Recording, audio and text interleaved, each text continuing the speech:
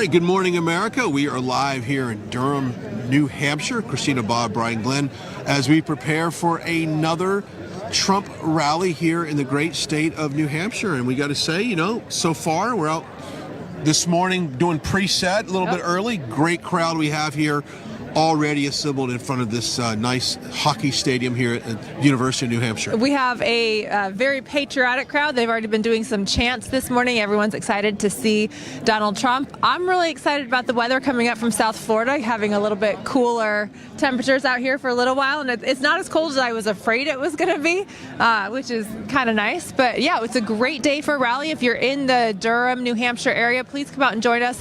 It's a lot of fun, a great big arena today, so there's lots of room for people. So come on out and join us out here today. It's kind of nice to be in New Hampshire. We've spent so much attention in Iowa over the last couple of weeks. I was just in Iowa about 2 days ago in Coralville, Iowa. Great crowd there, great message there, and which that caucus is on January 15th, so we do shift over on January 23rd here in New Hampshire for the primary, being the first in the country.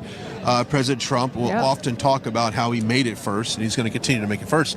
But so much to unpack, and today we're also going to talk about what the J6 situation, President the Supreme Trump's, Court and the petitions up there, and all the legal issues that are definitely weighing down.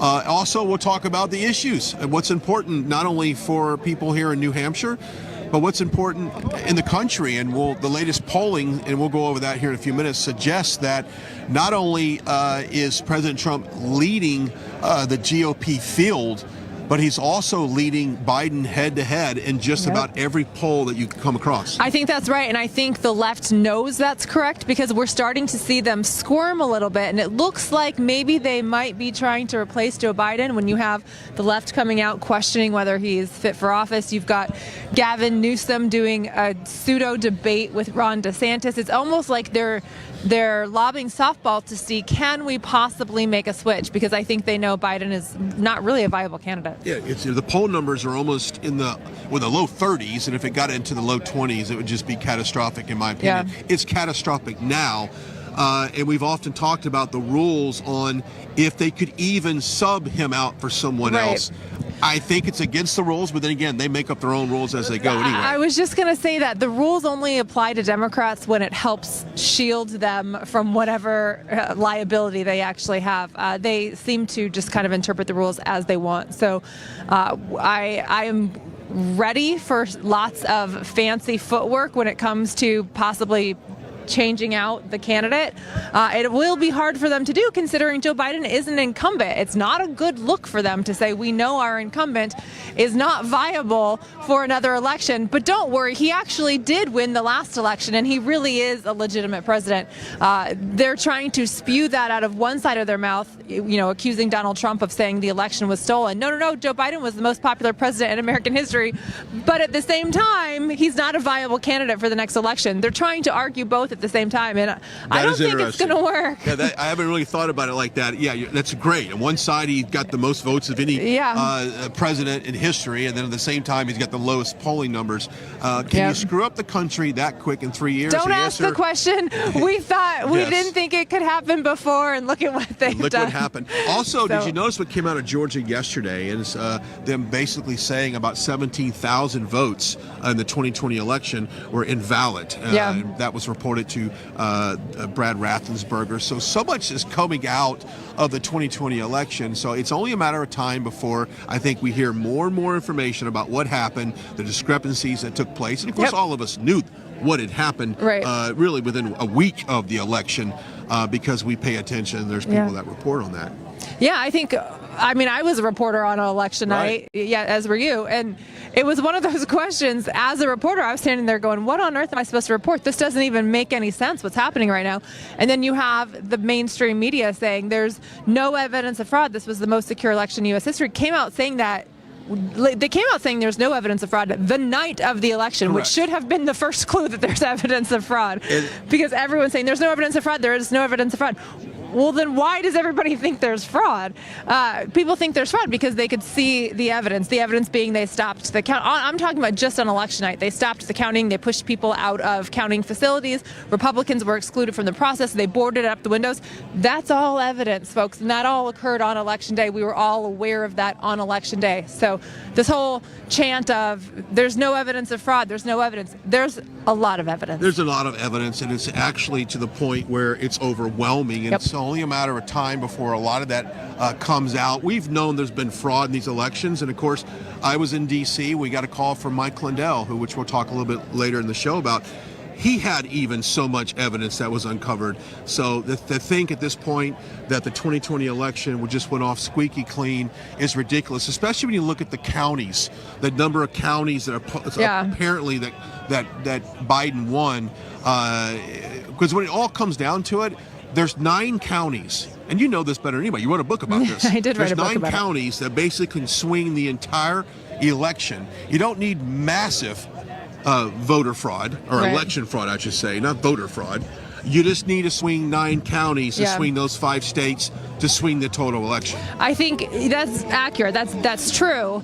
In Joe Biden's case, I think they did need massive fraud because, I mean, if you just look at the sheer fact that without the mail-in ballots, Donald Trump won all 50 states. I think they did have to cheat on a massive scale. Your point is well taken. In a legitimate race with legitimate candidates where there's viable disputes among the 2 candidates, a small number of counties make a difference. My personal opinion, from what I can see examining the mountains of evidence available, is I believe there was widespread fraud nationwide. Yeah, of course there was. We'll get into all of that, plus the guy screaming behind me here in just a second. But I'm going to talk about our friends over at the Birch Gold Group. Now, we've talked about the economy, the volatile markets that you have right now. The stock market is on, the Dow is hitting highs. But do not let that fool you, because there is a major correction from some analysts say that's coming. Don't let your savings and your investments get tied up in that. Contact our friends over at the Birch Gold Group right now. They have a special with a $5,000 qualifying purchase. You could qualify for a free silver, 1-ounce silver coin. So you can get that for free with a $5,000 qualifying purchase. That's between now and December 22nd. All you have to do is text the words Trump to 989898. That is the Birch Gold Group. They're the experts in silver, gold, and precious metals. They want to get you going in the right direction this next year. So don't be afraid of a market pullback. Get ahead of it. That is the Birch Gold Group. Let's turn this camera around. I'll show you this hockey arena that we have here, right in front of this hockey arena, and it is something else. It is massive, and the people are lining up on a field hockey outside, and they've got the the cattle gates. We came here earlier today. There was a line out front, but since now we've come back on the air, you can see it's even bigger now. Yes, and we're very early. We're still, I want to say, about 3 hours before President Trump is scheduled to get here and to speak. And this crowd has already been lining up. Remember, we are in New Hampshire. It was much chillier here this morning than it is right now, but it's still pretty cool out here. And some of these folks have been out here for hours and hours, just excited to have an opportunity to see President Trump speak later today and to show their support. So one of the things about these rallies, Brian, you and I have been to several of these now, that I'm starting to see a trend in. Yes, everyone comes because they want to support Donald Trump, and yes, they love what he has to say, and they want him to be president again. That is true for all of the people that come out here. But I think what really draws the people out here is to be a part of the movement, to be a part of the MAGA movement and say, I am going to be one of the thousands in this crowd today to show my support for America. And this is what I love about these rallies, because poll numbers can be fudged and faked and manipulated, and they can selectively choose who they poll and which demographics they poll to try to come up with a specific outcome. But what they can't fake is they cannot fake crowd size. They can't. And they can't replicate this on the left right now. And so I'm so grateful for every American who comes out here to support America, to support the MAGA movement by physically being present to say, I am one of the thousands that are out here today, and I'm one of the tens of millions that support this president. You explained that in a great way, because think about this for a second. How many people can say they've seen President Trump live in person on stage? well, he did 38 rallies after the 2020 election. And of course, he's been doing numerous rallies involved in this 2024 run. Thousands of people, hundreds of thousands of people, I mean, if you combine all the attendance, how many people can say they've seen President Biden live in person? Right, not many. Not many at all. And not many press even, really. Not even press. Like, because the press is so regulated with the White House press team right now as far as being able to ask Joe Biden questions, and he's quickly ushered out of the room. He's not holding press conferences the way he used to, or really the way most presidents do. So the press have very limited access to Joe Biden, unlike Donald Trump, who, I mean, how many press, applied to come out here today? I think it was close to 100, 75 to 100 press, different news outlets maybe that wanted to come to get access out here. Whether they come or not is up to them, but they're welcome. They're all welcome out here. It's the exact opposite with the Biden administration. And I know that DeSantis had an event just a couple days ago, and I talked to someone that works for the mainstream media, and they said they went to a DeSantis event, and I said, well, how was it? He says, well, it was small and intimate. It reminds me of a grassroots movement, back years ago. And I wouldn't think that's what it would look like, because if you look at the media has really popped DeSantis up as being the one to win this nomination, despite what the polling says. I've got the polling in my hand real quick. Let's go over Iowa. Trump is got a 50% of the polling there, a 32-point lead. So he's got Iowa on second. He's got Iowa locked up. And of course, you can go down to Florida. He's got a 37-point lead, a 57-point lead in Nevada. He's got a 38-point lead in South Carolina, which is a very pivotal state coming up. Yep. California, a 61-point lead in California. So if you look at the polling, he's definitely leading in the GOP field. But more importantly, Christina, head-to-head with Biden, initially Trump had maybe a 2 to 3, maybe a 4-point margin on Biden. Now that margin is well into double digits. I think it's well into the teens. Wow. I think the real numbers are well into the teens. Yes, the real numbers is always the question, right? Because so much of who you poll, which demographics you poll, have a say in what the poll numbers are. But and back to our earlier discussion, we were just talking about this. I think the left is looking at those numbers going, Biden is not a passable candidate. And by passable, what I mean is, does he pass as legitimate? It doesn't matter if he is legitimate or not. Can we continue to get the media to pretend like he's legitimate in order to force the nation to pretend like Joe Biden is the legitimate president when he's not? It's at the point where they don't think he's even passable that they can do that. So I don't know what they're going to do. Well, I do know what they're trying to do, which is all of these criminal trials. They're trying to get rid of Donald Trump through what I would consider to be illegal means to do it. But that's what they're trying to do. That's what they're trying to do. Of course, we haven't talked any today, and we will in great length when we get inside. Which, by the way, inside we have a tremendous crowd cam. This is probably one of the best crowd cams I think we've ever had in recent memory. So stay tuned for that. It's sponsored by our friends at the Trumpinator, which, by the way, every time we promote the Trumpinator, any of the products within that theme, they sell out. So I just got to say, if you're looking for a Christmas gift, that crowd cam Trumpinator is a good one. On that note, I just want to give a big shout out to the Trump team. Oh, here, wait, hang on. Can you hear this? No, it's not. I want to give a big shout out to the Trump team, because at the cut cams and the rallies that they're doing, every rally gets better and better. And this team is getting so good at putting on these rallies that I just want to say great job to the Justins and Dannys and Phillips and Andrews and all of them out there.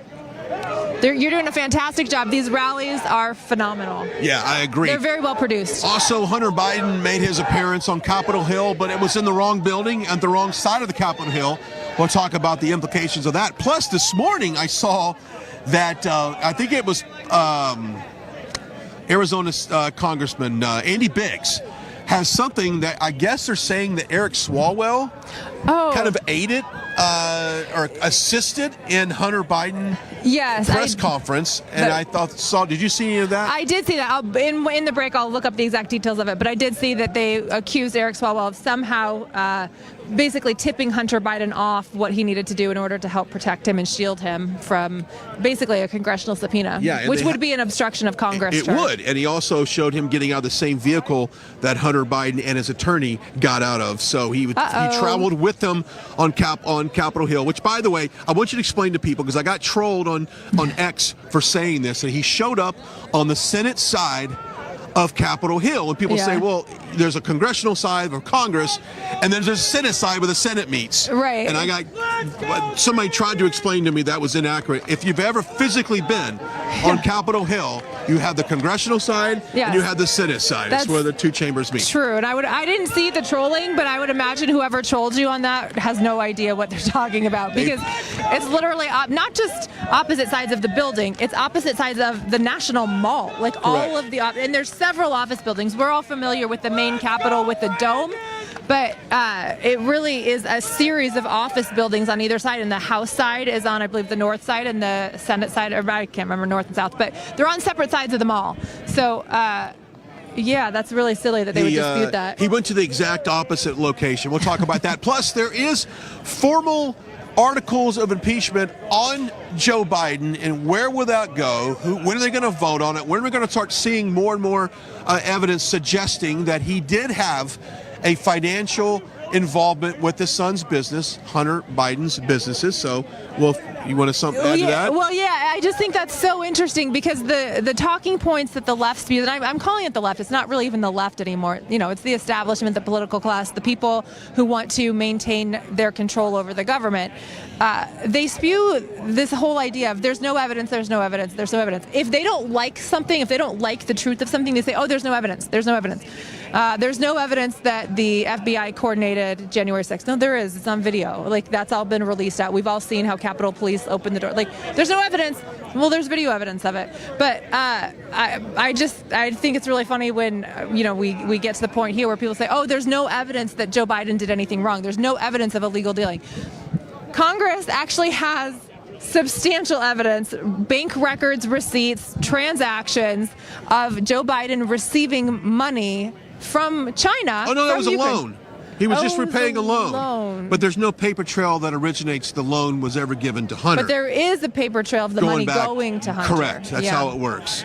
So we'll talk about that and a whole lot more. I'll tell you what we're going to do. We're known for walking and showing the crowd.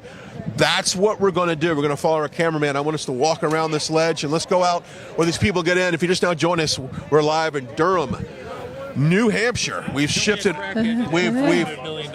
We've shifted our attention to New Hampshire. We got out of Iowa or New Hampshire, and I love it. Yeah, New Hampshire is fantastic. I don't get up to the Northeast a whole lot, but it's nice to see. And you know what? It's really fun. We have such an amazing country, and it's fun to see the diversity of even just the cultures with it, the difference between the South and the North, and the different ways that Americans live their lives. But the unifying aspect at every single one of these rallies is the fact that every person here loves America, loves Donald Trump, wants to see him back in office, and they're out here to show their support for this great country. Yeah, I agree, and also the New Hampshire primary is set for January 23rd, so not shortly after, about a week or so. Isn't it amazing? We're after a month the Iowa away. Caucus. We're going to be shifting our attention to New Hampshire. So if you're looking at the Trump game plan, it is to take Iowa and take Iowa by the horns and just destroy it, and then shift over to New Hampshire. And with this massive lead that he has, to continue that. And so, okay, this is where we'll just kind of give you perspective where we're at. There's the auditorium, the Whittemore. That's where we were standing just a minute ago. Right, and so as you can see, the line, that's the front, comes down, and it does the whole cattle thing, back and forth, back and forth, back and forth. Yep. And this is where everyone's walking into. So maybe if we can, we'll get a good shot of that. Because it's important to show just how many people are here. Thousands of people here just hours before the president is set to speak. As it always is. And of course, a lot of people in the fake news will obviously report that the crowds were low turnout in New Hampshire. Isn't it amazing? And I never understand how they can do this with any type of sense of media integrity or journalistic integrity, is say that Donald Trump had a low turnout, but that Joe Biden has substantial turnouts, or failing to report the fact that Biden, if he has an event at all, it is a small fraction of the amount of what Donald Trump comes out. The way they justify it among themselves is to say, oh, well, it's a low turnout for Trump, or we expected more from Donald Trump, which also would seem to indicate that they have no expectations of Joe Biden drawing a crowd. Yeah. All right, let's talk about our newsletter. If you want to sign up for a newsletter and get special offers, you're not just going to get the best news by our team of writers, Summer Lane, who just recently got a nice little note from the president. I saw that. Grace Sedania, our editor-in-chief, Alex Caldwell, so many more. Get our newsletter. Go to our website, rsbnetwork.com. That's rsbnetwork.com. Get that newsletter. Get signed up. It's absolutely free. There's special offers to be a subscriber. Go get it. It's a great way to stay in touch with everything. I'm just really impressed with the organization of what they got here, and I'm really impressed that New Hampshire is showing up today. Yeah. If you look at the population of this area, we're not in a big old mega metroplex here.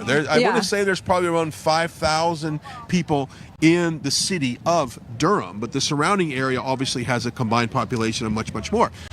This is a Saturday. There's a lot going on, and the Christmas season, and I'm just really impressed that this is going to be a packed house. Yeah, it's funny. I have always thought of the Northeast as very, very blue. It's it's a blue stronghold, but we're here on a Saturday, 3 hours before Donald Trump is set to speak, and the line is already full. Like the cattle, right. Whatever, the bike racks, it's already full. Everyone else is going to be filling into the overflow of the line. There's still room. Come on out. You'll get into the arena.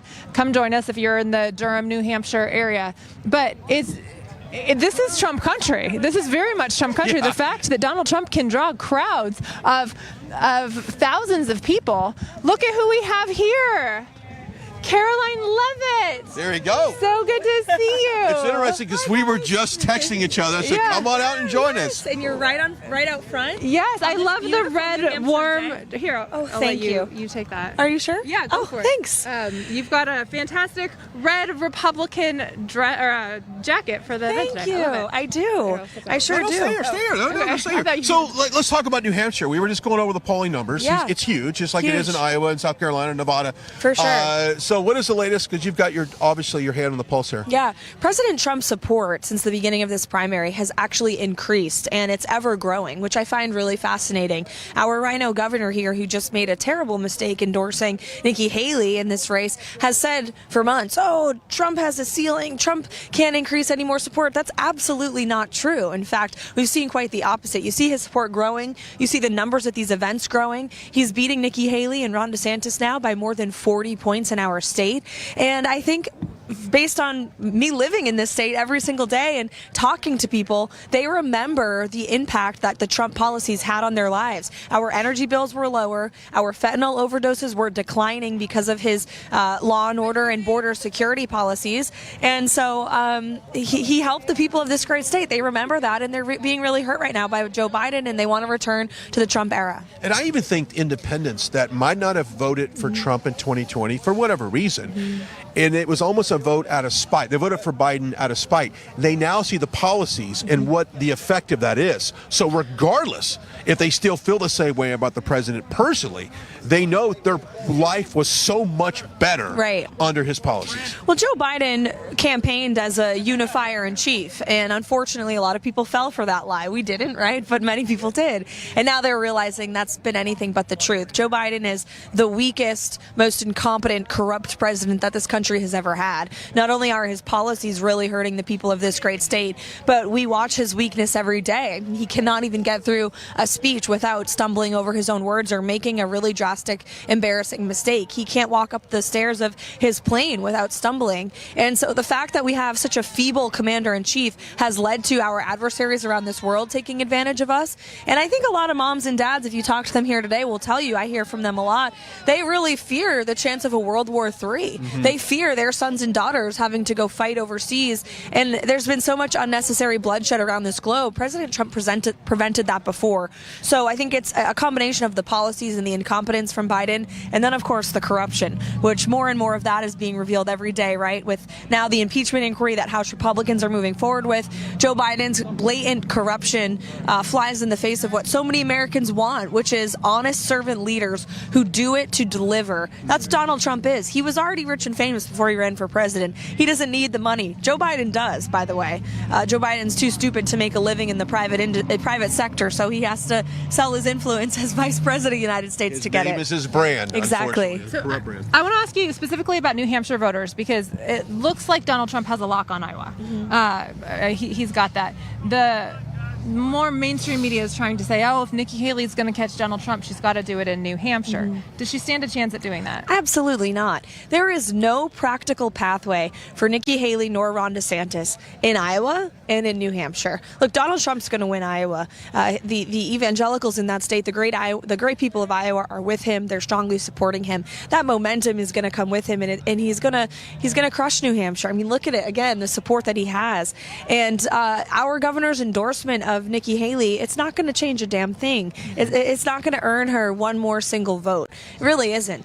People realize, I think, who Nikki Haley is, and that is a vessel for the establishment. That's a vessel for the warmongers and those that want to sell out our country, the defense industry. I mean, don't take it from me. Look at who's backing her. You have Democrat donors contributing to her campaign, and then you have she and Sununu on the trail in New Hampshire saying, hey, Democrats, you should come and vote in the Republican primary for Nikki Haley. I was just going to ask you, what are the restrictions as far as voting in the New Hampshire primary? I mean, does it differ from any other state? Sununu's call for Democrats to vote for Nikki Haley in the Republican primary is not only flabbergasting, but also illegal. Okay, you cannot be a registered Democrat and vote in the Republican primary. The deadline to switch your party registration passed in October. So if you're a registered Democrat in this state, you cannot vote. Now, if you're an unregistered voter, you can show up on election day and pull a ballot, Republican or Democrat, but you can't just be a Democrat and go vote for Nikki Haley. So for his call to do that, that was alarming, because it shows us, right? Sununu knows Democrats like to cheat in elections, so now he's encouraging them to do that. Well, you've talked. Oh, go ahead. I was just going to say, and that goes to the whole problem that Republicans have had with voter rolls, because if you're a registered Democrat and you can't go vote in a Republican primary, but you can register as a new voter, say, oh, basically declare yourself unregistered, lie. Right. You know, so exactly. He's encouraging people to lie. Right. That creates voter roll bloat, because now you have one person registered twice or 3 or 4 or 5 times. You know, there's a variety of problems with this. But, exactly. Clean voter rolls are essential to election integrity, and for the governor to suggest that someone should either vote illegally or lie in their, they're saying I'm an unregistered voter. It's reprehensible. It is reprehensible, but this is where Donald Trump's desperate opponents are headed. We saw it here with Sununu and Haley calling on Democrats to vote for Nikki Haley. And then we have Casey DeSantis saying to the people of Iowa, hey, and not just people of Iowa, the people of the United States, hey, come to Iowa and participate in the caucus. I don't think that the great people of Iowa appreciate her call for out-of-staters to come and participate in their caucus. More election fraud at the hands of Republicans. But that's so interesting that that's their tactic, because that's what the establishment has done with other countries, right? Joe Biden, Hunter Biden, with others, whoever they're collaborating with, have been relying on foreign influence. They've been relying on... Oh, excuse me, my phone is ringing. Sorry. Time to wake up, Christina. I wish that my alarm were set to wake up at 11 o'clock. It's rally time. Right, we're here for the rally. That's what it is. It's rally time. So, but that's the mentality of the establishment, is to rely on outsiders to force those inside to do what we want to do, and that's what they're doing in Iowa. People out, it's a microcosm of what the establishment is doing to the entire country. And people who don't represent us come in to change the influence. I mean, that's the mentality. And that's what the Democrats do, right? They illegally cheat and they illegally vote. So these calls by Casey DeSantis or by Chris Sununu should fire up our base, should fire up good-hearted, common sense, hardworking Republicans who want to see the White House taken back, who want to evict Joe Biden from 1600 Pennsylvania Avenue. There's only one man you should vote for if you want to do that, and that's Donald Trump. Okay, real quickly before I let you go, volunteers. If someone wants to volunteer, I know that you talk about this a lot. Yes. If someone's watching us right now, they live in New Hampshire, like, hey, what can I do? Can I ask something real fast? I'm sorry, I didn't properly introduce you when you came. I was so excited to see you. Caroline Levitt is the MAGA Inc., the MAGA PAC spokesperson, and she's very involved in what the MAGA PAC is doing for President Trump. So that's why Brian's question is very appropriate. Yes. How do you get involved and what do you do? So yes, I work for MAGA Inc. So we're the official super PAC that's supporting President Trump's campaign.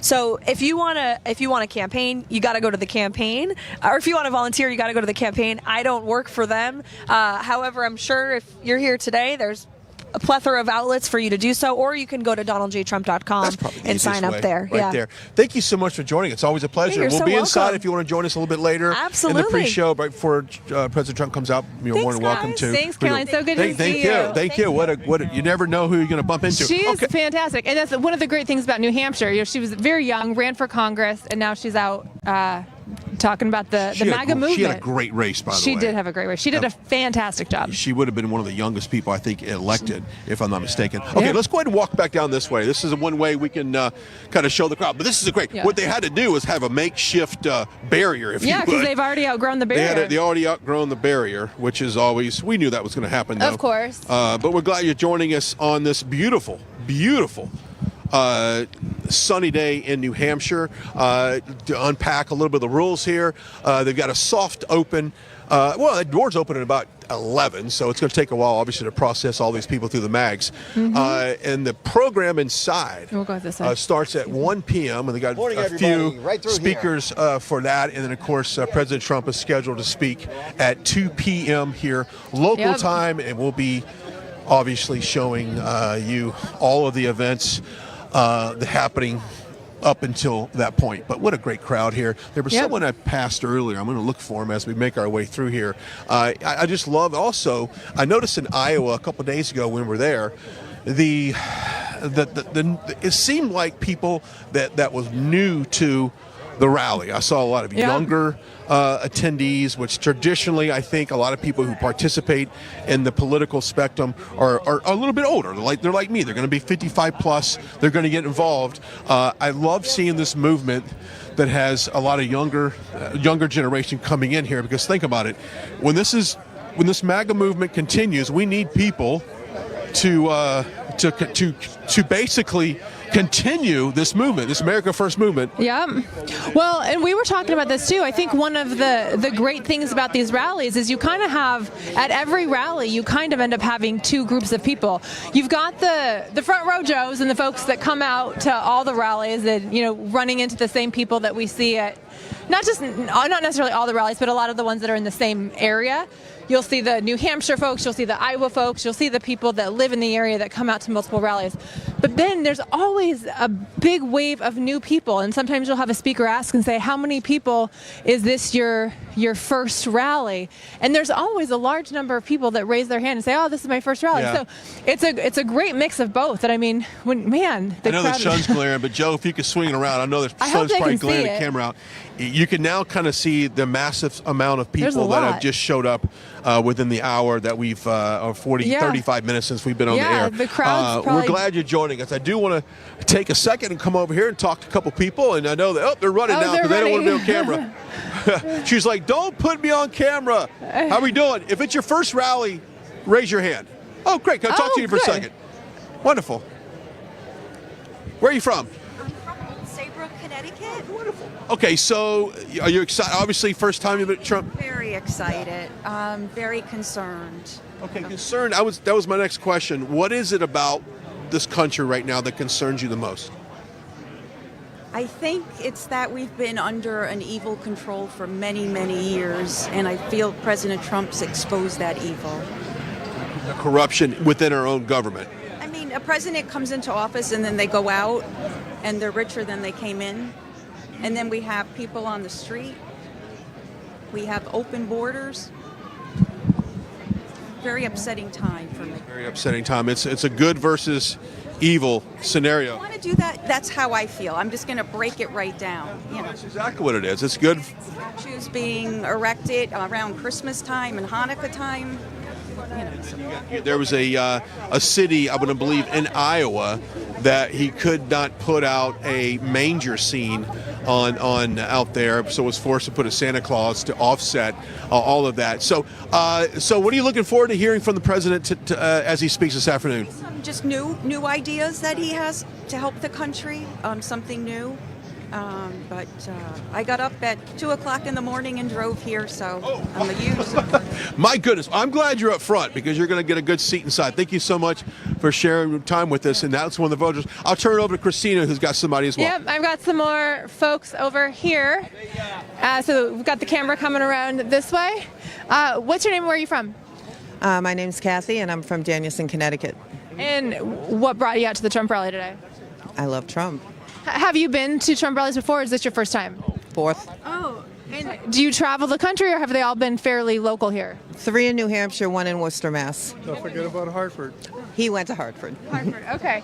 And is there a specific policy or have you always been involved in politics, or did you get interested because of Donald Trump?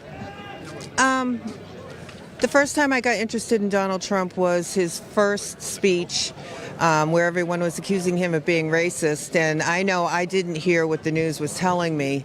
So I went back and I'm like, I knew I didn't hear that. And I love the way he says it the way it is.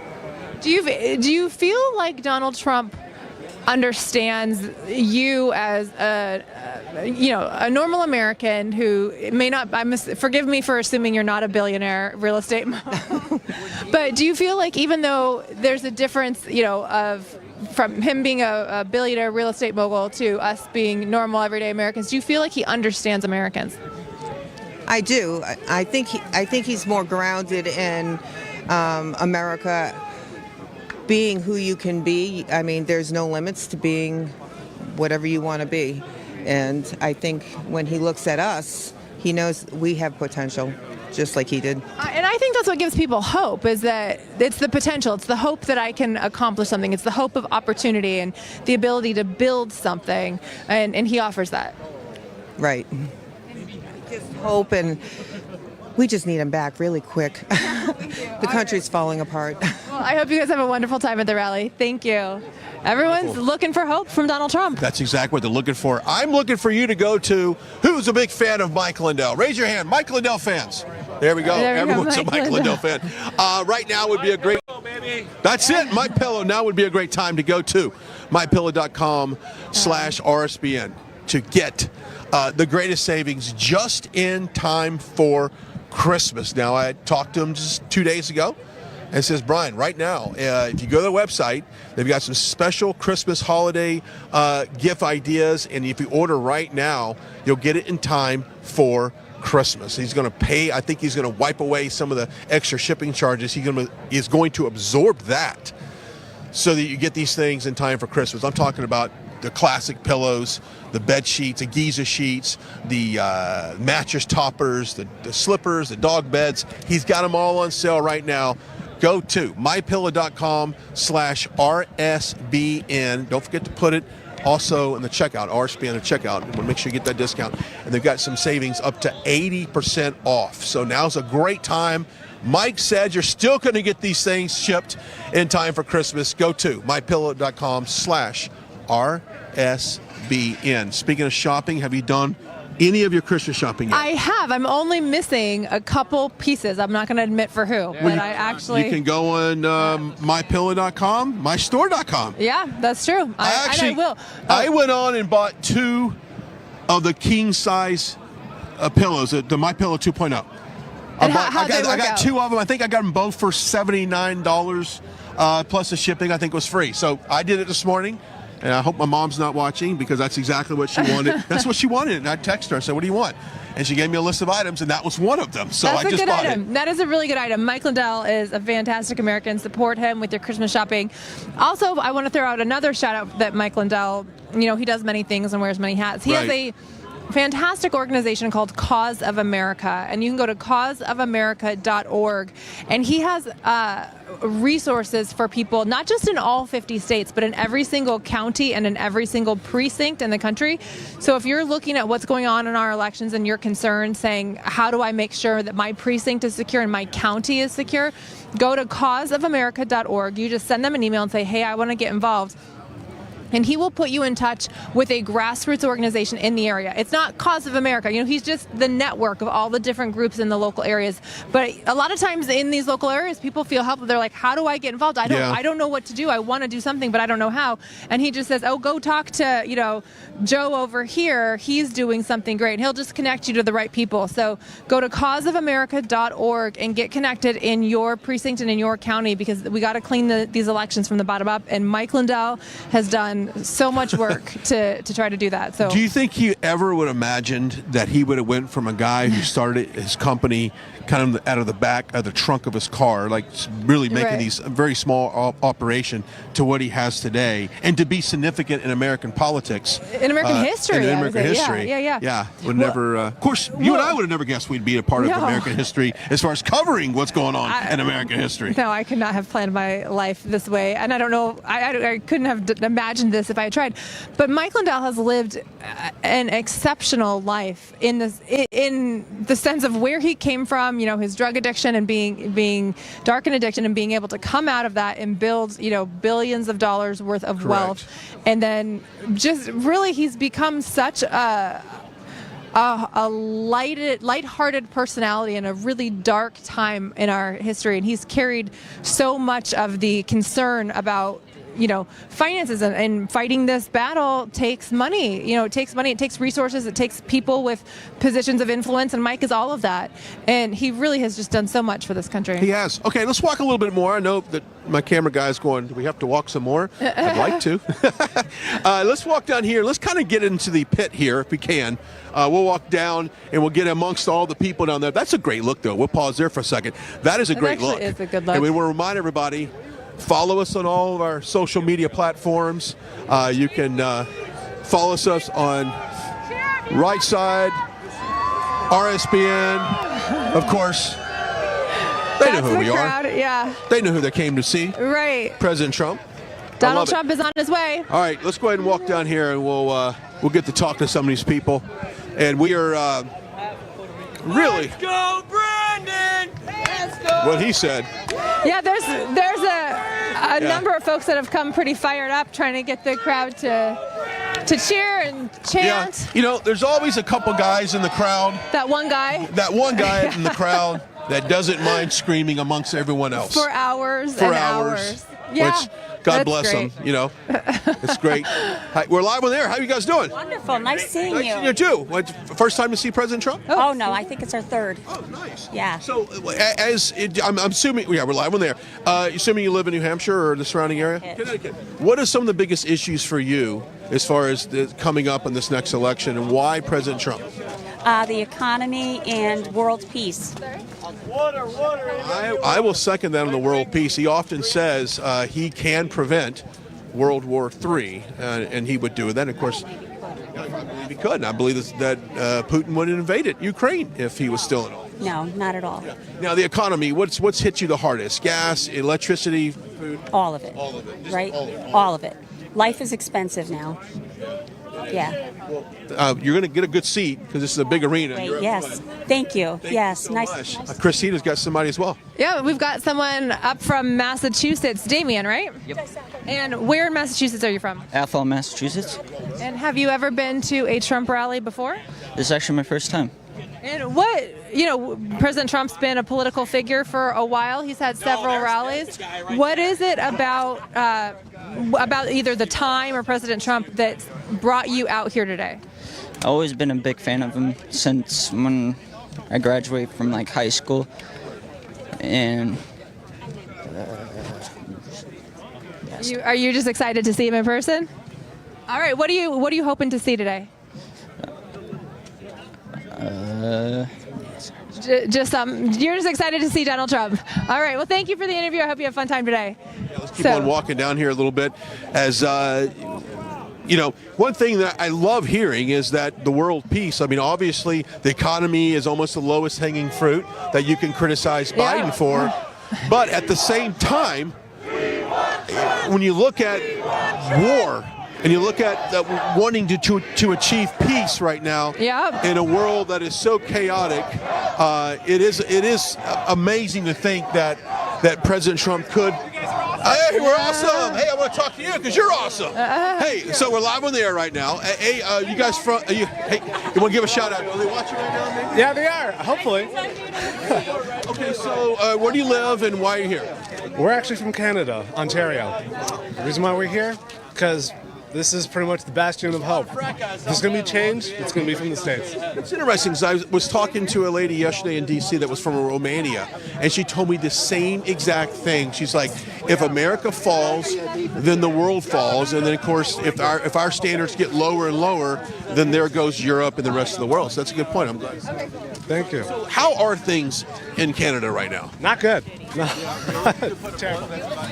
Shitty, yeah. What is the worst thing about it right now? The cost of everything, literally everything. It's like I'm living paycheck to paycheck, and there's no catch. Wages are low, food, gas, heating oil, electricity, everything. Everything. It's just way too expensive to live in Canada. Does Trudeau end up getting reelected? I mean, honestly, if it's unfortunately, people just they're drip-fed the information that they're given, and they're complacent with it. It's just the sad truth. I meet so many people from Canada, and I love Canada. It's the home of Nickelback and Justin Bieber. I mean, come on now. How can you not like Canada? I know. That's my choice of music. But there's so many good people, and I don't see, and they feel just like you do. And they're like, I don't understand how Justin Trudeau keeps getting elected on the policies, because I'm sure there's billions of people just like you. You and me both. Yeah. All right, so what's the best thing you like about President Trump? What is the one thing that draws you to him so much? He speaks his mind. I mean, this is a guy that gives, pardon my language, no shits given when it comes to the media. And I find that just resonates well with Americans and Canadians. I'm glad you're here, man. We're glad. I'm going to hug you out, a little Canadian. I'm glad you're here, and you got good Tim Hortons coffee, too. I got to give you a shout out. Which, by the way, what's the best hockey team in Canada, if you're a professional hockey team? Are you a Flames? Are you Oh, my goodness. That's a tough. You know what? I'm gonna let this young man answer that. Come on, hockey. Who's the best hockey team? Well, I'm gonna catch flack for this, but I like the Maple Leafs, even though they haven't won it since '67. But every time an American team wins, they always have the most Canadian players. So there you go. See, you didn't think you were going to get Hockey Talk 101 on today's show. I appreciate that. Thanks for coming out here and spending a few time with me. Go ahead, I'll follow Christina. Yeah, we've got a group of students down here, actually, that I'm curious to see what they've got to say. As Brian and I were talking earlier, it seems that the demographic of the rallies, the longer these go on, is getting younger and younger. And now we're here in New Hampshire, where there's a group of students that have come to check out the Trump rally. So I'm going to jump in here. All right, you guys are students. Is it here at the University of New Hampshire? We're students here. Okay. And what brought y'all out here today? It's a really nice day. A bunch of us just finished finals, so we don't really have that much to do. We're all kind of waiting to go home, so we're just coming to this event. And do you guys support Trump, or are you kind of curious, trying to figure out what it's about, or? No, I'm an independent, but I don't know, just kind of curious to see what's going on, and this is definitely a crazy time in history, that's for sure. Have you ever been to a Trump event before? Nope. And what has your experience so far been? When did you get here, and what has your interactions been like with people? I got here like 10 minutes ago, maybe 15, but I mean, kind of just been hanging with my friends here, but that's about it. Are you politically active? Have you voted historically, or? Yeah, I voted. Okay, and are most of your friends politically? The question, students are a big question in New Hampshire because you're a large part of the population. Do most of you or your friends vote here in New Hampshire? Are you planning on going and voting home, or how? Yeah, so I'm from New Jersey, so I'm definitely gonna go home and vote. But I know these guys are gonna vote. I mean, they're from up here, so they're gonna vote for up here. All right, cool. Well, I hope. Other than that, politically, I don't know. I think it's pretty much all of it's a big scam. Trump, whether it's Trump or Biden or whoever it is, it's all crap. So what do you think of, they've charged Donald Trump 4 times now, indicted him 4 times, multiple charges. Does that concern you, or do you look at that and go, oh, well, he's obviously a criminal? Or what do you think about all of the attacks coming against Donald Trump? I think all the politicians are all crap, including Donald Trump. I mean, I'm going to step in here for a second. Okay. Why do you think that is? This is interesting because one of the biggest demos that we're able to swing have been the independents, guys like yourself, because they've seen, they didn't vote for Trump in 2020 for whatever reason, but they see the policies that they're paying more for gas, more for rent, more for electricity, more for food, more for beer, and they see that the policies that they voted against with voting for Biden, now they're starting to say, I may not like Trump a whole lot, but damn, I liked my life when he was in office. Obviously, for businesses, like smaller businesses and medium-sized businesses, I mean, people who would probably normally vote for Biden are going to vote for Trump because they want to grow their businesses and they're going to do better under his policies at the end of the day. But I think our generation and our age, I don't think I think there's kind of a new kind of way of thinking that we don't care for either of these kind of parties. I think most of us are going to be independent in the future, and the ones coming after us for sure. Interesting. As a student, as a young person, what's the most important issue to you? Like, what's really important to you? The issue is being able to have, obviously we like both, we like ideas from both sides of Democrats and Republicans, but we want to be able to have one kind of actual just common sense approach. Yeah, obviously all right, I'm not going to get into all the details, but we want to have someone who just it's just common freaking sense for the day. No, I hear you. You hear that a lot, actually. I'm not trying to we love the student. We're so interested in what the students have to say. So I'm not trying to push you too hard. But I'm curious, what on the policies from the Democrat side, is it something that you're like, I like that, I wish we were doing more of what the Democrats are doing? I'm not going to mention that right now. Okay. But okay, that's fair. I may have a few ideas. I'm not trying to put you in a bad position. I'm just curious. I understand. I'm not going to mention anything right now. We're glad you're here. Yes. And I'm telling you, if this is your first time seeing Trump, raise your hand. They all hid from the camera. Oh, okay, first time. Okay, I can promise you, you're going to walk out of here and you're going to say, I like that guy. That is not a politician. I can promise you that. But keep an open mind. Yeah, keep an open mind because you are the future, and we appreciate you talking to us. Thank you so much. I appreciate it. Appreciate it, man. Thank you very much. And that is the future. And I'm telling these independent voters is where it's at, because what's happening is the more they learn about what's important in life, the better. And I thought it was interesting on some of his stuff. Real quick, we'll get to a lot more of that. We want to talk about donations for a second. We've got a lot of proud partners of this network. We've talked about them, Birch Gold, we've got the Wellness Company, and so many others. But really, our biggest supporter has been you guys at home. So we appreciate it. Go to our website, rsbnetwork.com/donate. rsbnetwork.com/donate. Go to do it. You can sign up for a reoccurring donation. You can do a one-time donation. It's all up to you. So we just want to thank you to our viewers, and thank you to many of the people that have been out there that have said, hey, thanks for being here. We give the right side. Thanks for coming, the whole bit. It's a big deal to have you guys support, and we're glad that we're out here because we continue to be the #1 source of all things Trump. That's rallies, that's speeches, that's motorcade coverage, that's all of the special stops that he makes on these campaign tours. That's us. So we continue to be his #1 resource, and it's only through the donations and help for you. So we appreciate that. I'm really excited about the students out here. I think that's great. And even though they're independent, I love that they came out to see what it's about. I think they have a good hockey team because the arena's pretty nice. Yeah. So I think they have a good hockey team. All right, and they're discovering who we are right now, which is great. And I think it's important. I didn't want to press him too much, but I thought, wait a minute, if he didn't like Trump, then there's got to be a reason why. Yeah, no, that was good. I don't think I necessarily heard that reason why. But he hasn't. You know what I wish we could do, and the chances of us running into them on the backside of this thing are probably slim to find out what he's. To see what he went in with and what he went out with. And I think my assumption of they're going to walk away fired up is probably right. I think they will on this too. So.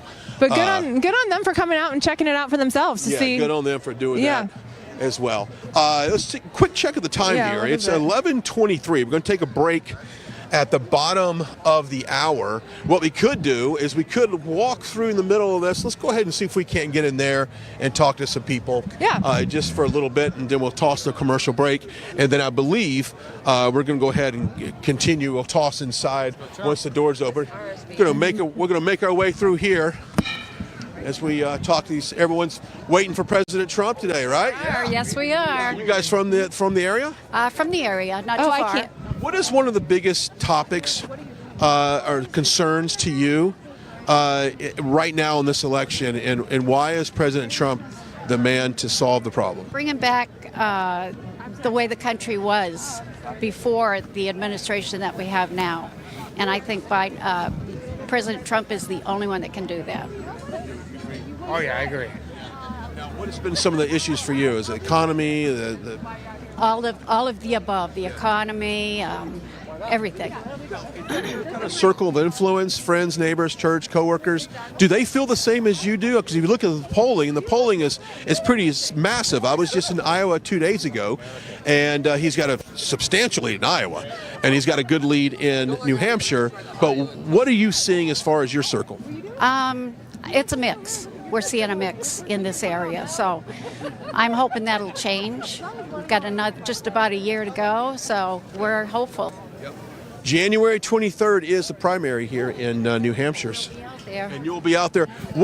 I would love to know historically what the temperature is in New Hampshire on January 23rd. It doesn't matter. So this is pretty good right now. You're taking a guy from the south. This is a nice day. Yeah, this is great. Well, thank you so much for your time. Same thing with you guys. What brings you out here today? President Trump. Yep. From Massachusetts, President Trump. What's the biggest issues for you? The border. The economy and the invasion of the illegals, yes, brought on by the Democrats. Open borders. They've allowed this to happen. They sure have. It's on purpose. It's terrible. It's illegal. It is illegal. Breaking a federal law coming across. It's awful. Pushing out our veterans out of housing because of it. It is treason, actually. It is, yes. Well, we certainly appreciate you guys being out here nice and warm. I'll throw it over to Christina, who's got somebody as well. We've got some more folks in line. Looking forward to see Donald Trump. Okay, you guys are from Connecticut, right? We are, yes. Okay. And what brought you? Is it down from Connecticut? I'm sorry. Up from Connecticut. Up from Connecticut. Sorry, that's terrible. All your states are close together. Okay, yeah, because Maine's right above it. I knew that. Sorry, I had to think about it for a second. Okay, so what brought you to this rally today? Well, on the spot, it's like a lot different, but it's, well, I've seen a lot of Trump's rallies, and I've been interested in him for quite some time, but never had the opportunity to go to one. There wasn't one close by, but then I found out that a family here was coming up here to New Hampshire to see him, and they invited me. I was like, you know what? Yeah, why not? So is this your first rally? This is my first one, yeah. Okay, cool. Have you guys, it's all your first time? No. Oh, you're, okay. So are you the instigator, the friend that told everyone they had to come? Sorta, kinda, but he kinda is back there. Oh, all the instigators are hiding at the moment. Okay, they don't want to... Okay, what did they get you into? So do you have any expectations or something you're interested in, or are you kind of just here to see what he's about? A little bit of both, honestly, like just to see what all the hype's about, mainly. It'd also be pretty cool to see President Trump in person as well. Yeah. Exciting. And yeah, honestly, just expecting him to do one of his speeches like he normally does, and hope he motivates people enough to, vote him into office again. Yeah, absolutely. So what are the issues? I know you're in Connecticut. What are the issues in Connecticut that people care about? I would say, if I had to pick one off the top of my head, probably the whole LGBT thing that's going on. Because there are some colleges that, like there's one college I went to, they're really in favor of all that stuff. Like me, I don't care. It's like, just be a good person, do good deeds, treat people with respect the same way you'd want to be treated. And that's all. Well, there's that too, like high taxes. Like, there's like, things are expensive in Connecticut. Probably like in other places too, but it's noticeable in Connecticut. Have you noticed a difference from when Trump was in office, and did things change when Biden came into office? Oh, definitely.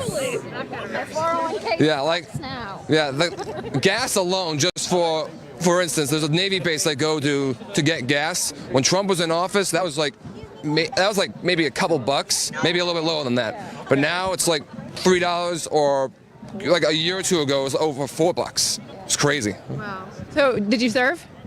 I am serving currently in the National Guard, though. Okay. All right. Well, then I'll.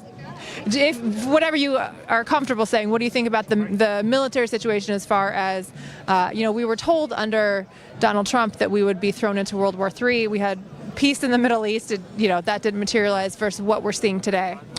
Ooh. Well. If you can't say, I'll steer. No, I'm trying to figure out how to word it. So, guess we'll just have to see what. President, yeah. Hey, stop. Don't get yourself in trouble. No, it's we'll have to see what happens. I mean, like when Trump was in office, I feel like we didn't have as much to worry about as far as wars and everything. I mean, he went to North Korea and actually spoke with Kim Jong-un over there. It's like I don't think any president's ever done that in the history of the country. It's a big thing, big step. Cool. Well, as far as now, though, it's like crazy times, really. But we'll see what happens, though. All right. Well, I hope you guys have a great time at the Trump rally. There you go. All right. One thing, I appreciate your service. Number two, Skillet is one of my favorite bands. Oh, I didn't even know that. I love Skillet. Go get John Cooper's new book. He's got a great new book out. I have yet to get that book. You got to get that book. Absolutely. They came out with a new album fairly recently. He's awesome. Actually, it was almost. Can't believe it's been that long already, but almost 2 years there. Well, I just downloaded it. Yeah, I love them. So anyway, a lot more faith-driven compared to some of their other work, and I enjoy it. Being a fan of that kind of genre of music as well, it's like I listen to them quite a bit. Yeah, they're good. I love me some Skillet. Okay, we got to take a commercial break. It's the bottom of the hour. We're going to work our way into the other side of the arena and go into the press entrance. And you'll get to see exactly what we go through because it's going to be a walk. It's going to be some time, but that's okay. We'll talk to you on the way. I'll leave you with this as we go to commercial break. We are live here in Durham, New Hampshire for President Trump taking the stage at 2 p.m. local. A few minutes. We'll come right back. Right Side Broadcasting is known for panning the crowds, showing the packed arenas, and allowing you to see the truth. We've covered hundreds of rallies, briefings, marches, CPAC, and the historic overturning of Roe v. Wade. Right Side Broadcasting was created in 2015 by our founder, Joe Seals, creating a unique broadcasting experience that allows you to make your own decision rather than force-feeding you an agenda. We don't cut or edit people's words or twist them to fit a particular point of view. We allow our correspondents to be open about their opinions while maintaining journalistic integrity. Right Side Broadcasting wants to continue our legacy with help from people just like you. Your donations and support allow us to continue to be the gold standard in live, unedited event coverage. Help our cause by sharing our broadcasts, subscribing on our social media platforms, and supporting us on our locals community. Your monthly or one-time contributions on our website are crucial in our fight for the truth. Thank you for all of your generous support. I'm excited to announce that we're bringing back our best offer ever on our original My Slippers. You save $90 a pair with your promo code. And now My Slippers come in even more sizes. Smaller sizes, larger sizes, wide sizes, and all new styles and colors. Get them for your friends, your family, your neighbors, everyone you know. What makes My Slippers different is my exclusive 4-layer design that you're not going to find in any other slippers. My Slippers' patented layers make them ultra comfortable, extremely durable, and they help relieve stress on your feet. I'm so confident that you and everyone you know are going to love My Slippers that I'm extending my 60-day money-back guarantee until March 1st, 2024, making them the best Christmas gifts ever. So go to MyPillow.com or call the number on your screen now. Use your promo code to save $90. That's only $49.98 a pair. Quantities won't last long, so please order now. What's up, guys? My name is Jaden Hurd, and I have a Christian show called Let It Be Heard, where we analyze culture and current events from a biblical perspective. I highly recommend you guys check us out. We now have episodes every Monday, Wednesday, and Friday. And basically, what happens is we react to videos, we have talking points, we have on guests, and it's very exciting. Come check us out on Rumble on the RSBN channel. God bless you guys.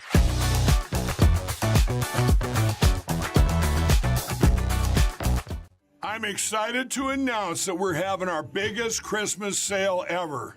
You get our brand new 6-piece My Towels for only $29.98, or rejuvenate your bed with a MyPillow mattress topper as low as $99.99.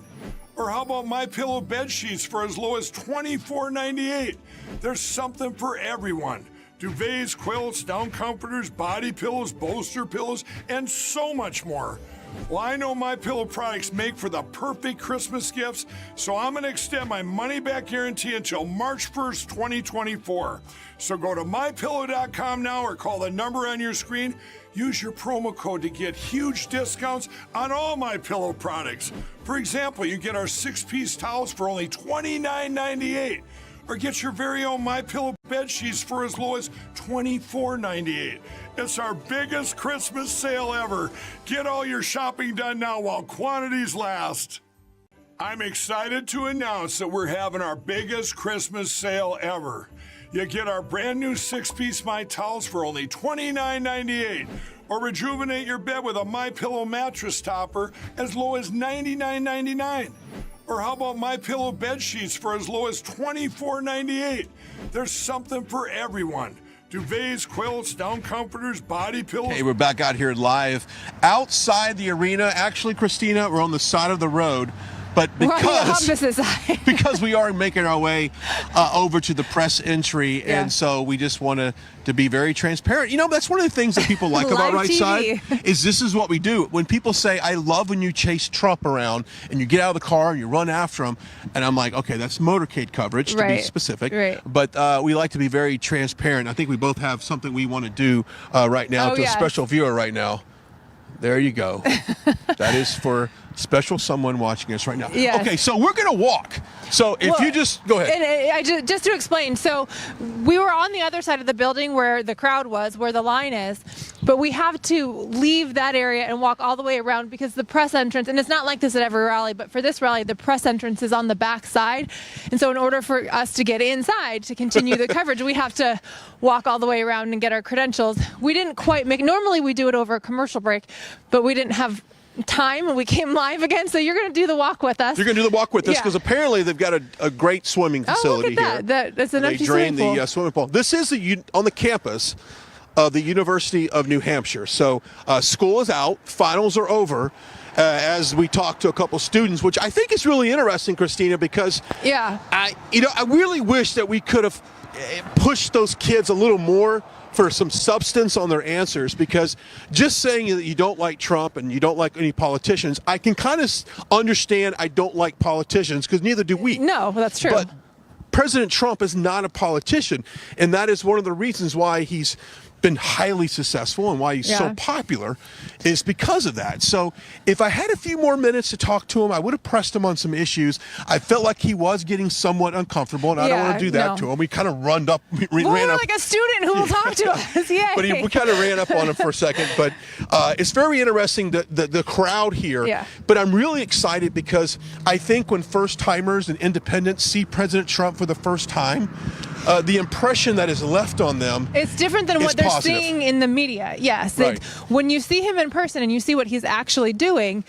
it is not what the media is telling you about him. And so good on them for coming out and just seeing for themselves what it's all about. And good on our camera guy real quick walking backwards with job, this camera Joe. along the side of the road bridge. Over the bridge. Which, by the way, it's just beautiful country. It is really beautiful. New Hampshire is lovely. We're walking through the woods, essentially. But go ahead. Yeah, great job, Joe.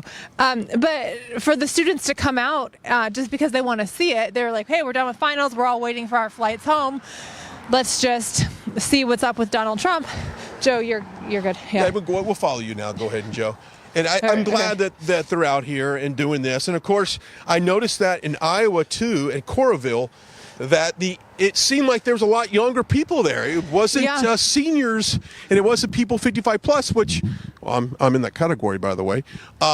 It was a lot younger, and I like that because that does mean it's a lot of first-time attendees, and which is important, and and I think it's telling that you had a bunch of young college kids out here today who are independent. They're basically saying, they're in the demographic of we should be liberals, we should be woke, we should be all of this stuff, but I just don't believe it. Joe, look out. You've got... I think he sees it. You see the edge? Yeah. All right. We're making sure Joe does not do a backflip. He's doing amazing gymnastics right now, walking backwards with the camera. Gymnastics. So, but basically, they're acknowledging that they don't fit the stereotype of the demographic that these woke politics are trying to place upon them. They don't like. They don't necessarily. There we go. See? Yes. Yes. All right. The news. We got a whole other there you group go. here. Hey, This is making our point right making here. a point. Okay, we're live on the air right now. Oh yeah.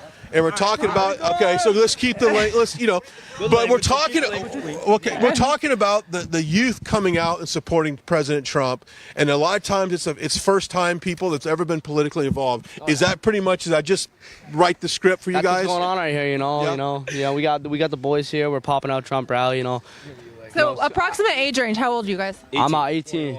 So this will be the first time that you guys vote. This is my first Trump rally. First time voting. We don't want Biden here. So let's go, Brandon. Baby, come on. You guys, your friends are leaving you right now. They're walking away. They're not real ones. $4 a gallon for gas. I'm sick of this. I'm sick of this trash. Trying to keep the language Mr. clean. Feast for Trump. Mr. Feast for Trump. Donald Trump, 2024. Let's go. We could not have scripted that any better. That sums up quite a bit. Exactly what we're saying. That's what this rally's exactly about. what I was going to hear from those guys. Yeah. That was pretty good. And they were teenagers. I think the oldest one said he was 21. Yeah.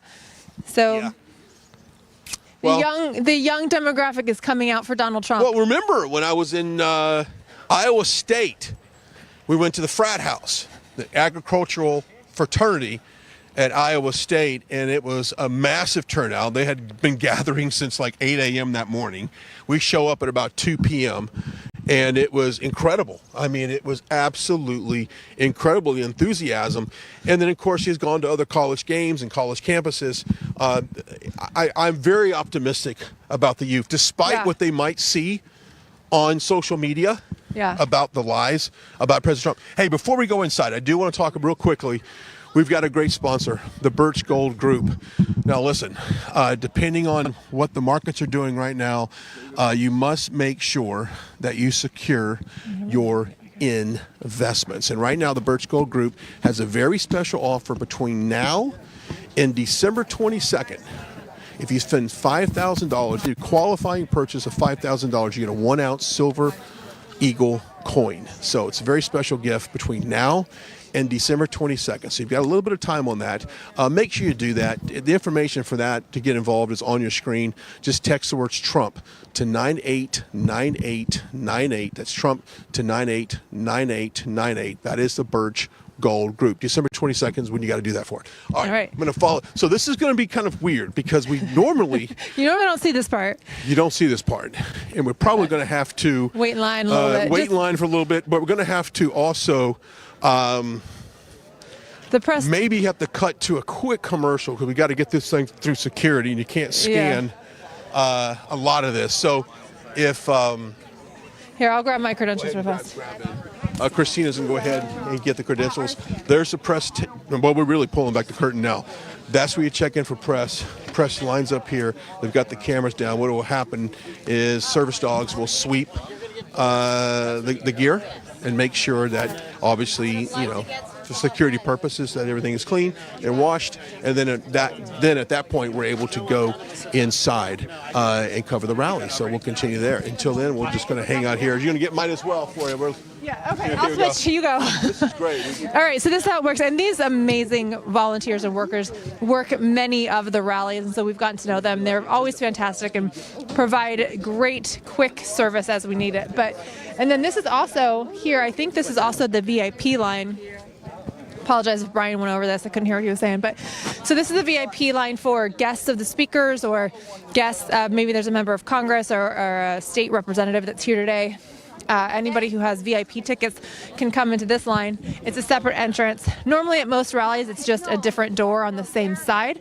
But the way that this arena is set up, they have the press on the backside. For most press outlets, it's not really a problem because they're not constantly live on air because RSBN provides a constantly live format. You get to see us kind of run around the building today and come in through the backside. But it looks like Brian's got his credentials. Yeah. Do we need to Hang get on a second. Joe's? Okay, we'll go ahead and just trying toss to- inside actually right now. We've Okay. got a camera set up inside. We were waiting for that to happen. We got a Okay, camera set up great. inside. Meanwhile, we're going to put our gear down, get swept by Secret Service, and we'll see you guys inside. We are live here in Durham, New Hampshire.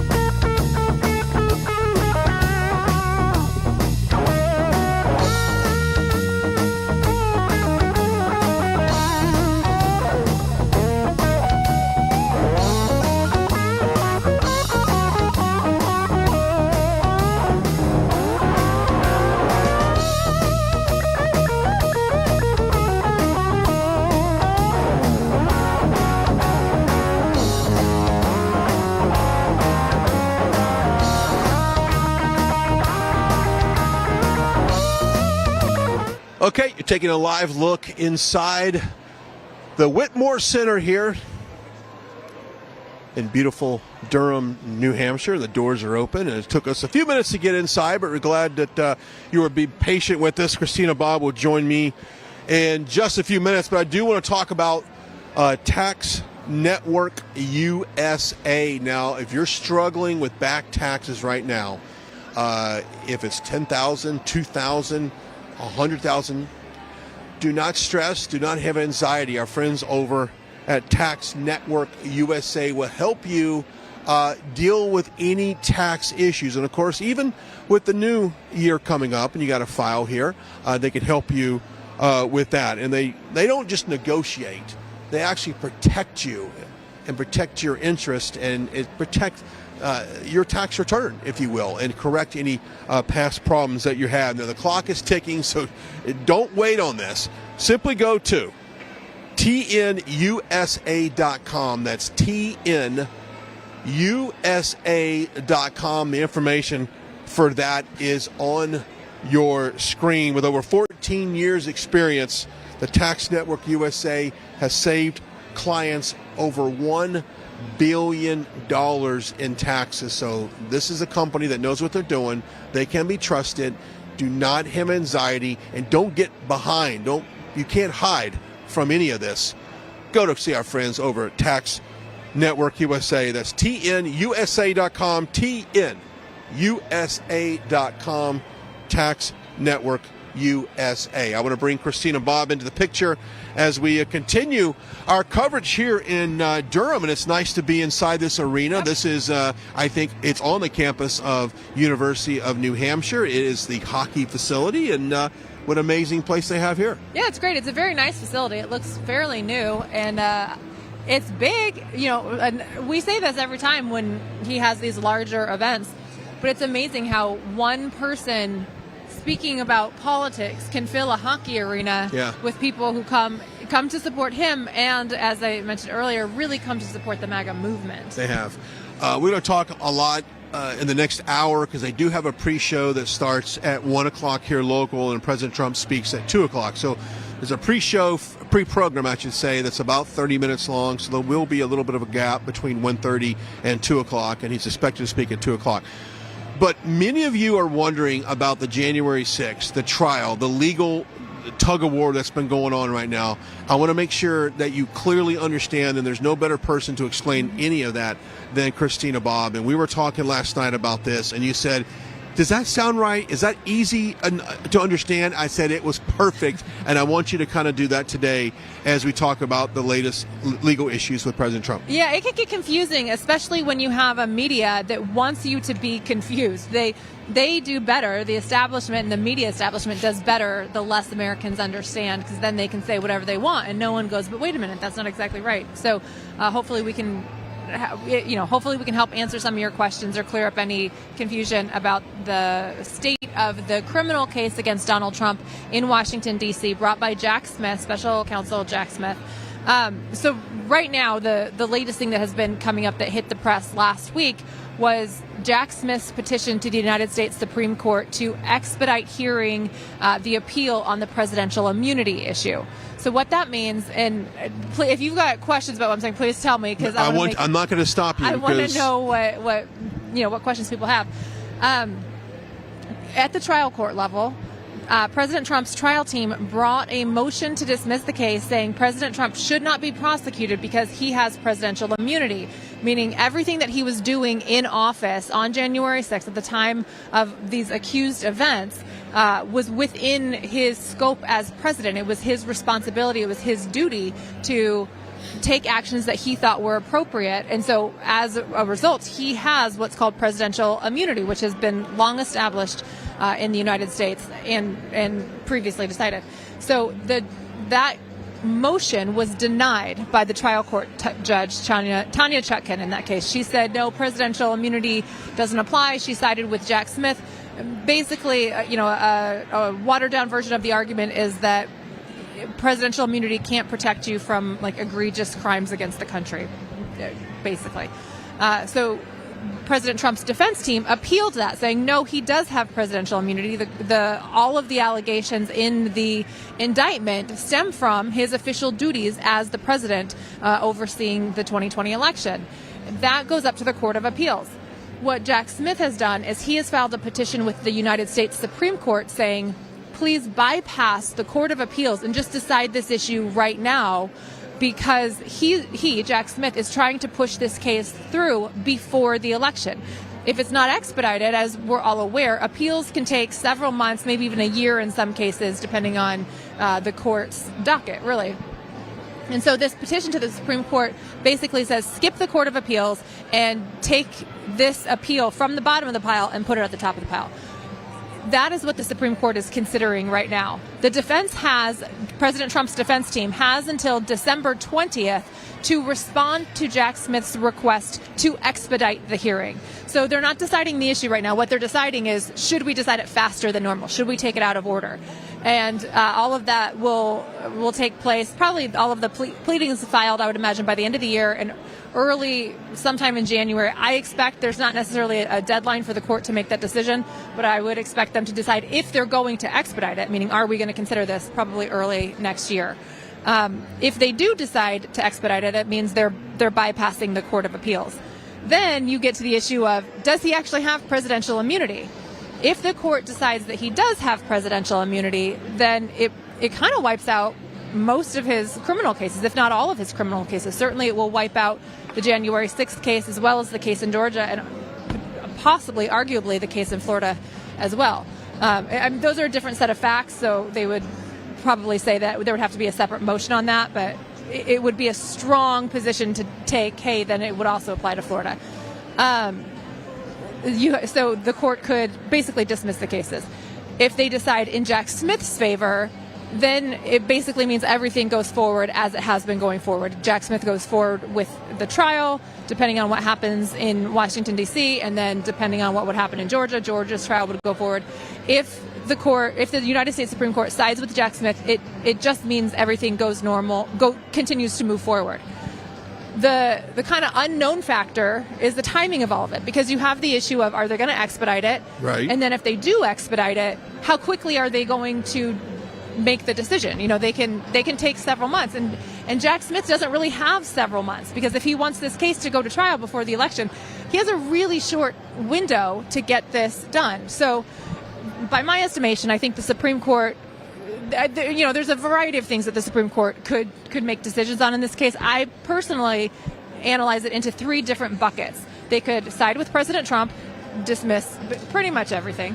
They could side with Jack Smith and say everything moves forward, or they could either not expedite it or take their time in making their decision, which effectively would help Donald Trump, because the longer the delay, the longer his defense team has to prepare, and potentially the election occurs before the trial, and once he's elected president, I would imagine the cases will go away. So there's a few different ways they can parse this out. It's incredible, and you explain it in such a way that's easy to understand. But at the end of the day, you said if he is cleared, and if the Supreme Court says he does have presidential immunity, which I think he does, and many people think he does too, I think that's going to energize the base, the voters, and all other Republican political candidates that are involved in the America First movement, the MAGA movement, into 2024. Yeah, because it literally just gives you a full throttle. It's full go ahead, because there's so much speculation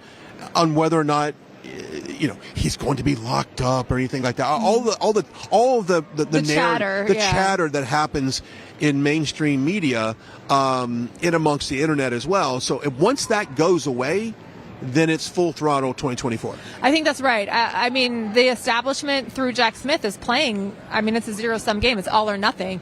If Donald Trump wins these cases, which I believe he should, I don't believe he's guilty. I think there's very clear indicators that everything he was doing was fully appropriate in all of the cases. Certainly the D.C. case and Georgia case are very closely linked because they're largely the same set of facts. Florida's a little bit of an outlier because it's a different set of facts.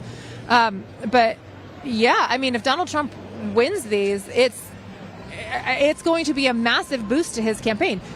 And I think Jack Smith is banking that if Donald Trump loses, meaning if Jack Smith wins, they're hoping to gain that momentum. I mean, that's how they're hoping to gain their momentum. So that's the game they're playing. They are trying to change the outcome of the 2024 election based on what they can accomplish in these cherry-picked courts. That's the game they're playing. And I think it's really interesting. You pointed this out earlier in the show, and I want to kind of recap that for a second. Biden claims he won by historical measures, historical votes, et cetera, et cetera. 81 million votes. 81 million votes. History. But at the same time, right now, he has the lowest approval rating of any sitting president. So what in the world went wrong in the last 3.5 years or so? We know what went wrong with the... Go ahead. And and it appears that they are discussing how they can remove him from the race and replace him. They want to replace... I mean, they just had... Apparently, if you believe their numbers, they just had Secretariat run the best race ever, greatest in history, and now just a couple short years later, he's incapable of doing the same thing again. Yeah. And Donald Trump also proves that point wrong, because Donald Trump, this will now be the third time Donald Trump has run a very, very successful campaign, and to say like, oh well, Joe Biden did it once, he doesn't need to do it again. Yeah. Let's go over some of the poll numbers. And by the way, if you're keeping the dates, January 15th, 7 p.m. is the Iowa caucus, and you and I will both be there embedded in that Trump camp. And then on January 23rd, that shifts over to New Hampshire, where we're sitting right now. Now, there's a bunch of dates that we're going to push out. They're not for public yet, but President Trump is going to be out in Iowa quite a bit after the first of the year, the first couple of days after the new year, so get ready for that. But let's look at Iowa right now.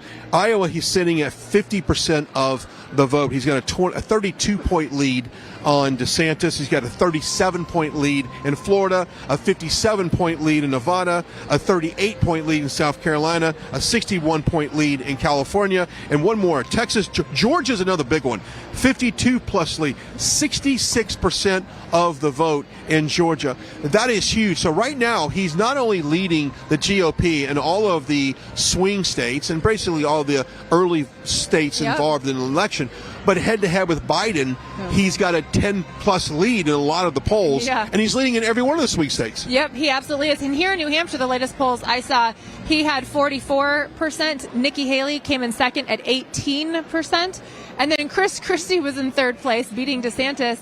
Chris Christie, I believe, had, I think he was at 13 and DeSantis at 9. He was 4 points ahead.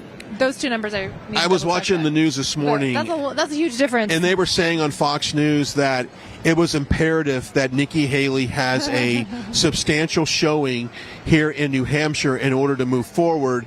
Everyone's going to get blown out in Iowa, so which we all know that. But so far, I mean, Trump has a sizable lead here in New Hampshire. Now, from here, we go over to Nevada and South Carolina. Now, the game plan that I would think we would have is if the Trump team wraps up a substantial win for Iowa and New Hampshire, then that just goes into he gets all of them. And at that point, the debate can be made to where's the collectiveness to get behind President Trump from the GOP. Why do we have well, this is another conversation we can have here in a few minutes. Why do donors continue to pump in money into candidates that have no statistical chance of winning if they're just banking on the fact that the legal system takes President Trump out of the race? That's the only logical reason why I think they would even still be in this race is because of that. Am I correct? You're exactly right. They are hoping that Jack Smith does everyone's bidding and removes Donald Trump from the race. Yeah. That's not going to happen. I mean, that's not going to happen for a number of reasons. Even if he got convicted, he would still be eligible. The media likes to spin this story of, the 14th Amendment would prevent him from holding office. No, it wouldn't. Yeah. The 14th Amendment discusses the crime of insurrection. Donald Trump is not charged with insurrection. He's not charged with it by any account. So this idea that he would somehow become ineligible is a complete fantasy that Democrats are spinning. And we see that, at least initially right now, all of the courts that have been hearing these ballot access challenges of whether he's allowed to have his name on the ballot in these cases, in these states, he's been winning those cases hands down across the board. In many of them are pretty blue states, and he's still winning those cases. So I think it's a fantasy for them to think that they're somehow going to get rid of Donald Trump, even with a conviction, which I stand firm saying I do not believe he will be convicted. But in Jack Smith's fantasy world, if they're able to get a conviction, they still don't get rid of him. Yeah. So. Yeah, but I do love the numbers going head-to-head at Biden. They keep getting increasing. I want to take a second to talk about another partner we have here today, a brand new partner, and I love this, and I was reading over some of the script earlier. I want to make sure I get it correct because I want to make sure that you guys know. But in today's world of uncertainty looms around the corner. We don't know what's going to happen with this new world order they're trying to shuffle in. They don't know about the shortage of food. Our friends over at Heaven's Harvest has something very special for you. But, every crisis becomes a solution. And right now these guys have a great way basically to an emergency survival food kit is what these things are. And so it's not just, rice. It is, these are highly nutritious, highly quality meals that are not only healthy for you, but they taste delicious as well. Now, that is one of the things that often comes up in conversation about what would happen if the world just suddenly stopped and truck drivers stopped delivering food to supermarkets, and all of a sudden the electricity grid got hit. How would you survive? Could you survive with no electricity, no food? Well, you could with this Heaven's Harvest. The information for that is on your screen. These are experts in what they do. They will pack you these nutritious, delicious meals that you and your family can survive if we fell on tough times. And Christina, you and I both know this world is so chaotic. There is no telling what the next crisis is around the corner. It's really scary to think that Americans are concerned that they need products like this. I mean, it sounds like an amazing product that is great to be prepared in an emergency. It saddens me that we actually are in a place where we need to be prepared for an emergency. There's no reason. We're the United States of America. That is an excellent point. We should have the most abundant food supply. We should have the most abundant natural resources supply. We should have the most abundant water. We should have the most abundant everything. And yet many Americans are rightfully concerned that maybe our government is going to do things, or maybe our government picks and chooses who gets electricity, and this or maybe our government who picks and chooses who gets, which locations get food. That's an excellent point. So with this Heaven's Harvest, check this out. It's even gluten-free and organic. So if you're concerned, say, well, okay, great. If there's an emergency kit, but I've got to have gluten-free or I'll get sick, right? Yeah. Well, they've got that too. So go check it out. These guys are new to our network, and I really want you to respond if you can. Show them some love to their product. Show them some love. Thank you for supporting RSBN. Absolutely. Go to heavensharvest.com. That's heavensharvest.com. Use the promo code RSBN for 10% off your entire order for today. So it might, makes maybe a great Christmas gift, because it does say, look, I'm concerned about your well-being. I want to make sure that you're safe. So Heaven's Harvest, brand new to this network. I think today is the first day I've seen them on with this. So thank you to them. And so please go show them some support. If nothing more, go to their website and really shop around and get more information on that. heavensharvest.com. And I'm telling you, the other day I rented Leave the World Behind. That is the movie on Netflix that's produced by Michelle and Barack Obama. They produced a film on Netflix, and I got about 35 minutes into the film, and I had to turn it off. Basically, it's about the world shutting down, having an electrical outage, a communication outage, a navigation outage, shortage of food, shortage of water, electricity. It's like humankind. He was the American president. What kind of leader would do that? And it's got some racial undertones on it as well. And first thing I thought was, could you imagine if President Trump would have produced a film in this subject matter? Hollywood would be melting down. They would be calling for his removal from society. But this Heaven's Harvest fits right into there, because that is an emergency food kit. Unreal. And that's what the problem they had. They couldn't get the food. The electrical grid shut down. The Teslas were programmed to all meet at one point and crash into one another to block intersections and block traffic. bizarre movie. It's funny that they picked Teslas because they're not the only electric vehicle That's that true. has. That's true. You know. But anyway, Heaven's Harvest. Go check them out. First time with us today. Okay, so we broke down the January 6th from a legal standpoint. Let's look at Joe Biden and the formal impeachment inquiry that was voted on last week by the House. Thank goodness that happened. I still cannot believe that it's just an inquiry. It's just an inquiry, but I can't believe at one point we had a debate whether or not we wanted to thinking about impeaching Joe Biden. Yeah. But that's where we were in the Republican Party. And I'm going to do everything I can, Christina, not to absolutely go off on every Republican on this pre-show. But it's going to be tough not to do it. But at the same time, I'm hopeful that finally we can get our stuff together and get moving on that. But anyway, that is a formalization, and what that does, and Christina Bobb, being an attorney, knows more than I do about this, but it does strengthen your subpoena power to getting people to turn over information that you need that builds your case. Yes, it does. And there's so much just behind that with the Hunter Biden. You know, we talked about that earlier. He was subpoenaed and ended up going over to the Senate side and all that. But it does strengthen your subpoena power.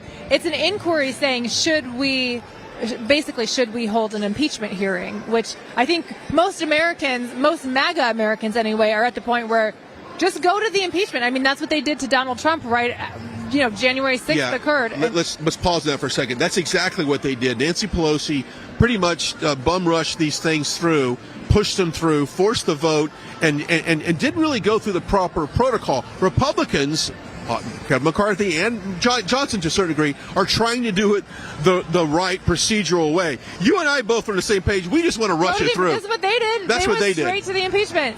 So, but anyway, so they're going through the inquiry. They'll vote on the inquiry to decide if they should actually hold a formal impeachment, and then at that point they'll have what they did to Donald Trump was like an impeachment hearing where they openly hear all of the testimony and put their case together and then vote on whether or not they convict. So we're still a step away from an impeachment. But I'm optimistic, and this is, if I was in control of everything, and many of you at home are saying, thank God he's not, I would make this the big Hollywood production, just what they did to us on January 6th. I would have this big commission. I would broadcast it every day. I'd be from 8 a.m. to 5 p.m. It'd be nonstop.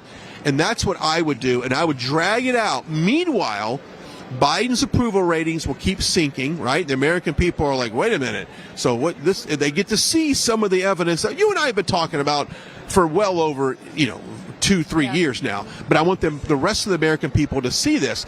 That's what I would do. I don't want this thing to go very quick. I want it to draw out because I think that plays in the hands of the independent voters and strengthens our case for President Trump in 2024. It does, which is exactly why they won't do it.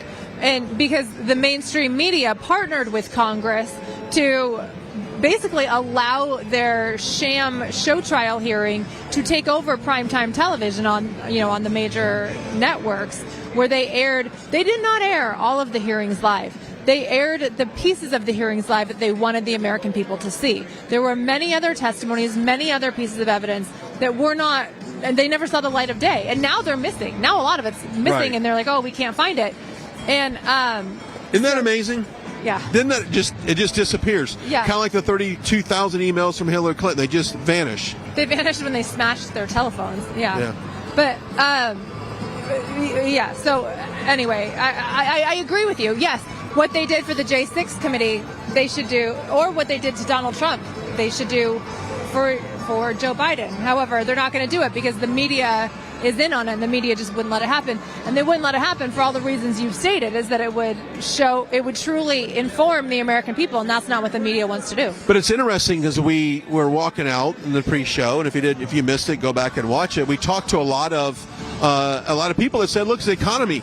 I seriously think that even if you're a non-political person, the nature, the status of the economy is something that affects everyone. Of course. And so even if you're not even political, just the economy alone, just the state of our country, the crime, everything else speaks for itself. I mean, that is something that can pull a lot of voters. So we'll see. Let's step aside and show the crowd real quick. By the way, we're putting together an amazing crowd cam sponsored by our friends over at the Trumpinator. They got a special Christmas offer for you, so I cannot wait till you see this. It is unbelievable.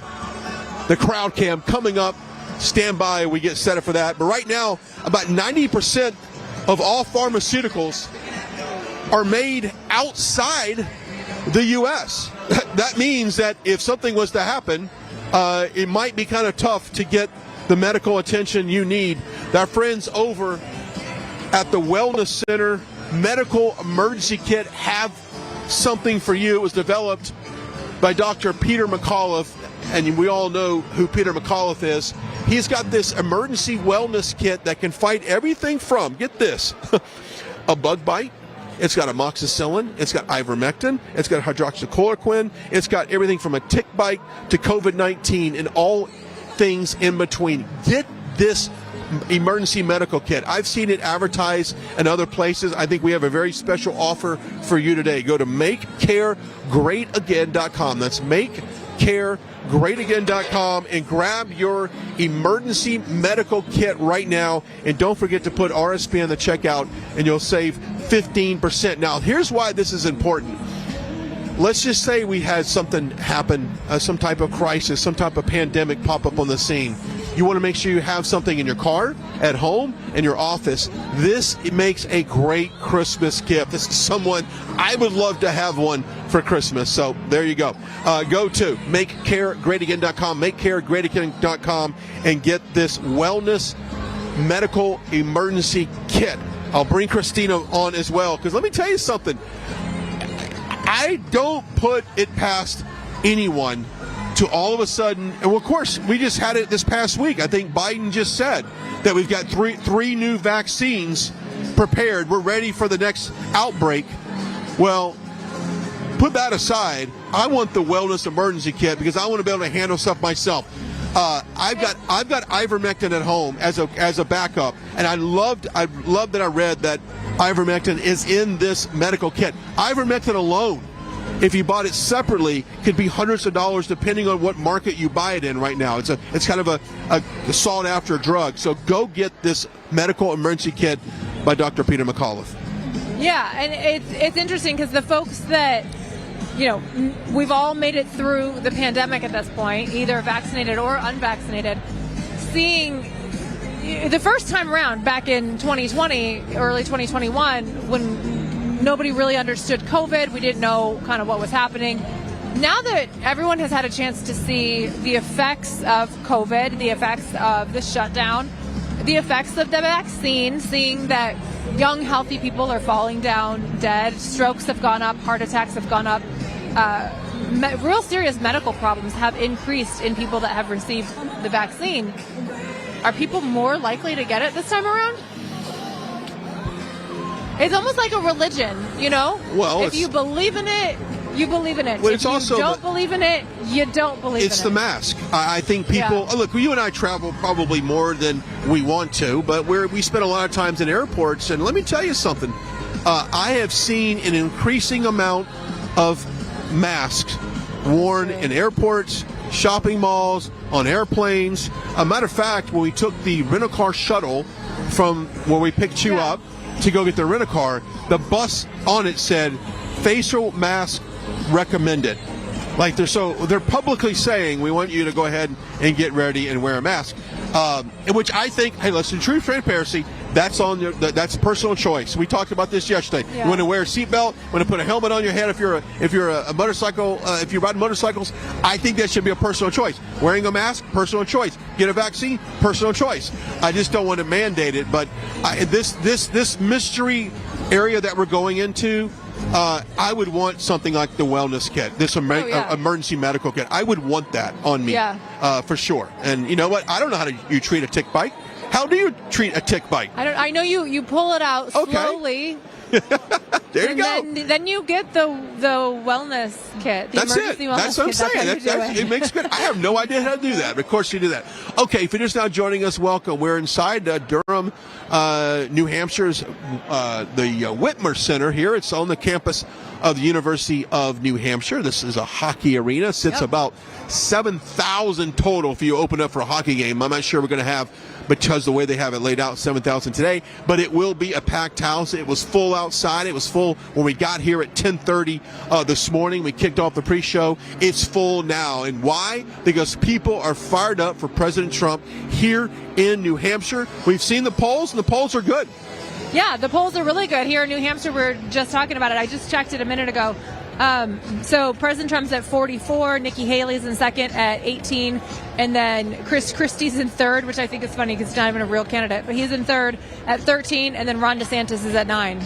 And we were talking to some of the locals, whether or not the Governor Sununu's endorsement of Haley played any part, any merit in the polls. They said absolutely not. They don't even recognize him as the governor. So I don't think it serves her at all to do that. I think politically, I think politically it's mute, and I think it's mute for her as well. It didn't help her at all in the polls, and she didn't get a bump from it. None of them are going to win the state. Donald Trump is going to win every primary or caucus. He's going to win them all, and they don't care as long as their hope is in Jack Smith. They don't care they don't care the fact that he's going to blow everybody away in the primaries and caucuses. Their hope is in Jack Smith. I think wrongly. I think it's a very false hope, but that's what they're doing. It is interesting to me, or not interesting. It's just kind of like that we're a month away from Iowa. You and I have been fighting this fight, the election integrity, and the freedom of information for people to know what happened in the election for 3 years now, and I did not see this going into the 2024 election, but here we are, and now we're a month away from Iowa. We're less than 6 weeks away from New Hampshire. I hope 2024 goes as fast. Well, President Trump did about 39 rallies post-2020 election, and of course have done already dozens of these events that we have here now.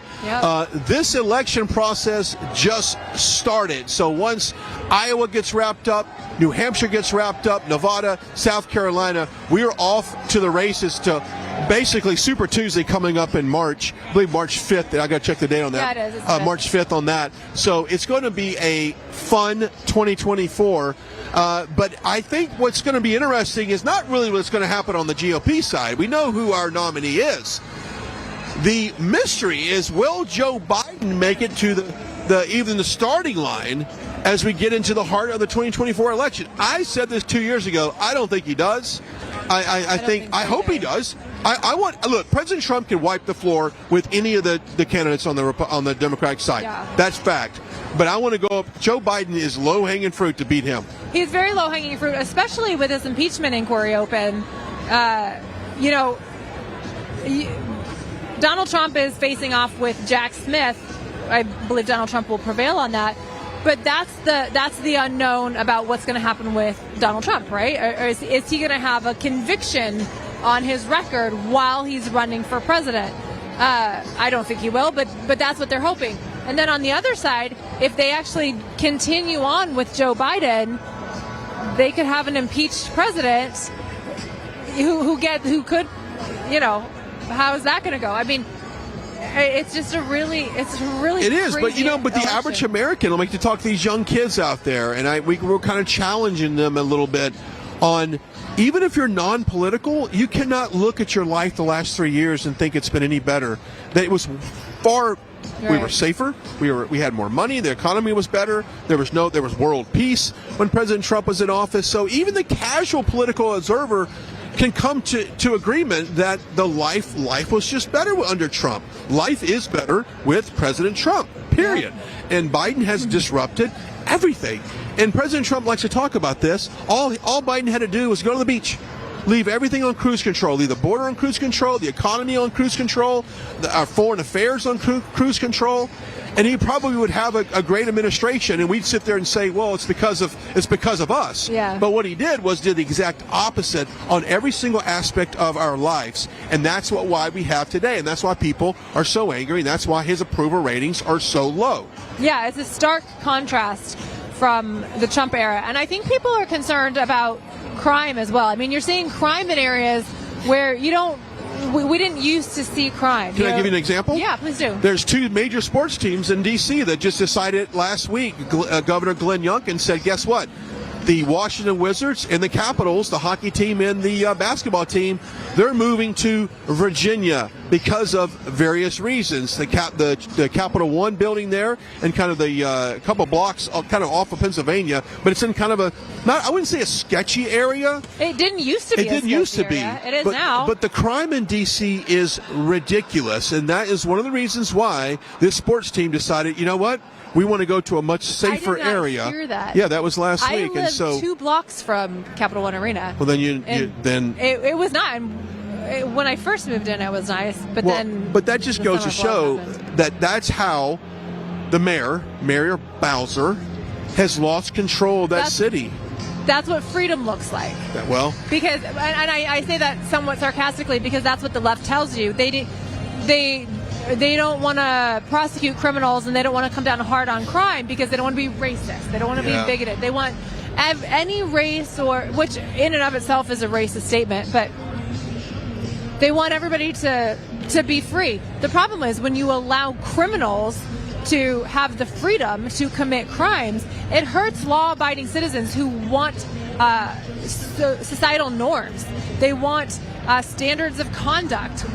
We call them laws. We want them enforced because we all agree in a functioning, healthy society to follow certain rules so that everybody can enjoy the society. And when you cater to criminals, then good law-abiding citizens are forced to take their income-producing activity, like a sporting event, and move it somewhere else. Yeah, and of course, I don't think the people of Arlington are too excited about that because it's going to bring crime to Virginia. Well, it's going to come traffic is what they're really worried about. But nevertheless, that is what happens when some of these cities don't get a hold of their crime. I mean, people, tourism, business development in certain areas. I know you can walk around where you were talking about. There's a lot of open for leased office space, retail space, with the restaurants and that's been since the Summer of Love. That is correct. When I first moved in, right before all of the rioting started in the early summer 2020, it was a great neighborhood. There were a bunch of great restaurants. You could walk everywhere. It was I lived right on Pennsylvania Avenue. And then all of the BLM riots came and bashed in windows, stole and looted and robbed. And I lived there in that neighborhood for about 2 years, and those stores never reopened. Nope.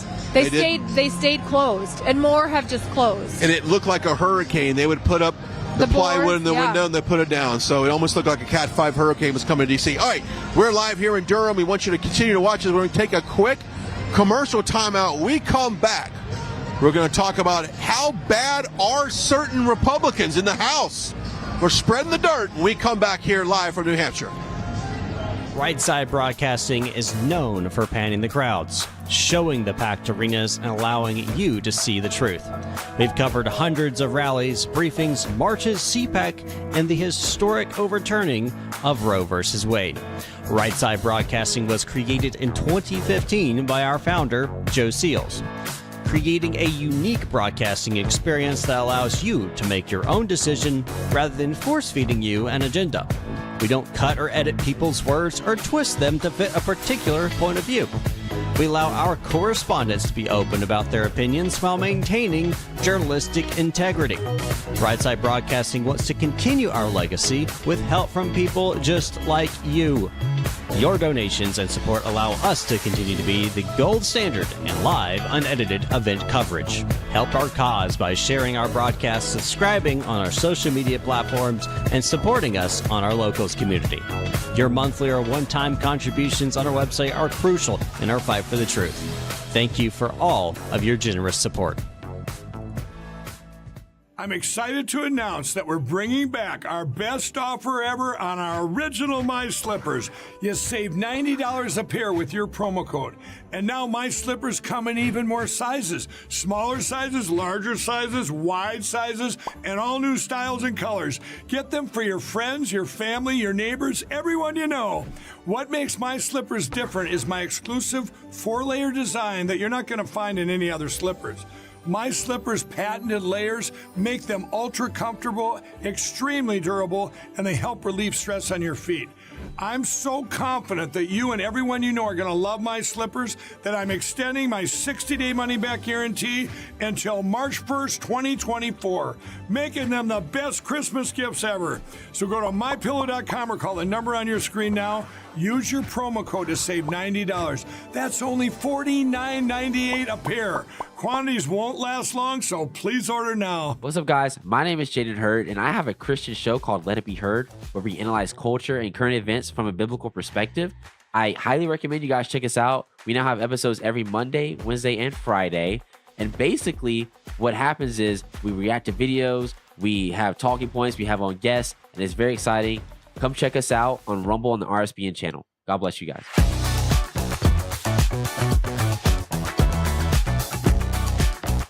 I'm excited to announce that we're having our biggest Christmas sale ever.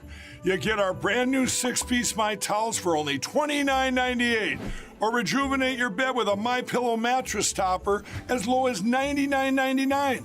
Or how about MyPillow bed sheets for as low as $24.98? There's something for everyone. Duvets, quilts, down comforters, body pillows, bolster pillows, and so much more. Well, I know MyPillow products make for the perfect Christmas gifts, so I'm going to extend my money-back guarantee until March 1st, 2024. So go to MyPillow.com now or call the number on your screen. Use your promo code to get huge discounts on all MyPillow products. For example, you get our 6-piece towels for only $29.98. Or get your very own MyPillow bed sheets for as low as $24.98. It's our biggest Christmas sale ever. Get all your shopping done now while quantities last. All right, we're back out here live in Durham, New Hampshire. I'm now joined by Dominic Lombardi. He is scheduled to be the youngest GOP chairman of Orange, Connecticut. That's a pretty good title you can have. And, of course, you work for the Trump team down here on the ground of the Northeast. But glad to have you here today. Thank you, Brian, for having me. It's a beautiful day out here in Durham, New Hampshire. We're so excited to be in the presence of all these great patriots and the president. We were just talking, looking around this arena in the commercial break, and it is filling up. And, you know, there's a lot of people still outside to get in. But this does not surprise you, as President Trump has such a stronghold in this part of the country. Yes, and although it tends to go blue in general elections in the Northeast, it used to be a red stronghold, and I think outside of the cities, it is still a conservative stronghold. You know, when you look at the heartland of the Northeast, it's a lot of blue-collar people, and this is the blue-collar president. Now, it's interesting because you're in Connecticut, and we'll talk about New Hampshire in a second. What are the biggest concerns right now for those living in Connecticut, specifically in Orange County where you reside? Sure. So Orange, Connecticut is a beautiful little town in Connecticut. We have a rich rural agricultural history. We still have several working farms that are the blood and energy and sweat that we pour into our town. And so main concerns for us would be the economy, number one. I mean, that's everyone. You know, we have a lot of blue-collar people, middle income. You know, it's important that they have low gas prices, low grocery bills. That's very important. Second is our education system. We want to make sure that our children are being focused on the basics and the core principles of education. And that's one of the biggest issues that we saw in the recent election, when we actually, under my leadership, flipped the school board from Democrat to Republican because of the egregious policies that were going on there. Okay, what was the issues that you called out the most in terms of that race? Sure. So the first was the budget. They were over-budgeting and overtaxing citizens to afford programs like DEI and CRT, which, as I'm sure many of the viewers know on the national level, is becoming a major issue. Okay, so you're able to flip that school board from Democrat to Republican. Yeah. I think it's ironic that we're actually on a college campus right now, and I was a little surprised that when this was announced that we were doing this on a college campus, hence all of the stuff you've heard about Harvard and the president gay and what she said, the anti-Semitic remarks she had. Give me an idea of what it's like right now on a college campus. I know that you're a young person. Yeah. What is it like? And we met a lot of kids out front, and they said they were independents, and I kind of challenged them on what issues were important to them. I didn't get a lot of answers from them, and I think maybe they were a little shy in front of the camera. But what are you seeing on a college campus, and what are some of the issues like students, who I think is a big part of this next election, what are they concerned about? Sure. So I would say I go to college, and the atmosphere on the college campuses right now, believe it or not, is not very pro-Joe Biden. I think in the beginning, they were so misguided on Trump that they just wanted anything but him because they were looking for relief. But right now, I think they're fed up with Joe Biden. I don't think that they are a pro of this economy right now. I think they're sick and tired of paying egregious prices for everything on top of their college education. And I think, unfortunately, given the amount of liberalism associated with the education system, it's not popular to be a Republican. And there's many kids who come up to me who say, Dominic, I'm with you, but I'm not going to come out and publicly say it. And so I think they're with us, and I actually know a couple of college kids who I went to school with in high school that are here today, and they're with the president, but again, they identify as that independent. And so I think once they realize that it's okay to become a conservative, you're right. You know, then they'll be with us. You're right. So to come out as a Republican, they don't necessarily want to do that. But when it comes to the policies, the issues, they're all about President Trump. They're not going to be socially accepted if they, and it's a shame. That's the true sign that we're in a third world country. But when they go in and vote, they're pulling the lever for Trump. Gotcha. Okay, so how can people get involved? You know, obviously, Connecticut's not that far from here. If people are watching us, they live in Connecticut, maybe specifically they live in Orange County, how can they get involved? Sure. Get involved with your local RTC.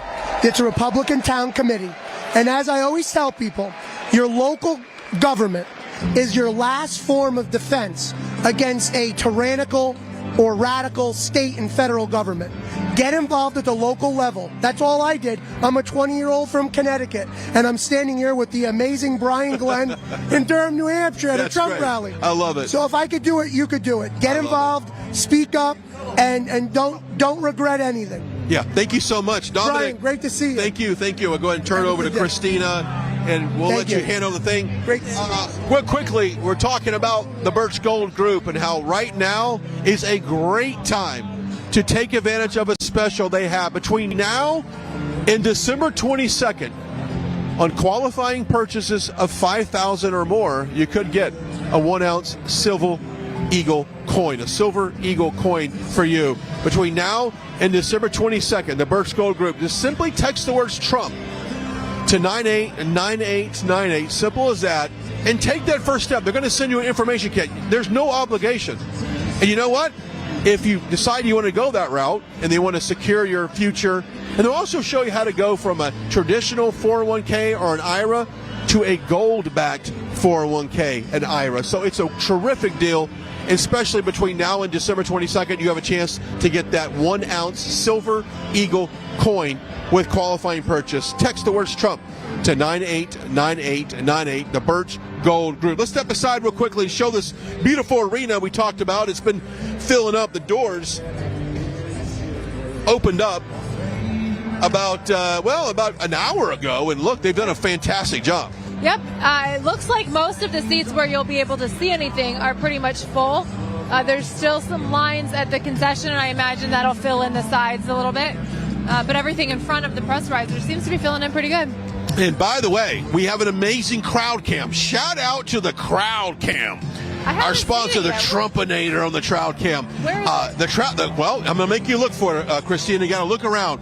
It may be way up there in the rafters, but Joe is set up behind us, and he's getting these amazing shots in this arena. So thanks to our sponsor for the crowd cam today, which, by the way, all the information on the crowd cam, go get on it right now. It makes for a great Christmas gift.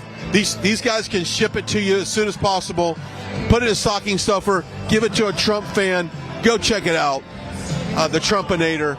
But yeah, thanks to our crowd cam, which, by the way, this place is filling up. Yep, it is filling up. I think folks are getting their food and their drinks and getting ready to get settled in because I think they're getting ready to start the pre-programming here in about half an hour. We should hear from some of the local speakers, some of the local representatives. I'll be curious to see what they've got to say about the state of New Hampshire and the Granite State. And I think we're in for a good rally. I think there's a lot of people who came open-minded today. I think there's obviously a lot of Trump supporters who came today. But we did talk to a fair amount of people from Connecticut. We did. And, of course, Dominic Lombardi, who just came on, could be the youngest GOP chairman for Orange County, Connecticut. So that's awesome. Amazing young guy. We'll step back in here, and I teased this earlier about talking about some of the worst Republicans that we have right now in D.C., and we've got a laundry list, and I don't want to get on Santa's naughty list here and call out a bunch of Republicans, but why not? I think you're past that point. We're past that point, but we do have several Republicans that have decided to retire for whatever reason. The latest one was Drew Ferguson out of the southwest portion of Georgia, right there on the border of Georgia, Alabama, decided to retire, spend a little bit more time with his family, kids. I think that's, when someone chooses to do that. Look, I don't think people really understand how much of a time commitment serving in Congress or in the Senate really is.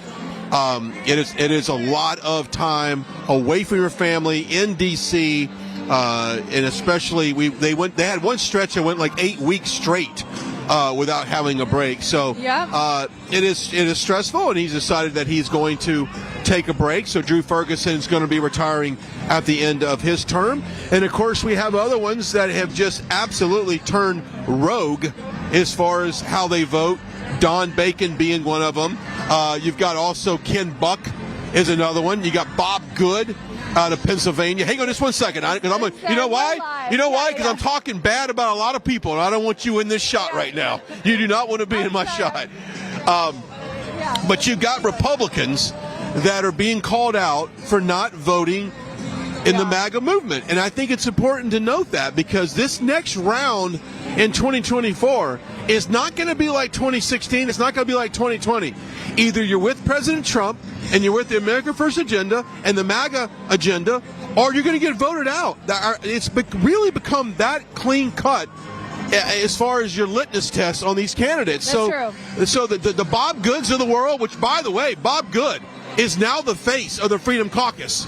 Bob Good is a supporter and a backer of Ron DeSantis. So now you have the leader of the Freedom Caucus, an anti-Trumper. How's that going to work out when Trump gets back in office? Well, I think there's going to be a lot of people replaced. Yeah, I'd like to know how that vote went. Well, like you said, you either back the MAGA movement or you're going to get run over by the train. Yeah, you're going to get run over. So you've got a lot of people. You've got, of course, you've got Ken Buck,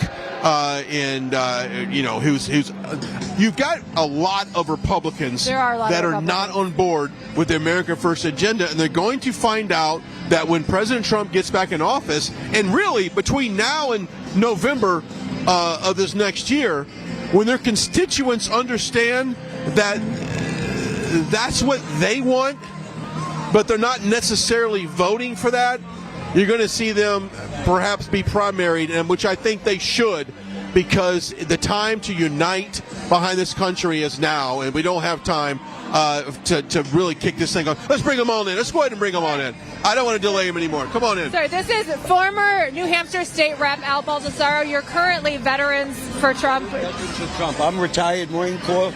I'm a retired Marine First Sergeant. I was a state rep for 8 terms here in New Hampshire from Londonderry. I'm sorry, you were the state rep for 2 terms? Representative from Londonderry, 8 terms. Okay, so you're a first sergeant. I got out as a major. I was in the Marine Corps as well. What was your MOS? What did you do in the Marine Corps? I went in transportation. I actually went open transportation, then I airfield ops. But I did a tour of Marine barracks duty, recruiting duty. You did recruiting duty? Oh, God. In Cambridge, Mass. Okay. My grandfather was the mayor of Cambridge, Al Vellucci. Okay. My Democrat days. All right. I don't know what they're doing here. Okay, Veterans for Trump. Tell us what's going on with Veterans for Trump. Well, the thing is, Trump is the real deal. When he put in community care, he fixed an issue that we had where the choice program under the former president Doctors were dropping the veterans because they weren't paying the bills. I helped Donald Trump write his veterans plan, and we fixed it. He put veterans first with accountability, where many were, fired because of the way they treated veterans. And you were a state rep here. What are the issues that are really important to the people in New Hampshire? The issue, we need a full-service hospital, because even though we have community care, New Hampshire is one of the only states in the country does not have a full-service hospital, because we bus people to Boston, and we... Paul Terry as he leads us in today's invocation. I was supposed to do the pledge. Oh, okay, you gotta go. You gotta go. He's gotta go. We'll see you later. All right.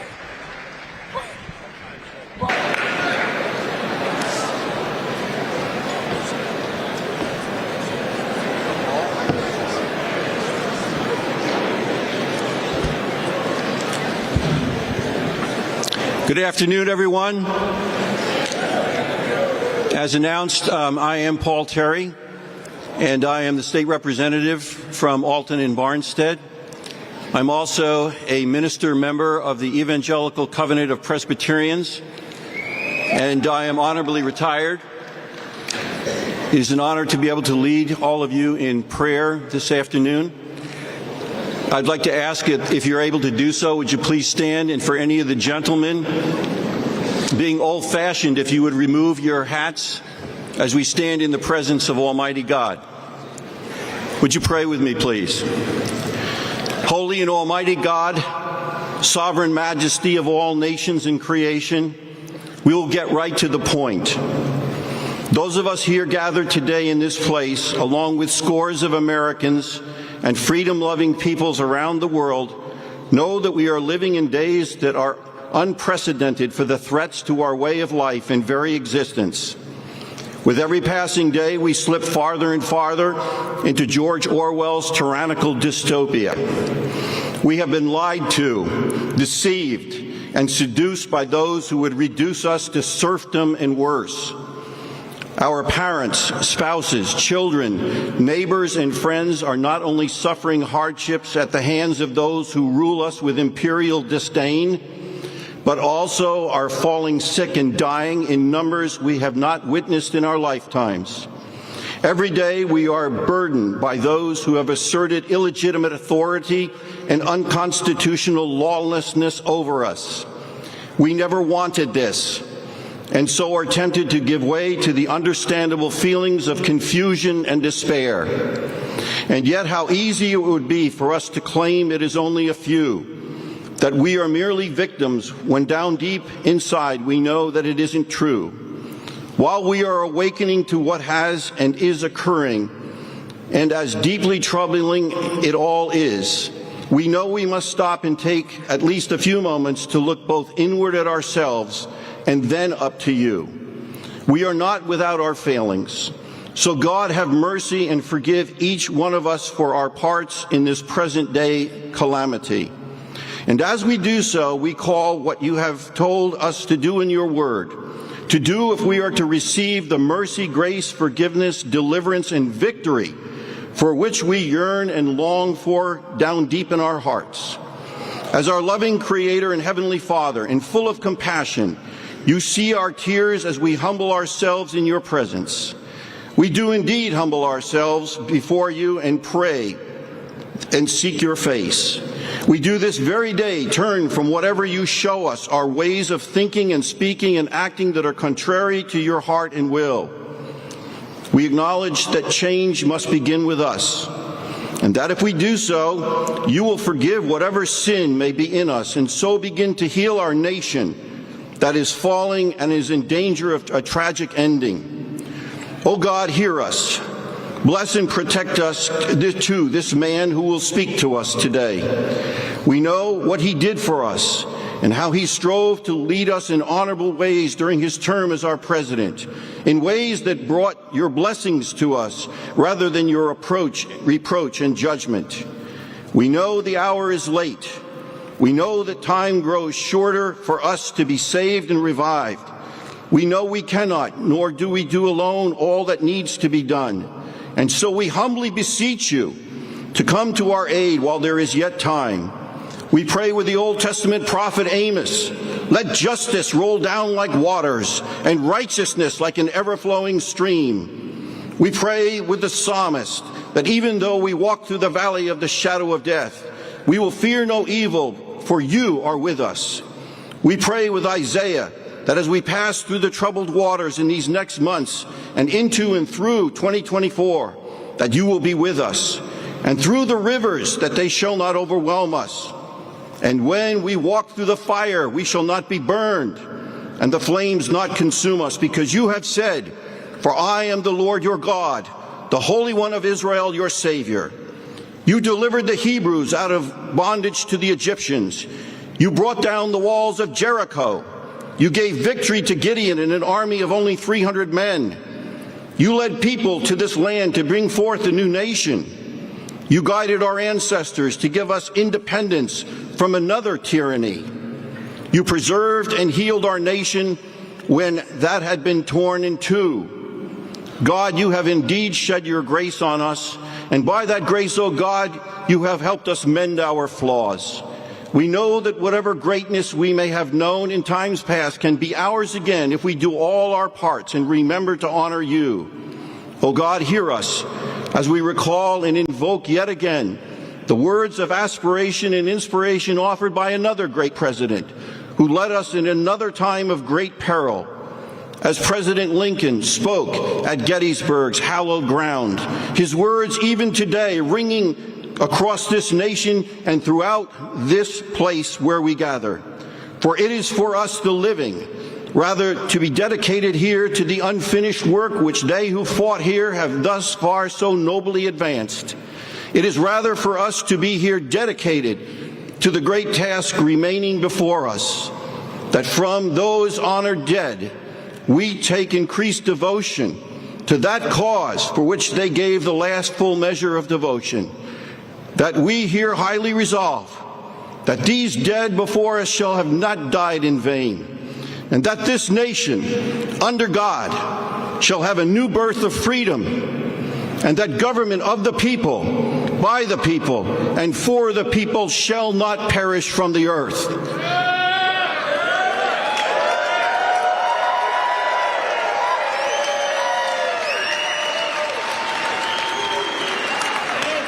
This is our prayer, O God. Hear and answer, we pray. And I ask all these things in the name of your Son and my Lord and Savior, Jesus Christ. Amen. Thank you. Thank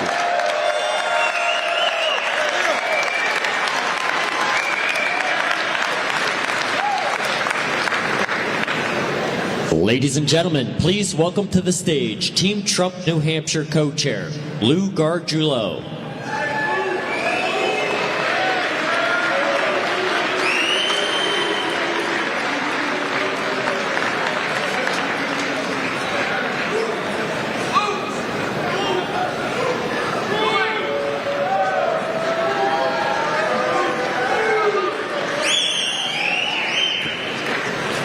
Thank you all and welcome. Welcome to this great event. I'd like you all to stand for the Pledge of Allegiance.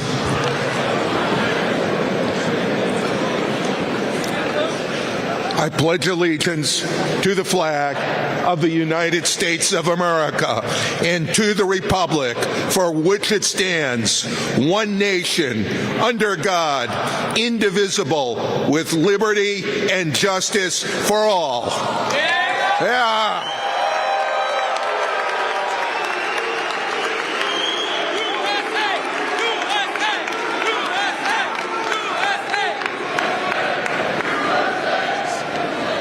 Ladies and gentlemen, please welcome to the stage Jana El Sayed to sing the national anthem.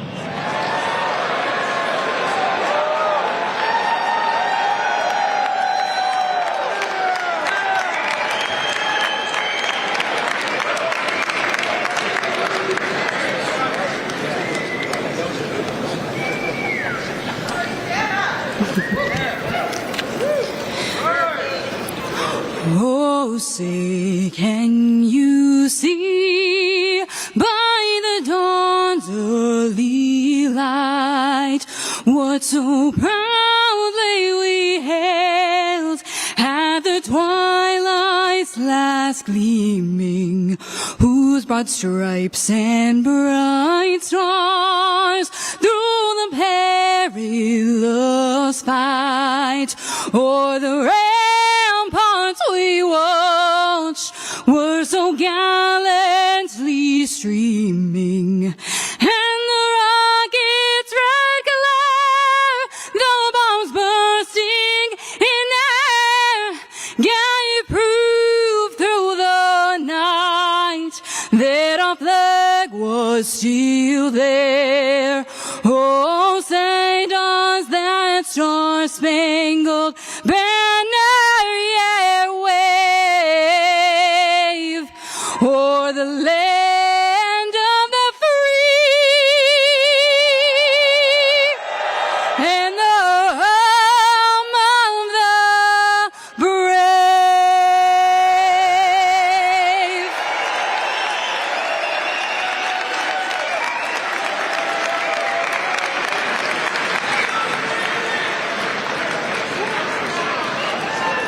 Weak leaders talk about the possibility of war. American troops fighting Russian troops. Because they are weak and insecure. It's time for a strong America. It's time to make America great again. So this American troops fighting Russian troops. never happens.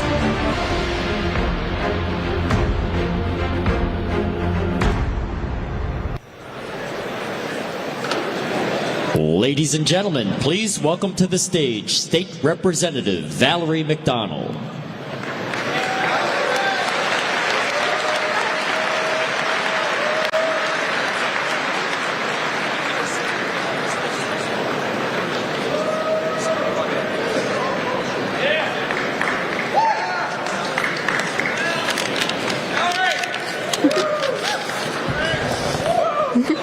Thank you. Some say my generation is the future, but I say the future is already here. We have grown up in the land of the free and the home of the brave. And for many of us, 2024 will be our first time voting in the presidential election. Next November, we will join tens of millions of Americans in casting ballots for Donald J. Trump. From the economy to security to the American dream, the reasons speak for themselves. But here in New Hampshire, we meet every candidate. Either you are on Team Trump or you are making up your mind. What are you waiting for? There is no other worthy contenders, and there is no experience like the Trump experience. America had the Trump experience for 4 years, followed by President Biden. Whether you call him Sleepy Joe, or Crooked Joe, or the big guy, he is an embarrassment to our country. We cannot forget Biden's disastrous withdrawal from Afghanistan. After 20 years, some of our bravest soldiers were left to perish. We cannot forget the Americans who have been killed as a result of open borders, drug cartels, and sanctuary cities. As it has been said, I'm sure you all know, if you do not have borders, you do not have a country. We cannot forget that Biden disrespected us in New Hampshire. He refused to register for the first in the nation primary, but time will tell that you should never betray the Granite State. And finally, we cannot forget the prosperous economy under President Trump. For the first time in American history, we were a net exporter of energy. I do not even need to tell you the contrast in Bidenomics, because the difference is all around us. We did not build back better, we built back broke. I repeat, we built back broke.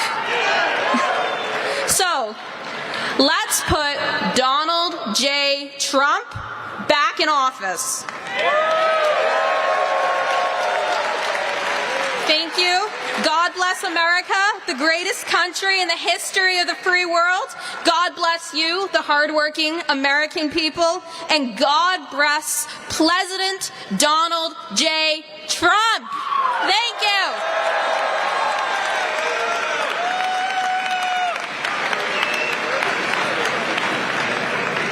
Today I am officially declaring a national emergency. This should be something that's not political, but it has been politicized. Let's be honest. No president ever acted faster. The president was criticized for the travel ban, criticized for the quarantine, criticized no matter what he did on this particular thing, immediately gave us $8.3 billion, set up the task force. I gave a rundown, the timeline of all things, and he's still getting hit. Well, if you want to play the criticism game, almost every Democrat came out hard against President Trump when he shut down travel from China. The probably strongest decision he's made, the most important decision, was to act early when he saw what was happening in China. But the president said tonight, this is about us as a nation, not me as a president, not my party. It's about all of us. I think the president was incredibly presidential tonight. He was reassuring. He's doing everything he can, in my view, to stop the spread of the virus. We're taking it serious, but we're not going to go crazy. The president has communicated this week in his body language, his words, his actions, just how on top of his game he is.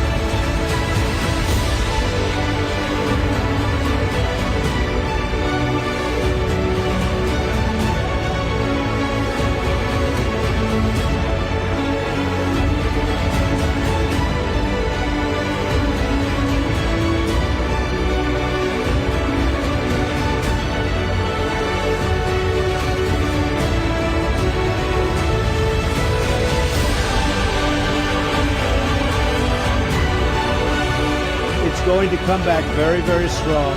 You know, we built the greatest economy anywhere in the world. We're going to do it again, and it's going to be just as strong by the time we have it done. I will fight for you with every breath in my body, and I will never, ever let you down. When America is united, America is totally unstoppable.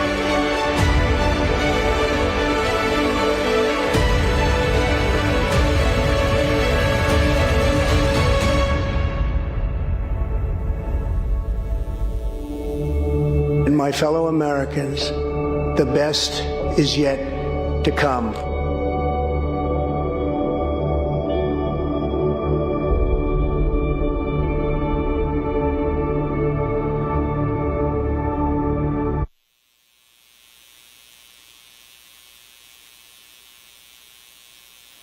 Ladies and gentlemen, please welcome to the stage candidate for governor of New Hampshire, Chuck Morse.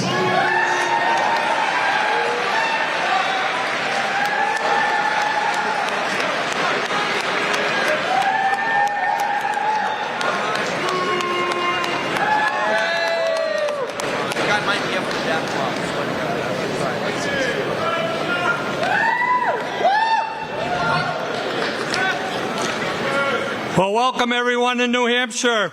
I'm Chuck Morse, and I'm here today to endorse Donald J. Trump for President of the United States.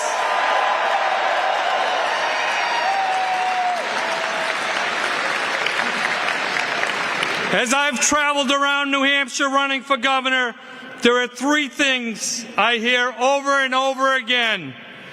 We need to secure the northern and the southern borders. We need to get an economy back on track for working families hit hard by inflation.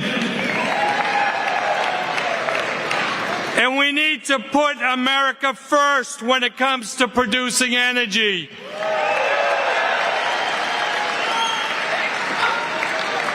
We can do all these things by putting Joe Biden back in his basement and getting Donald Trump back into the Oval Office.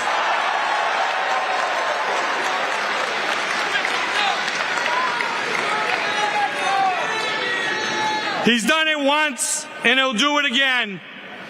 It's time for Republicans to rally around a candidate who can not only win, but get the job done for our country. Time and time again, Donald Trump has proven that he is that candidate. As I've campaigned for governor, I tell people it's not an accident that New Hampshire ranks among the best states to live in, and that our economy is the envy of New England and the country. And it's not luck either. It's because we elect conservatives like you that get results. That is what I did as state senate president, and it's what Donald Trump did as president. It was no accident that when he was president, we were energy independent, gas prices were down, and we produced the kind of energy that powers our economy. It was no accident that when he was president, we had the greatest economy in the nation's history, with little or no inflation, low interest rates, and unemployment through the floor.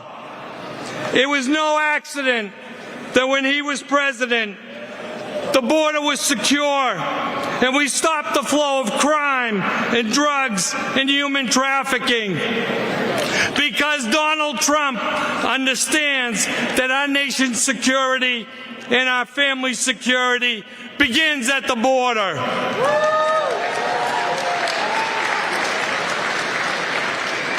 Next year, we need to elect a conservative who gets results. That is why I'm endorsing Donald J. Trump to be our next president.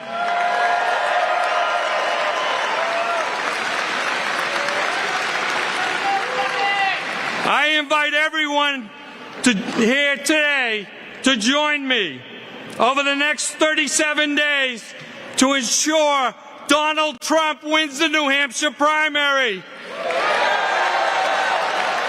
Thank you. God bless the great state, and God bless the United States of America. Thank you.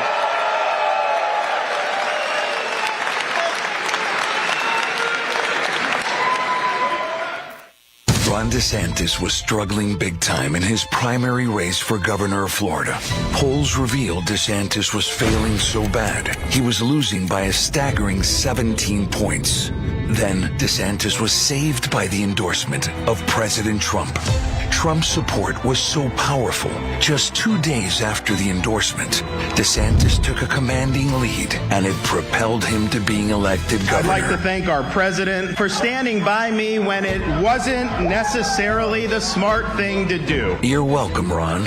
Unfortunately, instead of being grateful, DeSantis is now attacking the very man who saved his career. Isn't it time DeSantis remembers how he got to where he is? Make America great again. Build the wall. Then Mr. Trump said, "You're fired." I love that part. Truth is, there's only one person who can make America great again. I'm Donald J. Trump, and I approve this message.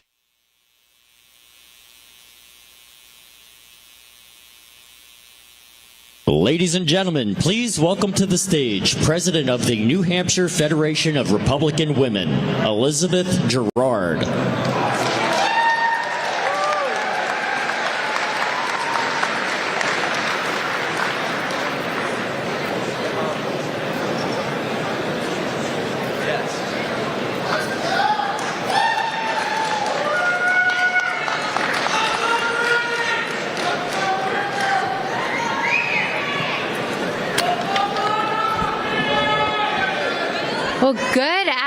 afternoon, Durham, New Hampshire. Can I just say, it is a great day to be a Wildcat. I am so excited to be back at the University of New Hampshire with all of you today. I was a theater major at UNH, and I've taken the stage many times on this beautiful campus. I can honestly say that being here in the Whit with all of you is really something special. I am proud to have served as the president of the New Hampshire Federation of Republican Women for the last 4 years, empowering, educating, and electing Republican women statewide. The Republican Party treats women as the leaders we are and not the victims the left wants us to be. Republicans know that women care just as much about the economy and national security as we do about the issues of life, family, and education. All issues are women's issues. So many of the women in this room know what I mean when I say we often get asked, how can we as women be Republicans? I ask, how can we not, when the other side wants biological men in women's bathrooms and in women's sports, when they burn through taxpayer dollars and treat the American people like a blank check to fund their progressive agendas, when they come for our Second Amendment rights, when they seek to destroy the family unit, and when they continue to emphasize our differences instead of that which brings us together.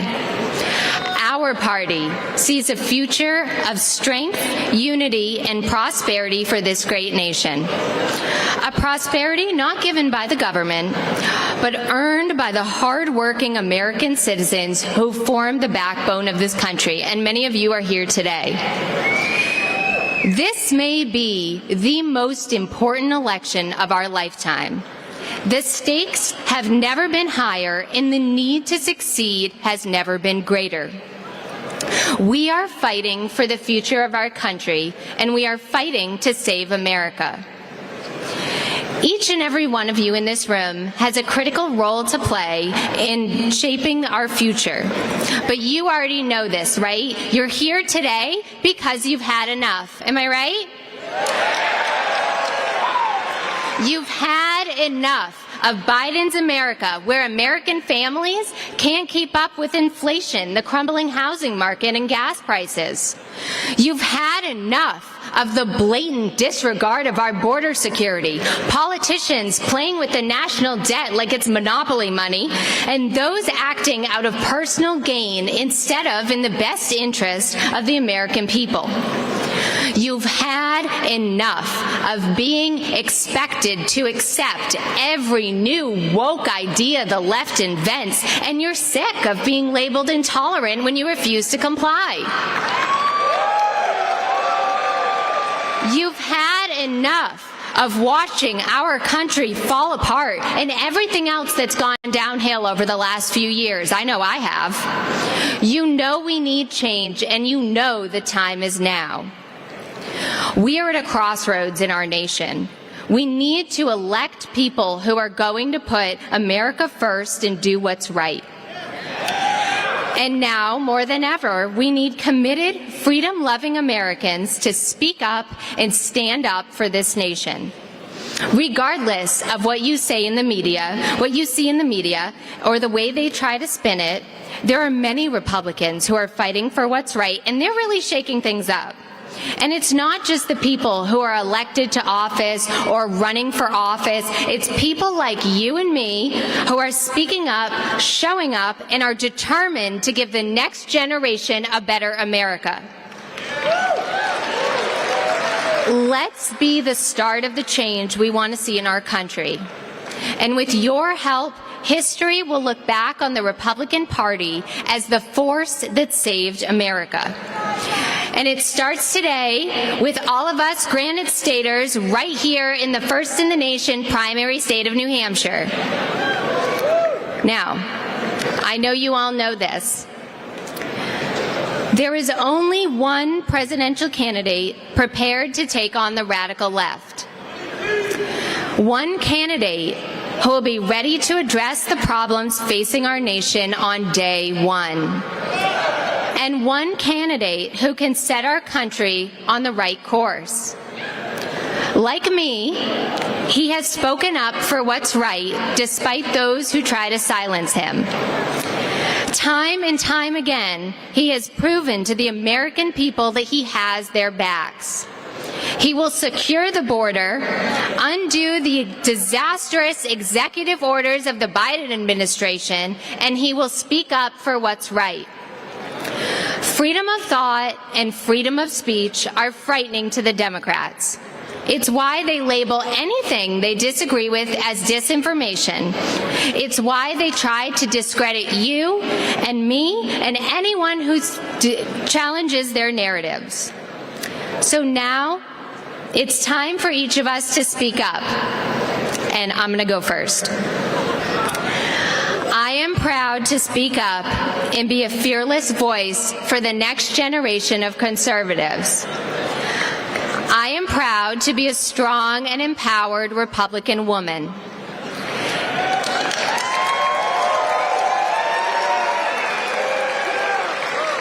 And I am proud to endorse President Donald J. Trump for President of the United States.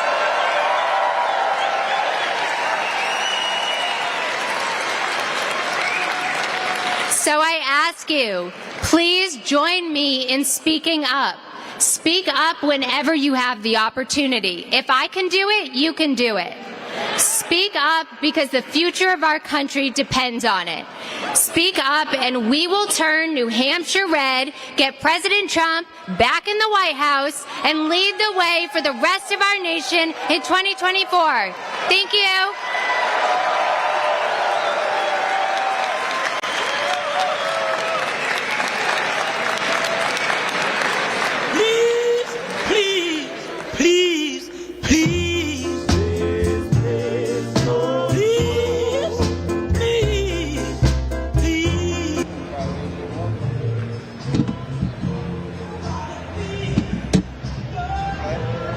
All right, that's a little bit of the pre-program as we make our way into what is scheduled to be a 2 p.m. start here local time for President Trump. Hello, everybody. Christina, Bob, Brian, Glenn, as we continue our live coverage here in Durham, New Hampshire. And we were just commenting before we came on here, just how massive this crowd is here today on a Saturday afternoon in New Hampshire. Yeah, there are thousands of people here.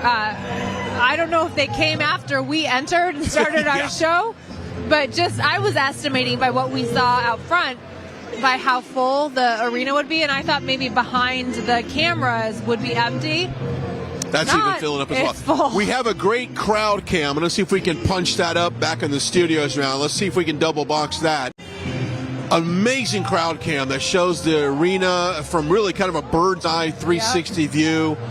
Packed house here today for President Trump. Thanks to our friends on the crowd cam, the Trumpinator. That makes a perfect gift. Go check it out as well. Anyway, great speakers, great pre-program, but let's kind of get into what we can expect from the president this afternoon. Obviously, like Iowa, New Hampshire is leaning very heavily into the Trump camp early on, that primary coming up on January 23rd. But let's talk about why you think people are turning out so massively here in New Hampshire. I think people are turning out massively because they're hurting in their wallets. The economy is hurting them. And I think people are just angry. They know the government and the mainstream media are lying to them.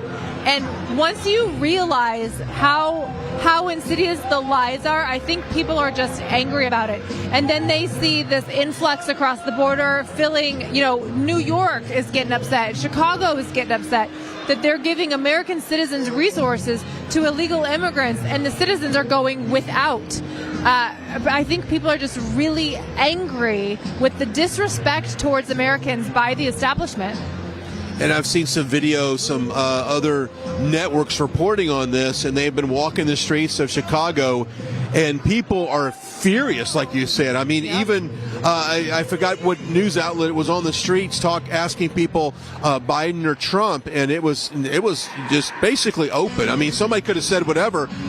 these people not only were saying Trump, but they were saying hell no on Joe Biden, and they were saying why. Not just to Joe Biden, to Democrats. To Democrats in general. It's a good point. So a lot of these policies that were put in place 3 years ago, well, the effects of those policies are starting to be felt on the average American right now, and that hence, that's why he's doing so well amongst independents, I really feel like, and the younger voters, those 18 to 23 year old voters. It's really resonating well on them. We're going to talk about a whole lot, but let's talk about Christmas shopping right now, and our friend Mike Lindell over at MyPillow. We were just talking off air about Christmas shopping.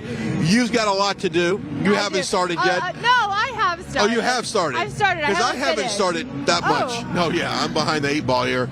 But I am going to go to mypillow.com/RSBN. Now, here's the deal right now. Mike Lindell has absorbed a lot of the cost in terms of shipping this stuff. He is guaranteeing express delivery to make sure you get all of your Christmas gifts in your home before Christmas, but you got to do that today. Go to mypillow.com/RSBN. Make sure you shop. You've got some clearance items on there as well. You can save up to 80% off certain items.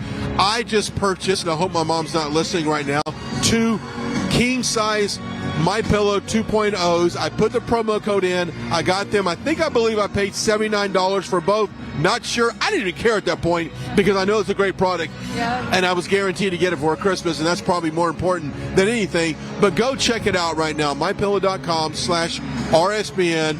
Promo code before Christmas. Mike Lindell is going to play Santa Claus right now, and he's going to make sure he gets it to your home. Go check it out. mypillow.com/RSBN. And I'd like to add another shout out to a Mike Lindell cause. Causeofamerica.org, CAUSE, causeofamerica.org. Fantastic network that Mike Lindell has put together for if you want to know how you get involved in election integrity in your local area, because it's the key to securing 2024 is the local elections, securing the local elections at precinct and county levels.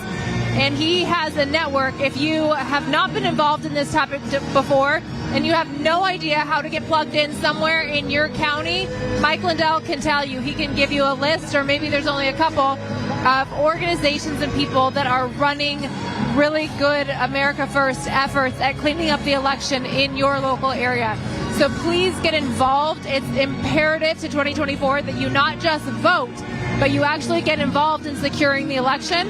And that's how we secure 2024. So go to causeofamerica.org. And thank you, Mike Lindell, for that tool. Yeah, thank you so much. Okay, just a day or so ago, Judge Chutkan announced a different, not a ruling, but made a statement. Now, if you missed it earlier in the show, I want us to kind of rehash that if we can real quickly, because one of the biggest concerns we get for the president is all of the legal battles that he has right now, the weaponization of the Department of Justice, the FBI, against President Trump, a political opponent of Joe Biden. So let's recap that real quickly if someone missed that. Sure. The very latest in the January 6th trial in D.C. So Judge Chutkan at the trial court level had declined President Trump's motion to dismiss the case based on presidential immunity.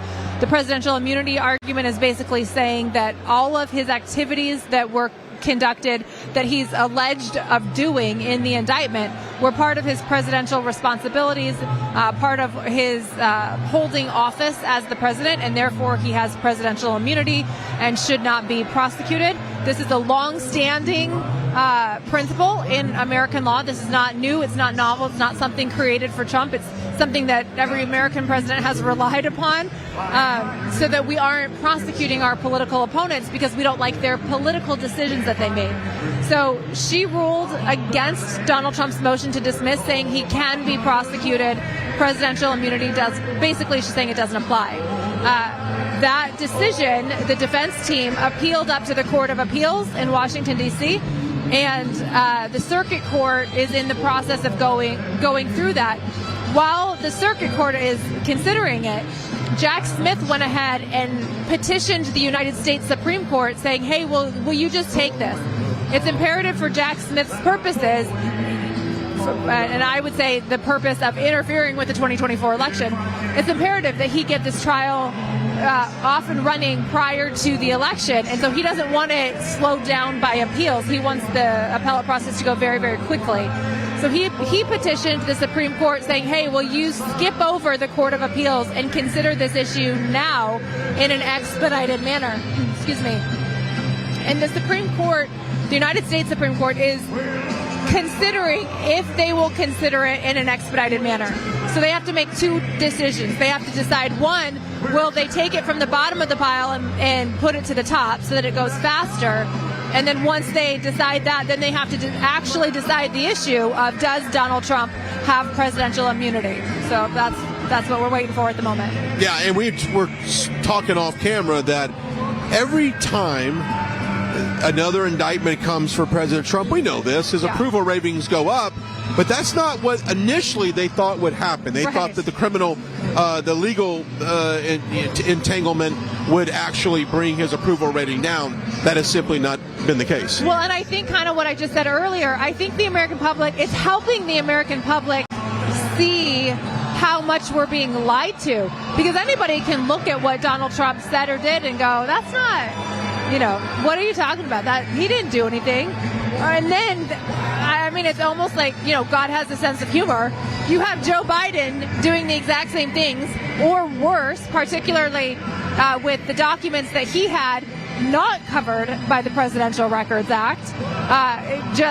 He was not in lawful possession of classified documents, and yet they closed that investigation, no problem. You see Hunter Biden getting kid glove treatment, and it's funny, the only time they charge Hunter Biden with a crime is actually what appears to be for the purpose of protecting him from a congressional subpoena.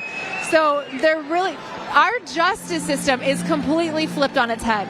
You have such a perversion of justice when the governmental leaders and their family are getting special privileges and they're not being charged with very clear crimes, that you've got very clear evidence that they accepted money from our adversaries. There's no record of any good or service exchanged for that money. And they're not being charged with crimes, whereas you have Donald Trump, who everybody can see what he's been doing, everybody can see what he's done, and there's not really a crime there, but they're making up crimes in order to try to prosecute him and his followers. It's incredible. And so, President Trump often talks about in his speech of taking down the deep state and dismantling the deep state and really, wiping away certain agencies like the Department of Education that's been kind of weaponized against the American family, if you will, and indoctrination of our kids. And these are the things that he's promising to do, and that's why the left, and that is why the media is so against President Trump as far as wanting him to be a returning president, because they know the things that he will do. For sure. Right, for sure. And like you said earlier, they charged him with these crimes in what appears to be an attempt to defame him, really, and try to get him to lose credibility with the American public. But the American public has been able to see right through it. And then they continue to come up with new stories saying, oh, well, he's not going to be eligible. That also is not true. He will always be eligible, whether he's convicted or not. No matter what happens in any of these trials, it has no bearing on his ability to hold office. But they're intentionally trying to confuse and get people to not understand what's going on. The media and the people who are currently in power in our government thrive on an uninformed, confused electorate, and that's what they are trying to do. So it's so important that you guys continue to watch RSBN. Follow a trusted news source where you can actually understand the issues, because our government is actively trying to make sure we don't know what they're doing. That's correct. All right, let's pause for a second and talk about you, the viewer at home. We've got some great partners in this network, but one of our most valued partners is actually you. The way you contribute to this network. So you've been there for this long ride since 2015 when Joe Seals created this company, and we watched President Trump come down the escalator. If you go to rsbnetwork.com/donate, that is one way that you can help us cover all of these events, and We have no plan of missing any events. We've been just about every Trump event since day one. So go to rsbnetwork.com/donate. rsbnetwork.com/donate. You can do a one-time donation. You can do a recurring donation. It's completely up to you. That's how we've been able to build this network to the size that we have right now to cover absolutely everything with President Trump. The legal trials, to court cases, to a rally, to speeches, to comments, to the State Fair of Iowa. We have been there, and we will not miss a single event. So thanks to our viewers. So if you could, right before he comes out, go to our website, rsbnetwork.com/donate. Let's step aside real quick. We've had a wonderful crowd cam up above, but take a look at this crowd as we have a massive, massive turnout today in Iowa. We had in Iowa. We have in New Hampshire. Yep. And you know what? This is what we need to see moving into this 24 election. This is really exciting to see that thousands and thousands of people consistently come out to support Donald Trump wherever he is. And he's spent a lot of time in New Hampshire recently because their primary is coming up on January 23rd. And so he's been out here a lot. You and I have been out here with him before. And so you wonder, like, do people tire of it? Apparently not, because there's a massive, massive crowd here. And I joke about it with you. I joke about it with you almost every single time. But I'm always amazed that it's still full. Yeah, there you can see they were just adjusting the teleprompter. I would almost have a sense that we might start on time today by the terms of what we're seeing put in place here. But we're glad you're joining us on this beautiful Saturday.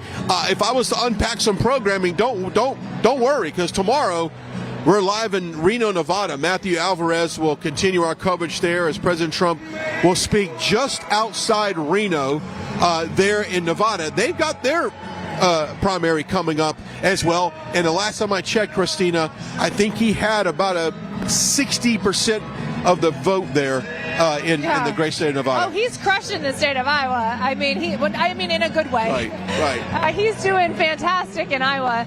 I have no doubts that he's gonna. I have no doubts that he's going to get the nomination at the earliest possible point, because I think he's going to win all of them. All right. Just take a quick break as well as talk about our friends over at the Birch Gold Group. Hey, here is a great non-traditional idea for a Christmas gift. Text the words Trump to 989898 for a free information kit on how to invest in gold, silver, and precious metals. And get this, with qualifying purchases of $5,000 or more, you could get a 1 ounce free Silver Eagle coin. It's yours on qualifying purchase of $5,000 or more. Plus, they'll tell you how to convert a traditional IRA and a traditional 401k into a gold-backed IRA. That is the Birch Gold Group. While we have a few minutes before President Trump walks out, just text the words Trump to 989898. That is the Birch Gold Group. New Hampshire, we're glad to be here. Tomorrow we'll be in the great state of Nevada. And then to top it off, next week we are in Waterloo, Iowa. And that, from what I understand, will wrap up 2023 in terms of Trump events. But wait, when we get on the other side of January into 2024, I've got a list of events, and let me tell you something, it is on fire, and we are going to have a fantastic kickoff to 2024 with President Trump in Iowa and in New Hampshire. Oh, you and I have said this before. I would not want to step into the octagon with Donald Trump, especially for the primaries as another Republican. He's going to annihilate all of his competition immediately. Well, that's the Trump game plan. Let's take Iowa. We're going to crush Iowa. Go up to New Hampshire 2 weeks later. Take New Hampshire. Then you swing down to Nevada and South Carolina. If you wrap up 4 states early, pretty much over. I don't think the GOP has any choice but to put all of their resources behind President Trump and look forward to the general election. We are wasting our time with any debates. And if a donor is funding DeSantis or Haley right now, I can only expect that they're hoping that through the legal process, President Trump is pushed to the side and one of those two candidates come up. Because why would any of the donors continually to put money into a losing camp? That's right. It's because they're partnering with the establishment. They want the establishment to succeed. And the only way the establishment, I don't even want to say that there's a way. I don't see a way, but in their mind. Okay, let me ask you a question, because I know our viewers don't want to. There's no legal way right now that President Trump is going to be pushed aside and will not be the nominee due to his legal issues. I don't not believe that he didn't get the vote, but to his legal issues. Not that I see. I mean, he's not even indicted for insurrection. So the whole 14th Amendment discussion is a non-issue. Okay. It has nothing to do with anything. And nothing else prevents him from actually being the president. Because I know our viewers at home right now are thinking that, because they're worried that the legal system, the legal process is going to get in the way. They're going to arrest Trump, put him in jail. I mean, that's just what they're thinking. Yeah. If that's not a possibility, then I don't know how he's not the GOP nominee. No, that's absolutely right. By the vote of the people. Right. What they want to do is deceive the American public, right? Okay. I mean, the whole idea that they're even talking about the 14th Amendment in and of itself is a lie. They know it's not valid. They know he is not indicted for insurrection, and the 14th Amendment specifically uses the crime of insurrection. He's not even charged with it. So the whole idea that they're talking about it and bringing these cases, all which they've lost, but they're bringing it up, is for the purpose of deceiving the American people. So this is more of a public relations type of deal. Psychological operation. Okay. Good point. Okay, let's talk real quickly. We talked about this yesterday. Journalist, in regards to January 6th, I just found out yesterday there was a gentleman from the Blaze.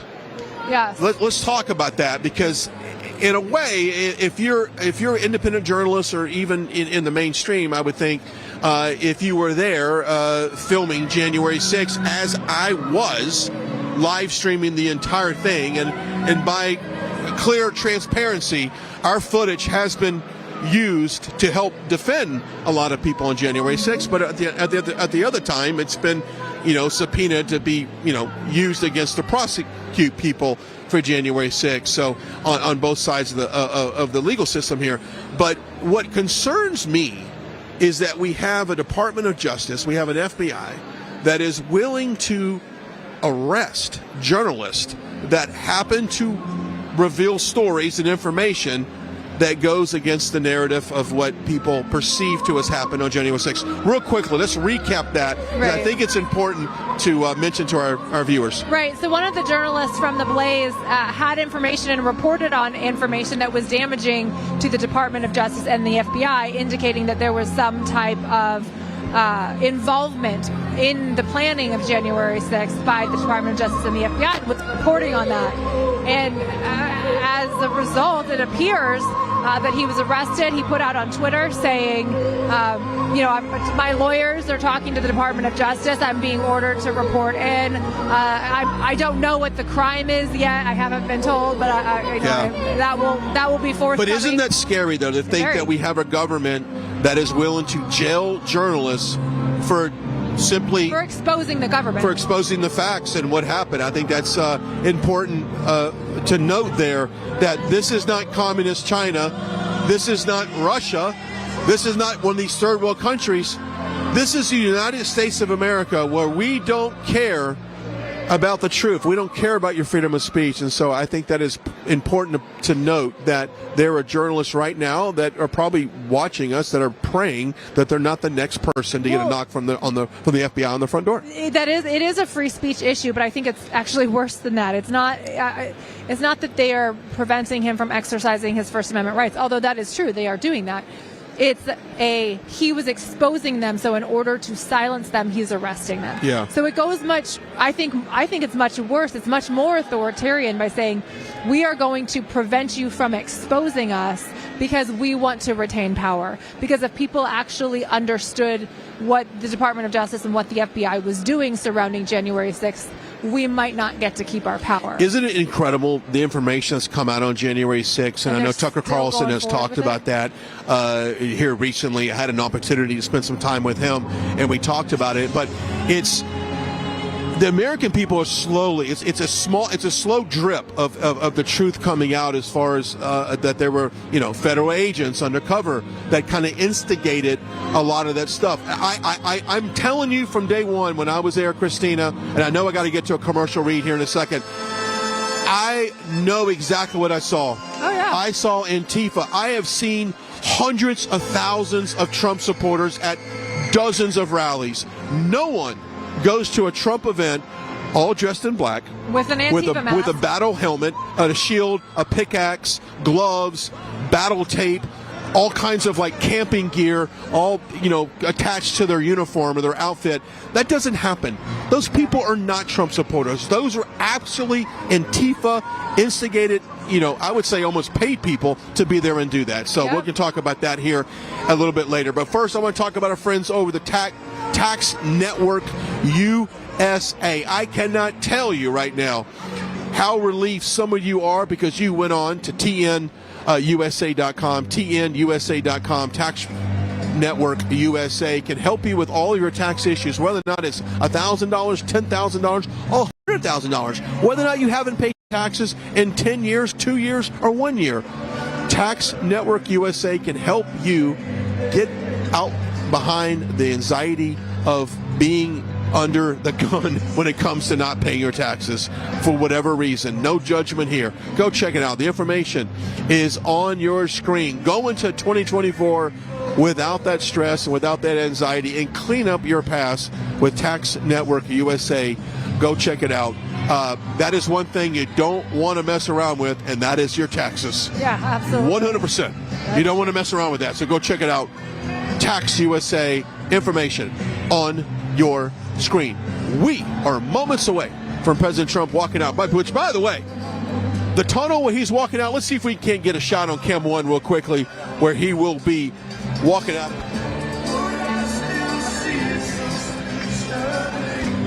It's amazing. That's where he's going to walk out from. And I love the way the Trump team has positioned the flag, the lights, the entryway. It's beautiful. Donald Trump's events team does a fantastic job. I know I said this earlier in the programming, but Justin, Danny, all of the folks on the team that helped put this event together, good job. I mean, they put rallies together like no one else. There's no other candidate who has a team that can do what Donald Trump's events teams do. This is a production. It is a production, and they do it better. They're the best in the business. They do it better than anybody else. Yeah. Great job. And you know what? We do it better than anybody else either. We got this amazing crowd cam. Hopefully we can punch that up, double box it to show. That's how we do it, Christina. That exactly how Right Side Broadcasting covers Trump rallies. We cover it like no one else.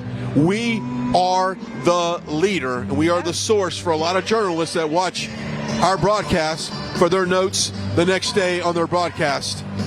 Right Side Broadcasting, we are your Trump source for 2021.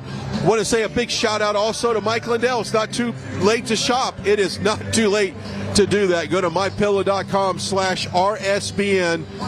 Get the very latest discounts. They got some clearance sections. We got mattress toppers, dog beds, house slippers, Giza sheets, the MyPillow 2.0. It's all there, and it's all on sale for you right now. mypillow.com/RSBN. And guess what?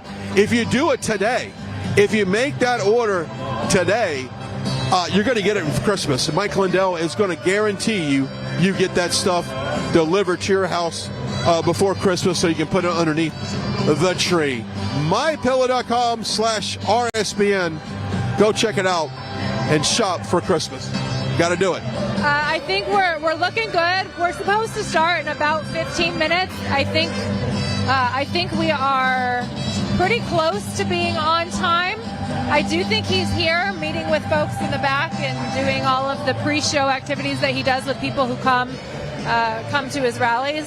So I expect we should be starting in about 15 minutes. I love it. All right, we're going to go ahead and also talk about our friends over at Heaven's Harvest. Now, we talked about a food shortage. Yes, we did. And that is very, very real. And that's actually one thing that scares the heck out of me. So our friends over at Heaven's Harvest has a special offer for you. Now, they're talking about emergency food. And this is not just regular non-taste, beans and rice. No, these are delicious meals that are prepared to store and use in the event of an emergency. And we all know that the times we're living in right now are crazy. Go watch the movie Leave the World Behind, and it talks a little bit about losing electricity, losing your food, losing power, losing communication. That is one of the things. Is that the movie you said you could only watch? That's the. I only watched 35 minutes of it. I bailed out of it. He's telling you to watch it, but you couldn't stomach it himself. I watched about 48 minutes of it, to be honest with you. I couldn't take it, but go check these guys out. The website is, I'll make sure I get this right, because this is a new sponsor. Oh, which, by the way, this is a new partner of today's broadcast, and I want you guys to basically be able to take advantage of that. But the information of that is on your screen. Go support them. Go to the website. If they have a contact us and you got a question, contact them. Let them know you heard it right here on Right Side Broadcasting during this rally. Put the promo code in there for a discount on your first order. Go do it. heavenharvest.com, I believe, is the website. But that is so crucial that we prepare for what we know of the unknown, which the unknown is a food shortage, a food supply issue. Get ahead of that with this special offer from these guys. And plus, we want to say thank you for coming into this broadcast. Hey, we got to love new advertisers, and we want to make sure that they get a good, positive response from this ad. Right? That's the way they make money. It's a great company, patriotic company. They wouldn't be broadcasting with us, and want to make sure that they get a good return on their investment. So please support them. Go order something today. It is so unsettling to me that the Obamas put out a movie about basically the demise of America. There's no reason for us to have a shortage of electricity. There's no reason for us to have a shortage of food. There's no reason for us not to have a fully abundant, prosperous country. And for a former president and first lady to put out a movie that is, I don't want to say predicting, but almost hoping for the demise of the country that they were responsible for running, is such a slap in the face to those of us who love this country and want to see America prosper and want to make America great again. And I can't imagine a former president actually doing that. Yeah. It is mind-boggling. I couldn't watch it. Like I said, I was watching it and I kept thinking, this is A, scary. Yeah. And this is B, I couldn't believe that the Obamas were behind producing a movie. Because I kept thinking, if President Trump produced a movie of that nature, Hollywood would melt down. They would be asking. Yeah, I'm sorry. They would just be protesting it. No, I think that's right. But to me, it says this is where they want America to go. This is their vision. I mean, if you're going to produce a movie about the country you ran, do you not want it to be your vision of the future of America? I mean, I believe that is what you want. You want that movie to be a vision of where you see the country going and what is going to happen and how is America going to continue to grow and prosper, whatever.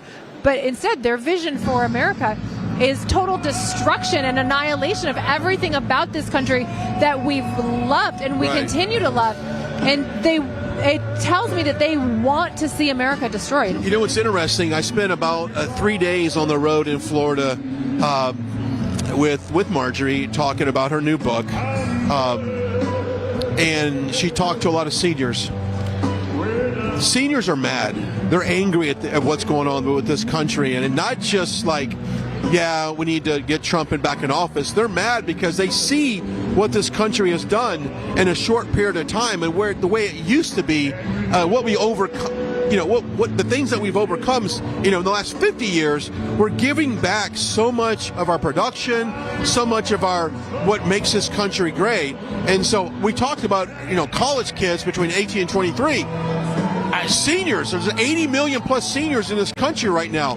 They are very angry at what's going on. I see that segment getting out and voting big time as well. I think so. And as we were, walking around the building before the show, and we just ran into a random group of people that were coming into the rally, they were all kids, 18 to 21. And I'm so happy that you raised that issue, that the younger demographics are really getting behind the MAGA movement. And I think it's because they have a longer future than the rest of us, right? They're the ones that are, if everything goes to hell in a handbasket, they have to endure it much longer than the rest of us.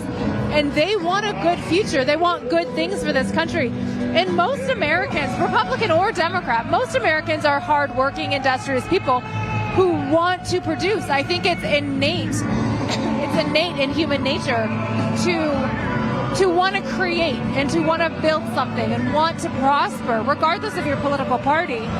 And so for these young Americans to look ahead to our future and have a president of the United States say, well, we're not going to have electricity, that's very scary to them. Yeah. I mean, it's scary to all of us, but it's scarier to people who are going to have to endure longer. And I think they're coming over to the MAGA movement in record numbers. Yeah, I'm going to go ahead and do a quick read for the wellness company. Go see what's going on over there. I saw like a little bit of a press scrum over there with a few people. Yeah, let's see if we can get somebody over here. Meanwhile, let's talk about our friends over at the wellness company. They've got this great emergency medical kit. Now, this makes a great gift. It really does. You can leave it at your home, your office, you can put it in your car, but we live in this such as post-COVID world where we don't necessarily know what next emergency health crisis will come up, and this wellness company medical emergency kit is a great gift. Let me tell you what it includes. It includes everything to treat everything from a tick bite to COVID-19 or any kind of other symptoms. It's got ivermectin in there. It's got all kinds of stuff to treat your everyday illnesses as well. So go pick it up. Now, here's a website, makecaregreatagain.com. That's makecaregreatagain.com. And right now, if you put in RSBN, you'll get 15% off your entire order at checkout. Now, this is Dr. Peter McAuliffe. We all know him, a very trusted source. He has put this out, this emergency medical kit. Check it out. Go to the website right now. It makes a perfect Christmas gift. Put it in your home, your office, keep it in your car. So everything from the common cold to the white lung syndrome. They even got something to treat COVID symptoms. So go check it out. MakeCareGreatAgain.com. So once again, support these advertisers. They have really invested in coming out here and helping us. MakeCareGreatAgain.com. I tell you what I'll do. I'll hand this over to Christina. You got a very special. Yes, I do. Yeah, I'm excited. He's admiring the massive crowd that we have out here today. No, Chris Lasavita. Can I call you the campaign manager, or what do I call you? Co-campaign manager. Co-campaign manager for the Trump campaign. One of the senior advisors, I guess, that runs the campaign. How is the campaign doing? What's the state of affairs? So, I mean, we're the obviously the time between now and Iowa. It's and Christmas in between. So, things are looking really good. They're looking really good. It's about implementation now. Okay. All across the country, we put together.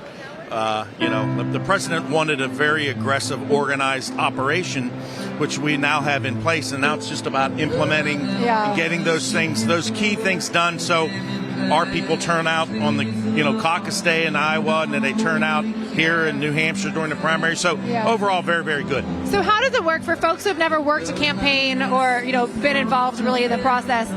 In order for Donald Trump to secure the nomination prior to the convention, what does he have to do? How many states does he have to win? Can you tell us how that works? Well, I mean, it's a relatively complicated process, but really it's about picking up a certain amount of delegates. But what's really important is, from our standpoint, is being able to win the early states, which, most of the primaries are held, on March 5th, which is Super Tuesday, and where a large amount of delegate votes will be cast. But winning Iowa, winning New Hampshire, winning Nevada and winning South Carolina. You do that, it's over. It really doesn't matter, and that's our goal. Okay, that's great to hear, because Brian and I have been saying it all day. We've been saying if he wins the early states, it's kind of in the bag. Right. Okay, so great. So it's nice to know the Trump campaign feels the same way. And we're looking at it that way, but the president has drilled into our heads, and of course we talk to everybody out in the field and out in the states. We don't play prevent D. We don't sit around. It's a grind between now and those dates. And that's one of the things that's so interesting about Donald Trump's campaign, is that it really is a grassroots campaign. It really is. Despite it being this. I mean, it's both. It's the grassroots campaign, but it's bigger than any of the establishment political operative type campaigns. And as a matter of fact, well, first of all, we're dealing with something more than just, this is a movement, as we all know. I mean, this is a national movement, and, this is just a demonstration of that, but what you see here is only a very small piece. Right. It's not the only part of the Trump campaign. It's an important part, but it's only a small part. We have staff, we have hundreds of people right today in Iowa knocking on doors, getting things ready for the caucuses. So while we may be here in New Hampshire, the guys and girls in Iowa are really crushing it, getting ready for caucus day. And so, again, it's multidimensional. We're hitting all levels, so it's really good. So for the viewers that are living here in New Hampshire and they get excited, they see what's going on, they want to be a part of it. Right. What do they do to help the Trump campaign here in New Hampshire besides vote? Besides vote, the most important thing that you can do, because all campaigns and elections are local, right? Find 10 people. Just find 10 people or 5 people and that support President Trump, and get them to commit to you that they will actually get out and vote on primary day. That's all you got to do. It's really that easy. If 1,000 people each get 10 people each, I mean, you're talking about serious numbers here. It's a simple math game, and that's how every single person can contribute and help Donald Trump win the primary. All right. Well, I know you've got a lot you've got going on. Thank you so much. My pleasure. I really Thank you. appreciate it. Thanks, guys. Thank you so much. Take care. We'll see you. All right. It's always good stuff to talk to Chris, right? It's always great to talk to Chris. Oh, of course. I love Chris Lasavita. And he's also a former Marine as well, so we get along really well. You guys can relate to one another. You can take a live look right now. Durham, New Hampshire. We are moments away from President Trump. He's scheduled at 2 p.m. I don't see really any indication that it won't be shortly after the top of the hour, but glad you're joining us. We do have some amazing crowd shots here, brought to you our friends over the Trumpinator, and once again another terrific product. It's a great Christmas gift this time of year. Good looking shots here in the Whittemore Center. This is a hockey arena. This is on the campus of University of New Hampshire. So great backdrop for today. And of course, the primary here in the state is on January 23rd. So it's just about 2 weeks after, if you will, about 10 days after, if you will, from the Iowa caucus. Yeah, we're getting close to it. The campaign is finally going to be able to show that Donald Trump is the decisive candidate. We're going to see that come out in about a month. And then it's going to be off right here to New Hampshire. To everybody that is watching this that lives in New Hampshire, please, please, please get involved in election integrity. Get involved in your local county. Get involved at your precinct. Volunteer to be a part of the election, to be a worker, a poll challenger, an observer, a judge, whatever it is. Get involved and become a part of it.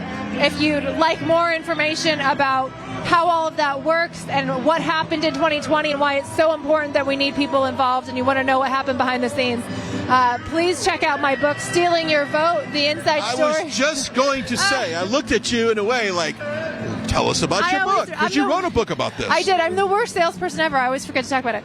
But Stealing Your Vote, The Inside Story of the 2020 election and what it means for 2024. You can get on Amazon, Barnes & Noble, wherever books are sold. but it'll give you a good idea of what happened in 2020 and how we need you and what you personally can do to get involved in 2024 to make sure that it doesn't happen again. Yeah, great. Got to have you plug your book. Got to plug your book. Because you know what? It's important that we know. And you wrote a book. Look, we had never seen the likes of 2020 election. That is just something that was brand new in this country. And I really remember on election night, I was leaving Grand Rapids, Michigan, actually. I was flying back to Texas, and I remember bumping into Charlie Kirk in the hotel lobby, and I said, hey, what's your thoughts on tonight? He goes, we got the votes. Yeah. It's all about the actual counting process. That's right. And hopefully we've fixed a lot of those problems that we had, those discrepancies, so that you and I on election night, Christina, and I imagine it's going to be a long night. It's going to be, it might not be. Donald Trump, depending on what happens with these trials, Donald Trump could win decisively in a landslide.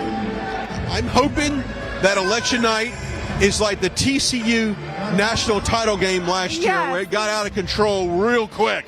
I think there's a possibility if these cases go the way I think they're going to go, and I recognize that most members of the media don't agree with me, but if they go the way I think they're going to go, I think Donald Trump wins in a landslide, and it won't be a late night. I think we'll have an early victory.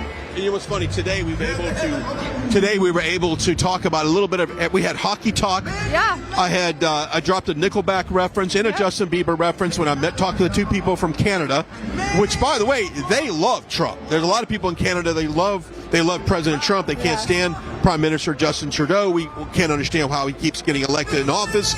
We've done just about everything on today's pre-show. We've talked about all kinds of fun stuff. We covered a lot today.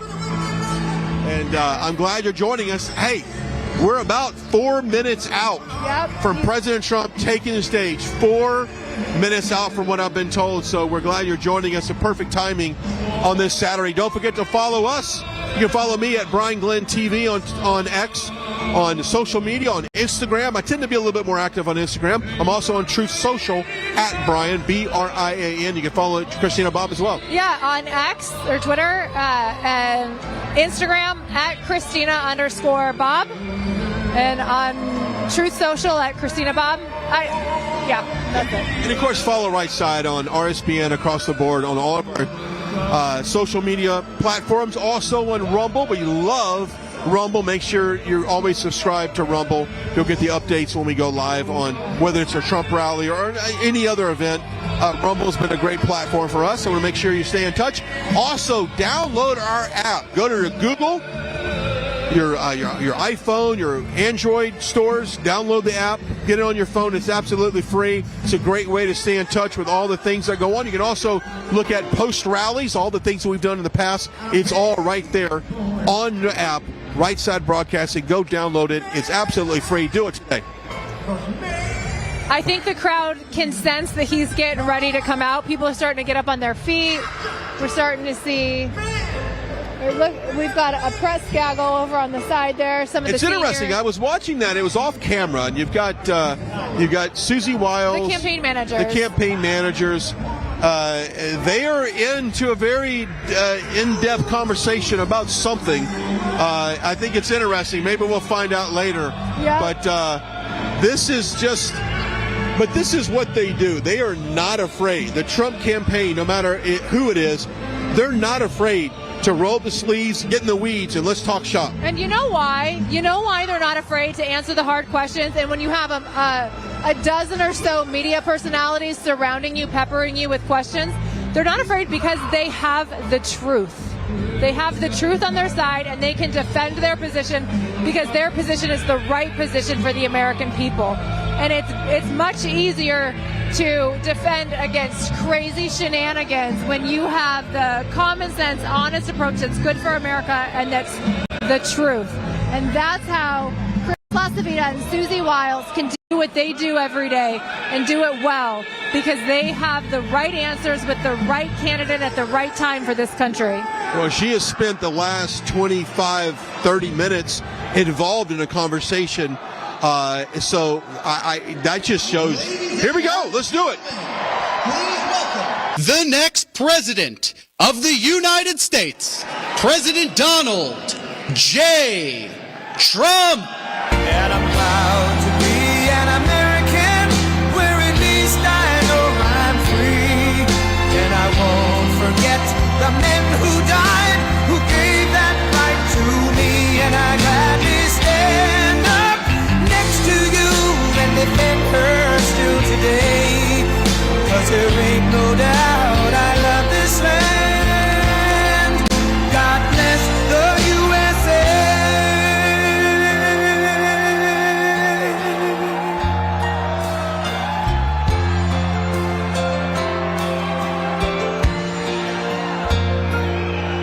From the lakes of Minnesota to the hills of Tennessee, across the plains of Texas, from sea to shining sea, from Detroit down to Houston and New York to LA, where there's pride in every American heart, and it's time we stand and say that I'm proud to be an American, where at least I know I'm free. And I won't forget the men who died, who gave that right to me. And I gladly stand up next to you and defend her still today.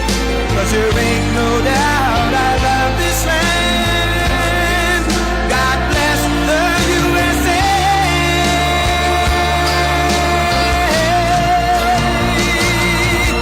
And I'm proud to be an American, where at least I know I'm free.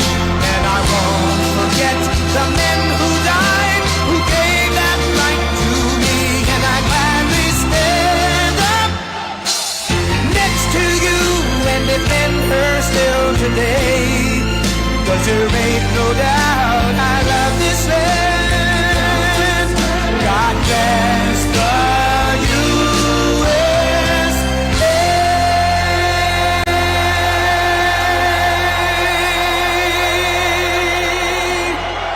Thank you. Wow.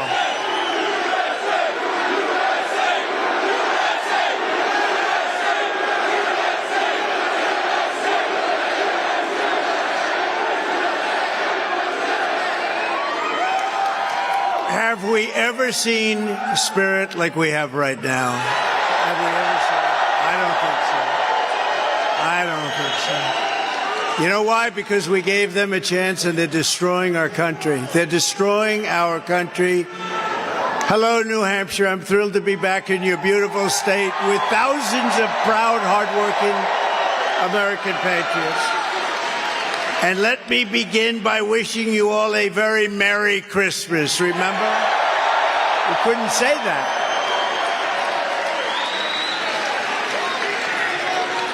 Seven years ago, they didn't want us to say it, but we now say it proudly, and people are saying it right back at us. We're just 38 days away from New Hampshire's first in the nation primary, and you know why you're first in the nation? Because I kept you first in the nation.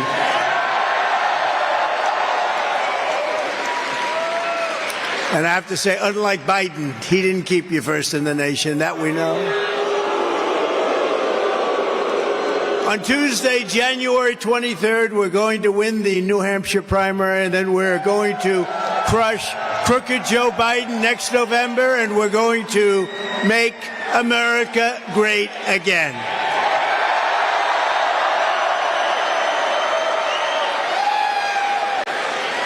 During this holiday season, families all across America are struggling under the brutal weight of Crooked Joe's failures, disasters, and heartless betrayals. You know that? While the stock market is making rich people richer, Biden's inflation catastrophe is demolishing your savings and ravaging your dreams. His sky-high energy prices, nobody's ever seen anything like it, are brutalizing your wallets. Our border has been erased. We have no border any longer. Drugs, criminals, gang members, and terrorists are pouring into our country. They're running wild in our Democrat-run cities, while Christians and conservatives are persecuted. And thanks to Crooked Joe's breathtaking weakness, he is bad. Worst president in history. The world is going up in flames while you suffer the ravages of inflation and your buying power goes down to levels never seen before. Your buying power has never been seen anything like this before. Joe Biden is a low IQ individual. He is truly the worst, most incompetent, and most corrupt president in the history of our country. But with your vote in this election, together we're going to save America and we're going to bring our country back from hell. It's in hell. It's in hell. Not one thing has gotten better under crooked Joe Biden. Under the Trump administration, you were better off. Oh, you were better off. Your family was better off. Your neighbors were better off. Your communities were better off. And your country as a whole was better off. America was stronger, richer, safer, and more confident than ever. When you had a certain gentleman behind the desk, a beautiful, resolute desk in the Oval Office. What was his name? His name was Trump, happened to be Trump. But it was all of you, actually. In a certain sense, you were all sitting behind that desk because that's what we're all doing together. We're in this together. We have a fight to save our country. We have a fight to save our country. Were you better off 5 years ago or are you better off today? No contest. There's no contest. Nobody would say today. What a difference a president can make. It really does make a difference, a big difference, bigger than even I thought. If you go back 7, 8 years, I never thought it could make. It makes a tremendous difference. Since Joe Biden took over, we've had a 3-year inflation rate of over 20%. Under my leadership, inflation was non-existent. We had gasoline at $1.87 a gallon. After 3 years of Bidenomics, they call it Bidenomics from hell, the average monthly mortgage payment has gone from $1,746 under my administration to $3,322 today, but you can't get the money, so it doesn't matter. Doesn't matter. Biden's handlers are making the banks much richer and making you much poorer. The handlers, they are making the banks rich, and the banks discriminate against conservatives. They discriminate against religion because they're afraid of the radical left, I suspect. I think the bank regulators are doing a big number in the banks because they're not allowed to do business with you, and we're going to get those banks when we get in office. We're going to get them. Nobody knows the banking industry better than me, and I'm not going to let them take advantage of you any longer. They've taken advantage, and what they do to the people in this room, and by the way, millions and millions of others, is a disgrace. We're going to end it. Joe Biden and the Democrat Party are incapable of solving any problem. They haven't solved anything. They've only created problems. As long as Joe Biden is in the White House, the American dream is dead. But all of that will change the minute the polls close on election night 2024. It's going to end. It's going to end. The next economic boom will begin the instant the world knows that crooked Joe Biden is gone and Donald J. Trump has won 4 more years as President of the United States.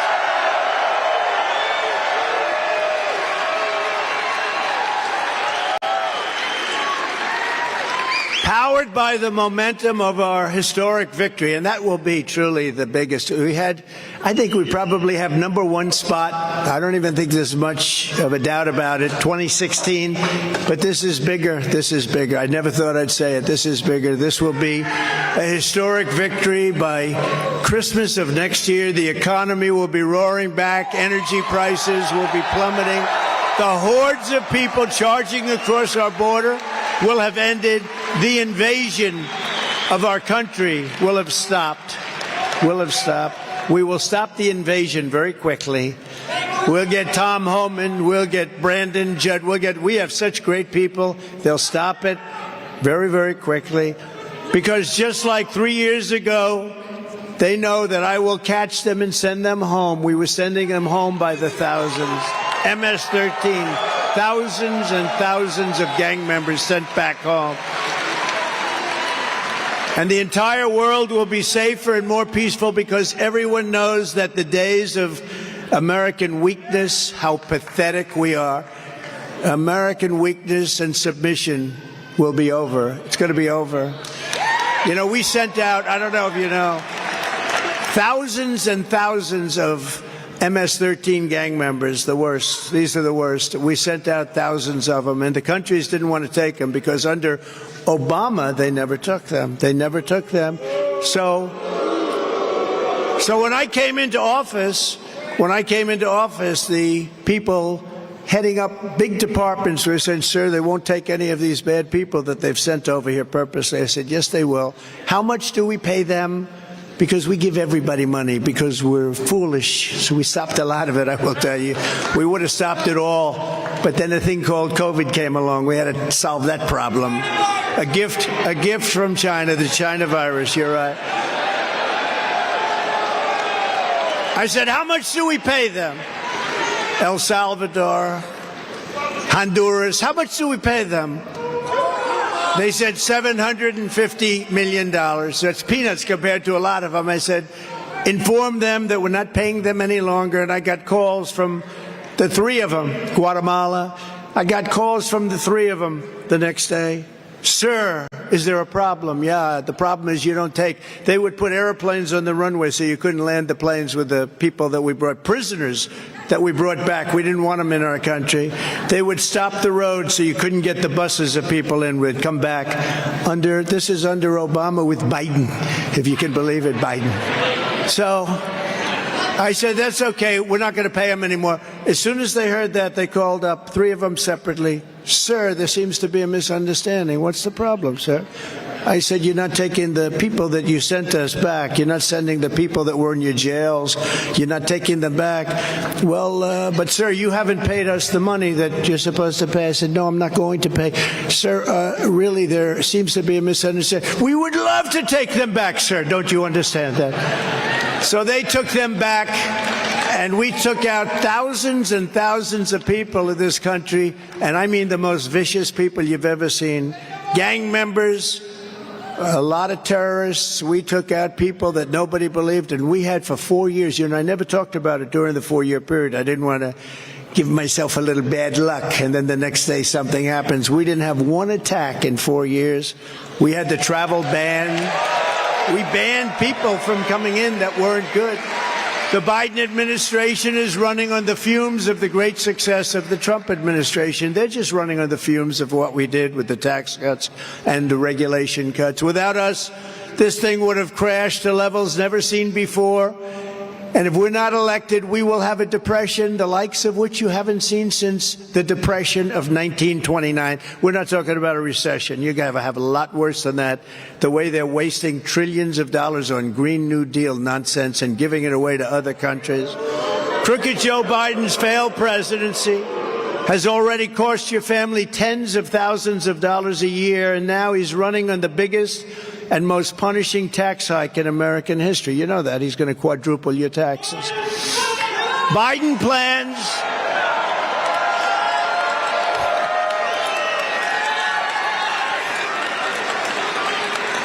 plans to obliterate the Trump tax cuts and raise income taxes on American families all across the nation.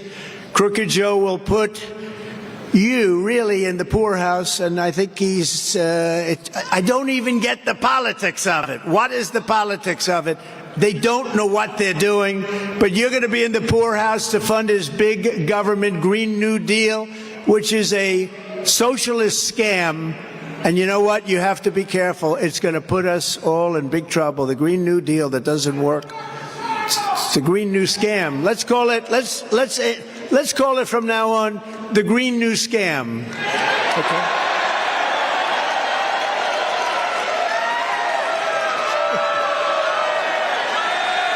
Windmills.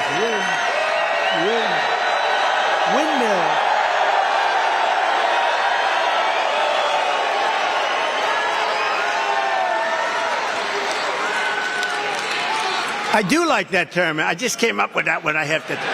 No, I do like that term. The Green New Scam. It will forever be known as the Green New Scam. I like that. I like that. Here is my pledge to every New Hampshire family. I will never let the Trump tax cuts, and they are the biggest tax cuts in the history of our country, I will never let them be taken away from you, and with your vote in this election, we will cut your taxes even further. That's what built our economy. That's why we had such a strong economy. Biden is also trying to impose a vicious increase to the estate tax or the death tax, wants to put you out of business. It's a shame. What a shame. As president, I virtually eliminated the death tax, and I will stop Biden's theft of American wealth when I'm back in the White House. We're going to stop it so fast. You know, under the Trump tax cuts, if you have a small business, if you have a farm, you don't have to pay any estate taxes. They were taking away your businesses. They were taking away your farms. The farmers had a problem because they were a little bit, as you would say, land rich. But it was great. It was a great wealth, but it wasn't cash. And they had to go out and they had to borrow money from banks. And then the banks would, come down and foreclose because they couldn't pay it because they had such a high tax. We got rid of it. We got rid of the estate tax. A lot of people don't even know that, but we got rid of the estate tax for farms, small businesses. And I hope you're happy with that. I always say, if you love your children, it's a big deal. If you don't love your children, it doesn't matter that much. Is there anybody in the room that does not love their children? I'd like to say. Yes, he raises a hand, but he's just a child. He's just a child. There's a man right there. Oh, look, he's serious about it. Wow, he's serious about it. All right, well, then you shouldn't listen to those words. You earned your money and you spent a lot of blood, sweat, and tears in doing it, and I want you to keep it in your family, and that's what we did. Sadly, the backstabbing establishment losers and the sellouts lagging far behind us in the Republican primary. They are really far. Whatever happened to the surge? Whatever happened to the bounce? With Nikki, they talk about the surge. And with the sanctimonious, they talk about the bounce. They've been talking about it for the last 6 months. And the only one that had a surge and the only one that had a bounce is Trump. We had the big surge.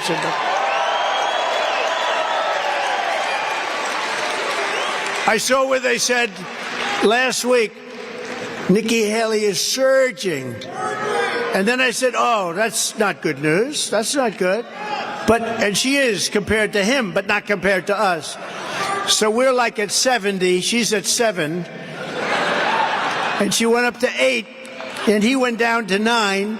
And she could overtake him, but we'll be about anywhere from 50 to 60 to 70 points above. And they talk about the surge. You have to read the story to believe it. That's the fake news. There is no surge.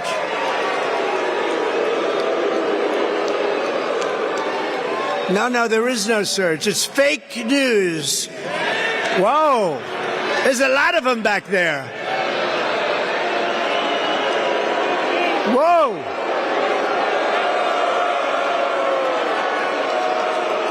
There's a lot of fake news back there.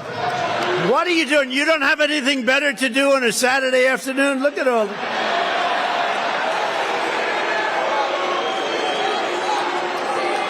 But they're the sellouts that are lagging far behind us in the Republican primary at record levels. The Des Moines Register came out in Iowa, and they had a poll that had me up by the largest number in the history of the poll.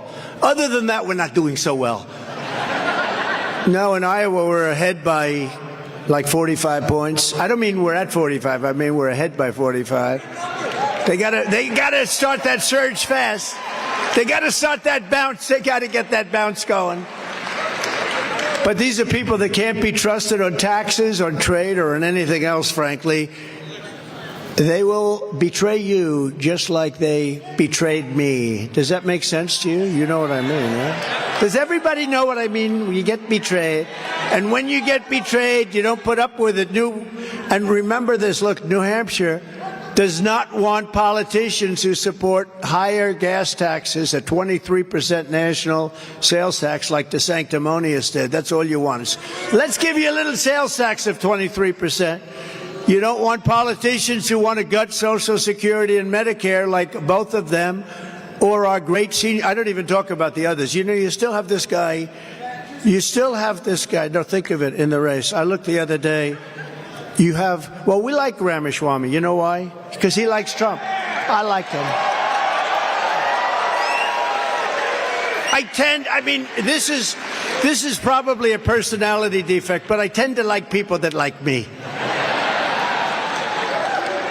But if you take a look at Hutchinson, this guy's still in the race. He's been at zero. Hutchinson has been at zero for 6 months, and he's still out campaigning. Ada, I call him Ada. It's Asa. I have to say it's Asa because otherwise they'll say, oh, he didn't know his name. He didn't know. No, I call him Ada.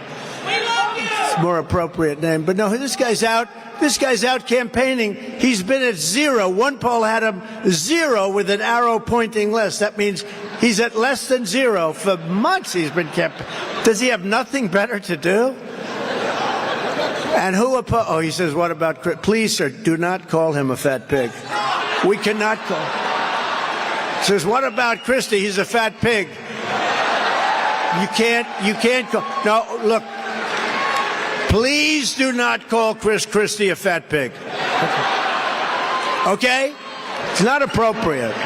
Because you're not allowed to use the word fat. Use the word pig, but you can't use the word. No, we don't want to call him that. I don't want to call him that.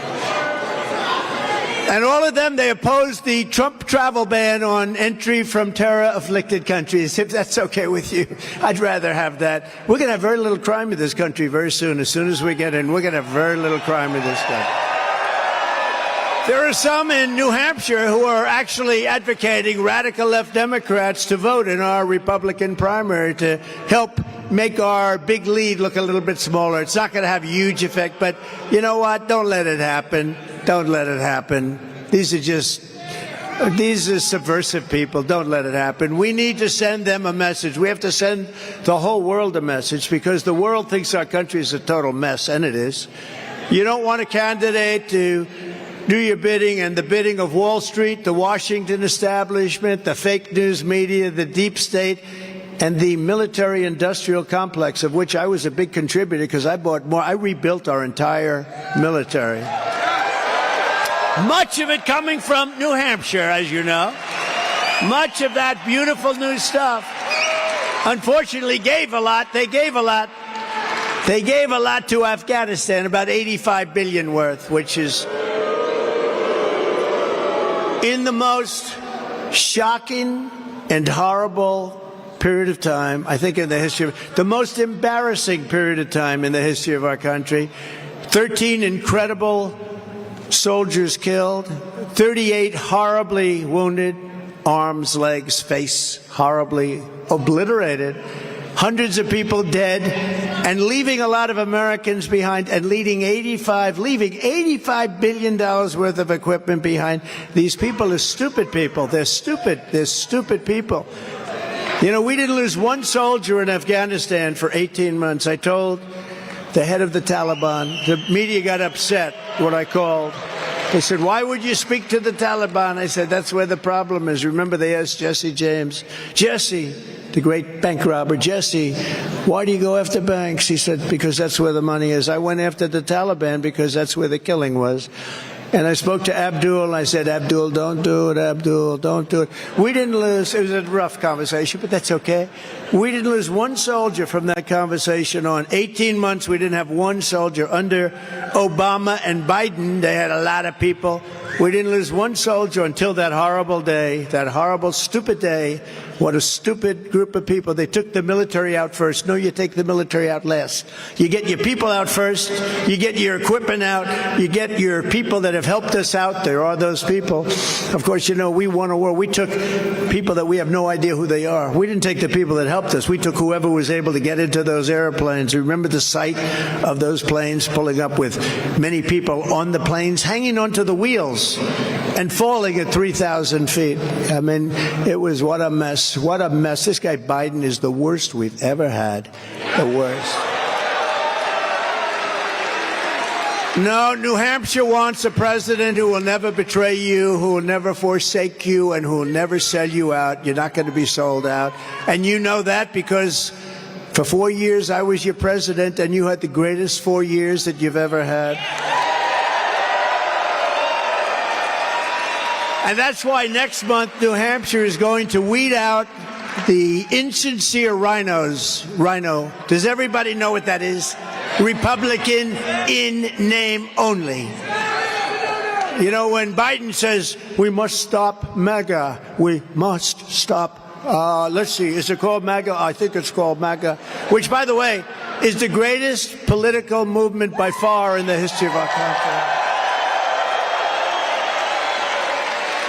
And I just wish like that would be on a debate stage, because I'd say, Joe, do you know what MAGA stands for? He'd go, no. And then, of course, the announcers, like a Chris Wallace, would come to his, would save him. You have no right to ask that question. Meantime, Joe would be standing there not knowing what the hell's happening. But listen, I say, Joe, do you know what MAGA stands for? MAGA stands for, Joe, Make America Great Again. That's all it stands for. There's nothing tricky. There's nothing tricky. But you'll be able to vote for your all-time favorite president, me, which is you. Together we will continue to fight for the state like no one has ever before. Nobody's ever fought for your state like I did. I didn't like your governor very much, but I got him everything he needed. This guy, let me tell you, this guy could have run for the Senate. He could have won because he's got a name a long time. I liked his father, actually. Once I won, his father was nice. Before that, he was nasty. But once I won, he was very nice. I don't know what happened to him. But his son is, he's like a spoiled brat. The son is like a spoiled brat. But here's the story with him. So he ran for president without having the courage to run for president. He was all over the country campaigning. And he got like 2. He was beating Ada Hutchinson. That was about it. He was beating Hutchinson by 2 points. Even here in New Hampshire, I think I was beating by 60 or 70 points, right? He was, and you know what? He's hurt himself so badly. So he's endorsed somebody that can't win, has no chance of winning, and he's out there working. But he's a selfish guy. He could have won the Senate at that time. Now he couldn't get elected dog catcher, but he could have won the Senate. And we would have had a majority. But he decided not to. So we put some other guy up there that nobody ever heard of. And he almost won. He lost, but it was close. But he could have, because of name recognition, he could have won. But he was a selfish guy. He said, I want to run for president. And he had no chance, no chance. He had less chance, well, right in the same category. So what he did is, his wish was whatever he could do to stop Trump, because he didn't like me and I didn't like him. But the thing is, I didn't like him. I always felt guilty. I gave New Hampshire everything they asked for and much more. And it's hard to do that when you can't stand the governor, right? But a selfish guy. And when we had the race in New Hampshire, he didn't help us at all. I called him. I said, would love to have your help. And he said, oh, I'll do that. I'll do that. And he didn't do a damn thing. He didn't lift a finger. We can ask Steve about that. We can ask Corey about that. He didn't lift a damn finger. So he's a selfish guy who can't get elected anything right now. And it's a shame. It's a shame. Because you know what? You have one of the great states, and we're the ones that kept you there. We are the ones that really, and it's important to me, it's like a tradition. And I think what the Democrats did is a terrible, terrible thing. In fact, Biden essentially isn't running in your state. I would say that's a pretty good slap. So they're trying to do some write-in votes to see if they can keep him. But what a mess. This guy, what he's done to our country is a disgrace. What he's done to our country is a disgrace. So to defend New Hampshire workers and manufacturers, I will pass the Trump Reciprocal Trade Act. You know what that is? That's the greatest thing ever. I love it. If China or any other country makes us pay a tariff or a tax, let's say 200 or 100 or 300%, you have no idea how big they are. then we will make them pay a reciprocal tariff or tax the exact same amount, 100, 200, 300%. Right? That's easy. I had a certain senator that's not into the financial world, and he said to me, so, you know, because we were all set to get that passed, and then we got hit with COVID, and we had to worry about that one. But we were all set to get that passed. Reciprocal Trade Act, my favorite, just about my favorite thing, because all these countries, they rip us off. Now, we put big taxes. You know, you don't realize we took in hundreds of billions of dollars because of me from China. Nobody else took in 10 cents, but we took in hundreds. But we had a reciprocal act with some of them, but they all rip us off. We were all set to get it done, but I had to convince one senator, so I went to him and I said, listen, here's this nice guy, but not into this. If they charge us a tax, we charge them a tax. He goes, wait a minute, let me get this straight. They charge us, we charge them, right? That's it? Yeah, that's it. Very simple. You got my vote. You got my vote. How can you not vote for that? But we have people that would actually say, no, sir, we want to keep it the way it was. And which probably means that somebody's taking pretty good care of them, I'll be honest with you. I will revoke China's most favored nation's trade status, which is ridiculous. They say they're a developing nation. Well, we're a developing nation, too. All you have to do is take a look at our Democrat-run cities, which are being destroyed. And we will impose stiff penalties on China and all other nations as they abuse us. And I did that with China, hundreds of billions of dollars. The reason China is not doing very well right now, as you probably are reading, but they're not doing well is because of the big tariffs that they're paying to the United States. And I want them to do well. I think it's fine, but they can't abuse us. For years and years, they were abusing us. And I was talking about it for years. One of the reasons I ran, and other countries also, by the way, they're not all alone, I can tell you that. I will also immediately stop crooked Joe Biden's latest ripoff of the American people, his plan to give, listen to this, global climate reparations to foreign nations. He's going to give billions of dollars because he's saying that we have a dirty climate. And he's going to give billions and billions of dollars to foreign nations that think we're the dumbest people in history, okay? Billions. He's going to give reparations to other countries that have filthy climates, by the way. You know, the one thing about climate, so we fight like hell, and they put up all these windmills all over the place that if you add the cost of rebuilding, and they're all rebuilt, you know, in China. They're all built in China and Germany. And they said, let's assume you're a big believer in this. They send big fumes in. So you add it all up, and it's terrible. You can't get rid of the blades. They only last 10 years. The energy is the most expensive energy you can do. They kill all our birds. If you want to see a bird cemetery, go under a windmill sometime. You'll see birds like you never saw. If you love birds, you'll start to weep. But it's just the craziest thing. They ruin our plains and fields. They're killing our whales. You know, the whales are coming in. I think we had one whale come in 50 years. This year we had like 12. It's a terrible thing they're doing to our country. And they're doing it under the auspices and basis of we have to maintain our climate. So here's the problem.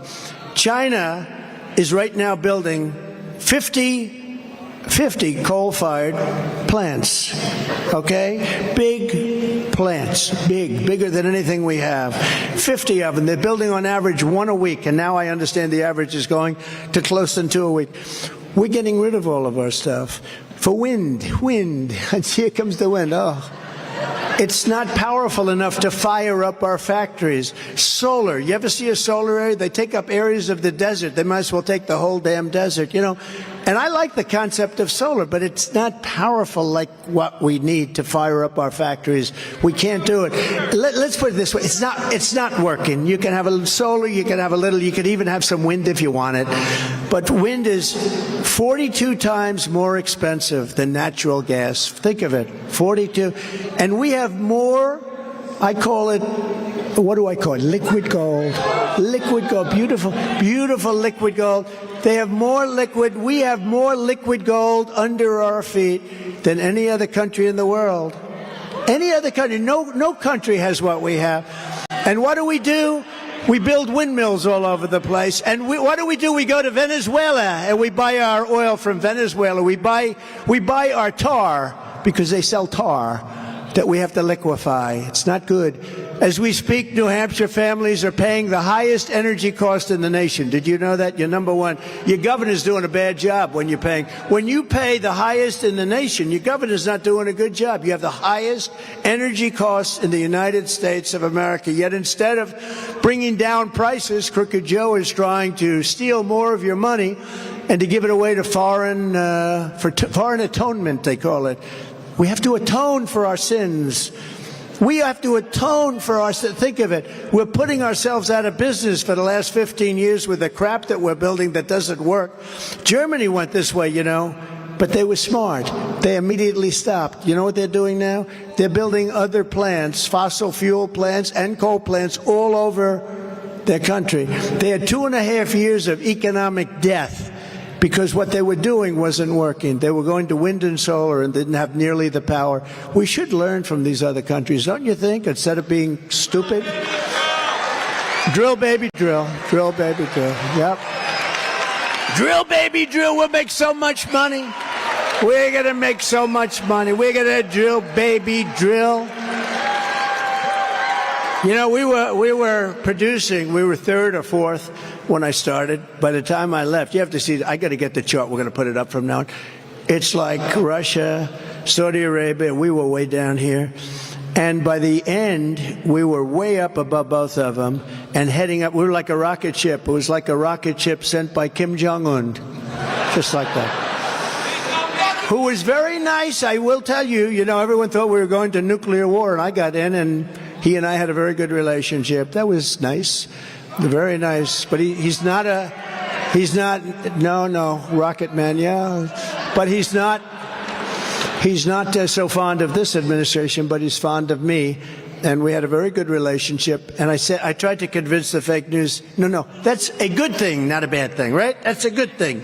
You know, we don't need nuclear missiles flying all over the place. So we did get along well, but he doesn't like this particular group of people very much, and I understand exactly why. Because he doesn't like incompetent people, actually. They are grossly incompetent. When I'm back in the White House, this globalist, it's really a Biden plot for climate reparations and all of this money going to other countries by the billions and billions, and ultimately the trillions will be stopped on day one. We're not going to do that. We're going to start paying off debt. We won't be sending them one penny. I will end Biden's war on American energy, and we will, in fact, as you just said, drill, baby, drill. We're going to drill, baby, drill. And we're going to be sending all of the oil and gas all over the world, to Europe, to Asia, all over the world, and then we're going to start paying off massive amounts of debt, and then we're going to give you a further tax reduction from what we already gave you. And we're going to get rid of our debt, and we're going to get rid of a lot of great things, and a lot of, I'll tell you what, we're going to take care of some really big problems. You got some great big things that they thought were so fantastic, and they're horrible. Everything they're doing, like I will kill his insane, very expensive and horrible and just the dumbest thing I've ever heard, electric vehicle mandate. Electric vehicle. They don't go far. Let's say, yes, you're in New Hampshire. Let's say, you know, because Joe gets that mixed up a lot. He'll say, well, let's see, we're in Idaho now. No, Joe, you're in New Hampshire. So you're in New Hampshire. Right? You're in New Hampshire. We want to, let's say, drive down to Boston. Let's say that's about 3 stops. 3 stops. Whereas you could go down and back with a tank of gasoline, you know? I don't think you're going to like stopping. And the problem is you won't find a charger. And if you do, it's got lines. And they're trying to enforce this. The problem is, honestly, they don't go far. They're very expensive, and they're all going to be made in China. I was telling the United Auto Workers, I think they're going to all vote for me, other than the top 2 people. I think they're all going to vote for me. I said the deal is a killer because they're going all electric, and if you go electric, you're going to have those cars that got to be made in China because they have everything you need for electric. We have everything you need for a nice tank of gasoline. We have everything you need. We have it right under our feet. I think we're going to win the auto workers. I mean, I don't know if you saw in Detroit and Michigan, the vote. We're up 11 points in Michigan, which is pretty unusual. 11 points. Because they get it. You're not going to have an automobile industry anymore if they do this.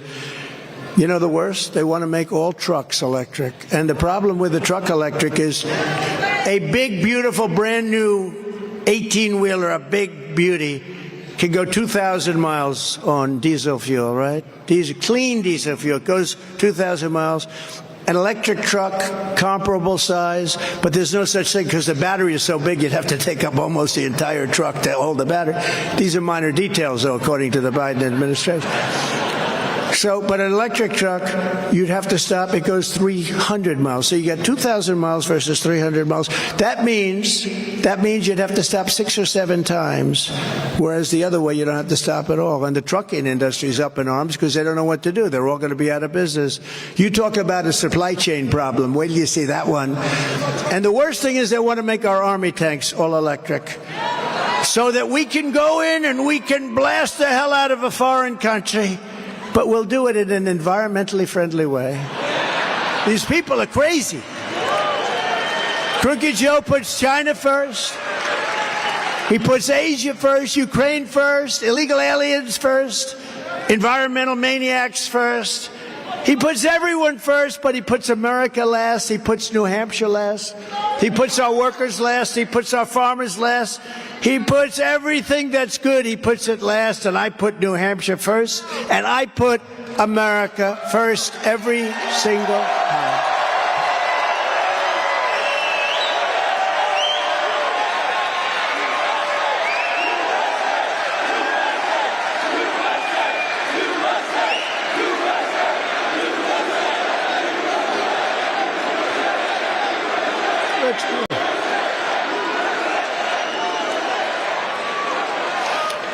It's no wonder Biden and the far-left lunatics are desperate to stop us by any means necessary. They're willing to violate the U.S. Constitution at levels never seen before in order to win. They will do anything to win.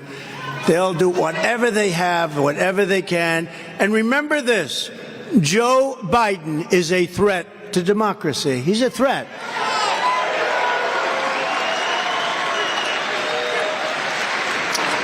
And you know, we'll bring in adversaries, and I'll bring it in right now, but even Vladimir Putin. Has anybody ever heard of Vladimir Putin? Of Russia, says that Biden's, and this is a quote, politically motivated persecution of his political rival is very good for Russia because it shows the rottenness of the American political system, which cannot pretend to teach others about democracy. So, you know, we talk about democracy, but the whole world is watching the persecution of a political opponent that's kicking his ass. It's an amazing thing. And they're all laughing at us. Viktor Orban, the highly respected prime minister of Hungary, said, Trump is the man who can save the Western world. He said this in an interview to that he had the best foreign policy in decades, and it all belongs to Trump. He did not initiate a new war, and he would have been. It would have been the greatest thing. Our world would have been a very different place right now. And he said that. He said it would have been very different, and there was no way that Russia, and he's right there, there's no way that Russia would have invaded Ukraine. It would not be possible for Russians to do that if President Trump were president. It wouldn't have happened, and guess what? It didn't happen. And you know what else wouldn't have happened? The attack on Israel wouldn't have happened, and inflation wouldn't have happened.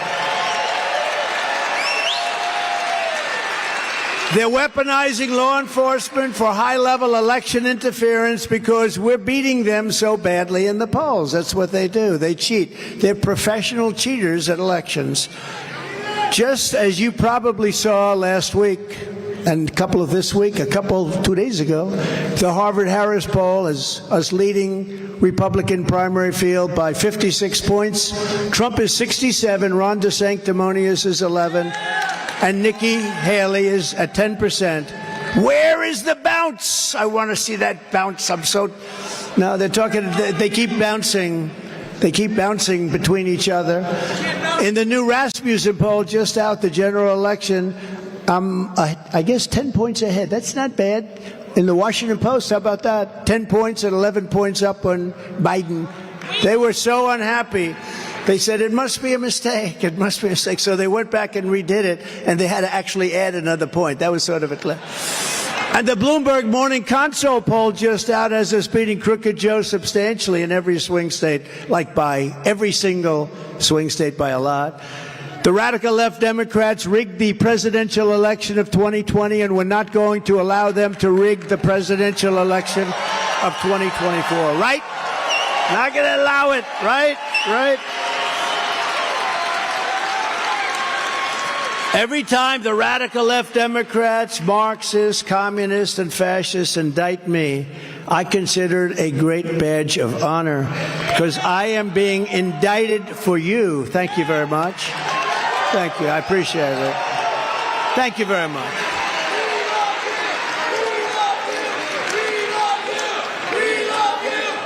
Thank you.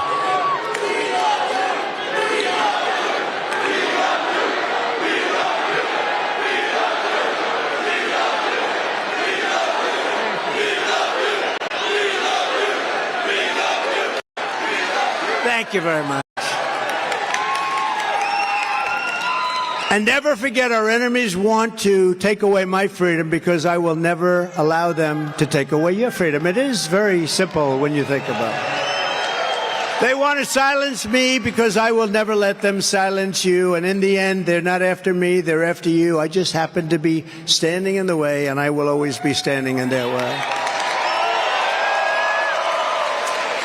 You know, I had a great life.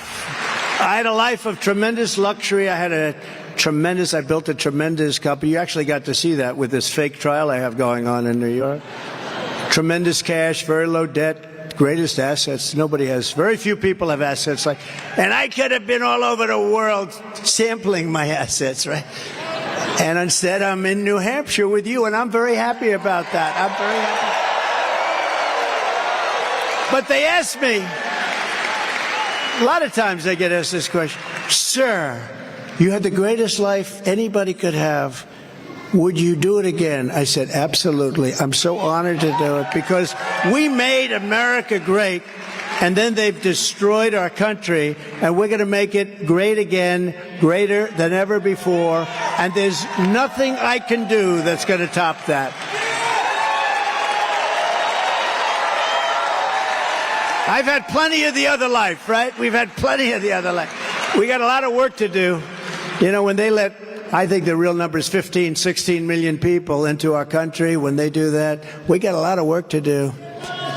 They're poisoning the blood of our country. That's what they've done. They poison mental institutions and prisons all over the world, not just in South America, not just the 3 or 4 countries that we think about, but all over the world. They're coming into our country from Africa, from Asia, all over the world. They're pouring into our country. Nobody's even looking at them. They just come in. The crime is going to be tremendous. The terrorism is going to be, and then we built a tremendous piece of the wall, and then we're going to build more. And the election was rigged, and we didn't do it, but I figured they'd just throw it up. It would have taken 3 weeks. It was all built. It was all ready to be just hoisted up. The exact wall that the Border Patrol, who are incredible, Brandon, Judd, and all of the people at Border Patrol, that's exactly what they designed. They had the anti-climb bars. They had everything. And you know what they did? They didn't want it to go up. They sold it for 5 cents on the dollar. Can you believe it? All of that stuff. It's a very sad thing. This is far more than a campaign. This is the greatest political movement in the history of our country. It really is. There's never been anything like that. We're engaged in a righteous crusade to liberate this nation from a corrupt political class that is waging war on American democracy like never before. We've never seen anything like this before. If you put me back in the White House, their reign will be over and America will be a free nation once again. We are not a free nation. So we're joined today by some wonderful people. Republican National Committeeman Bill O'Brien. Bill, wherever you may be. We're Bill. I don't know where you are, Bill. There are a lot of people in here. Caroline Levitt. She's fantastic. Where is she? She is fantastic. Wow. You are something. I watch her on television just ripping people's hearts out. Thank you, Caroline. A man who I just think he's fantastic. He loves his state. More than any place, he loves his state. This is where he wants to be. He has a lot of options. He's done very well. But he loves you, and he loves our country, and he had so much to do with our success. Corey Lewandowski. Corey? Great guy. He's a great guy. And I'm thrilled to receive the endorsements of State Senator Kevin Avard. Kevin Avard. Where's Kevin? He's around here someplace. Thank you, Kevin. That's a beautiful endorsement. Thank you. I appreciate it, Kevin. We won't let you down. As I say, we will not let you down. You know what he wants? He wants success for the country, right? So thank you, Kevin. Former State Senate President and candidate for governor Chuck Morse is here. Chuck, thank you very much. Thank you very much. Appreciate it. About time you get rid of that governor of yours. And the president of New Hampshire Federation of Republican Women, Elizabeth Gerard. Elizabeth? Thank you. Good job. Thanks as well to New Hampshire Moms for America Action and their commitment. They're incredible. Moms for America just gave me the award, by the way, Man of the Year. That's a big one. That's a big one. Thank you very much. Thank you. Also with us are the Gold Star family members of Marine Sergeant Nicole G., who gave her life in Afghanistan, an unbelievable person, her mother-in-law, Christy Shamblin, and her aunt, Sherry Jules. Where are they?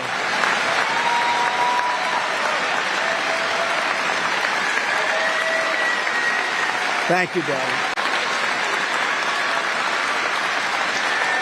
Looking down, right? Looking down.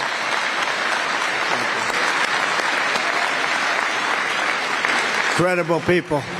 I got to know largely the parents and the relatives of the 13 people that were so unnecessarily killed, so incompetently run. There's never been anything like that. You take the soldiers out first. You're supposed to take the soldiers out last.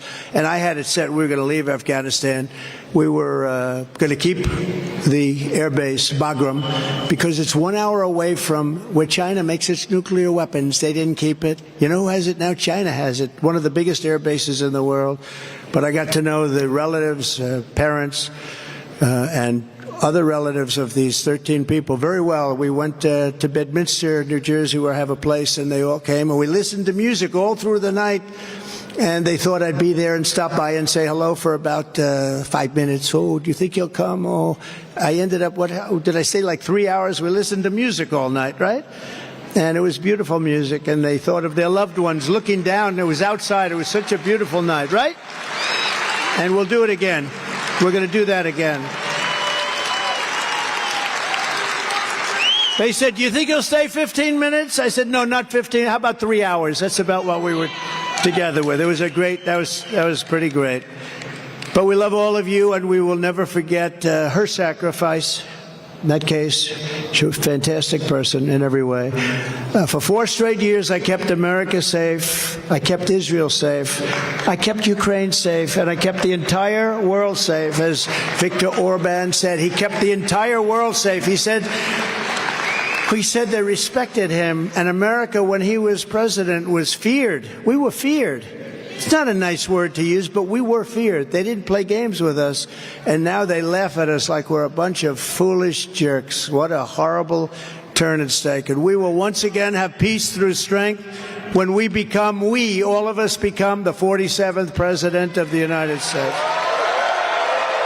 Okay?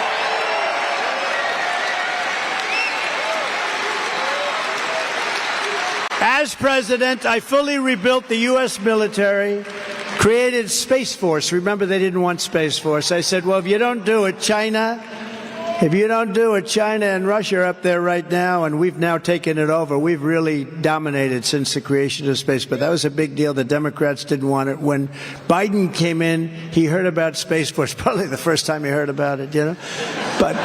And he laughed. He thought it was funny. He thought it was some kind of a war game. No, it wasn't fun. It's going to be one of our most important. First, think of it, first new area of division, first new thing that we created militarily for so many years. You know, we were stuck in a very old-fashioned military, and now what we did with Space Force, I guess the first since 78 years, Air Force was the last, and then we did Space Force, and it's taken off. We're dominating now. We're dominating China, and we're dominating Russia, which are the two that are up there, and they were there long before us. So the creation of Space Force is such a big deal. And I was the only president in decades who didn't start a war. Instead, I got us out of wars and endless wars. And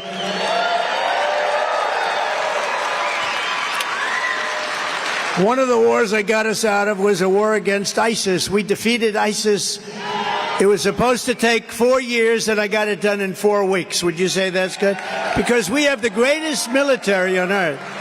We have the greatest leaders, but not the guys on television. Not the ones on television. I'm the only candidate who can make this promise to you. I will prevent World War III. I will prevent World War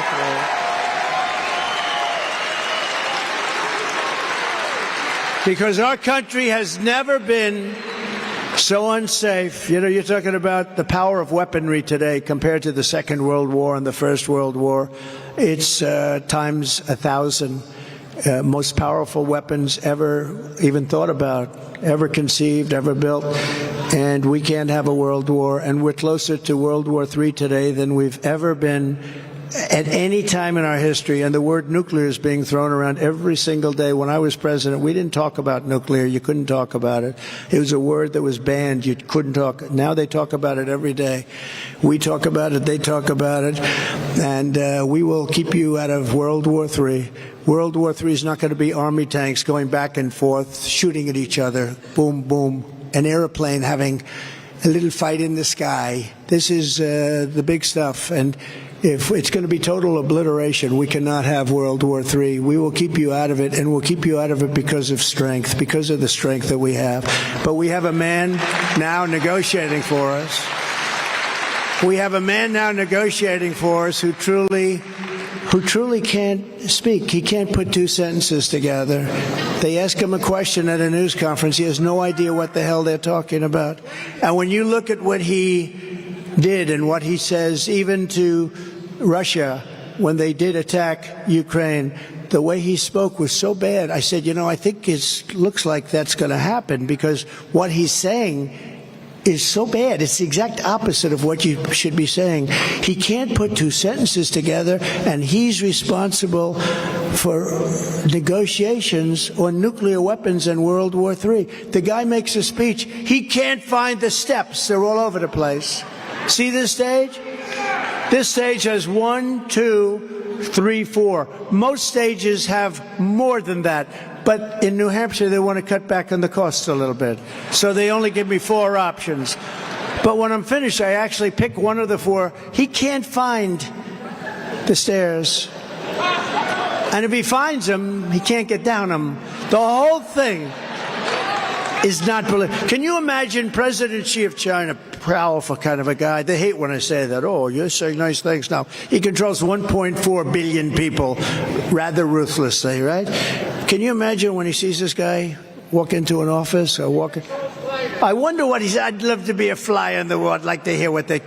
I will tell you. Number one, they can't believe it. But our country is in great danger. Most dangerous because of weaponry and because of where we are and all of the things that are happening. Again, Ukraine wouldn't have happened. Israel wouldn't have been attacked.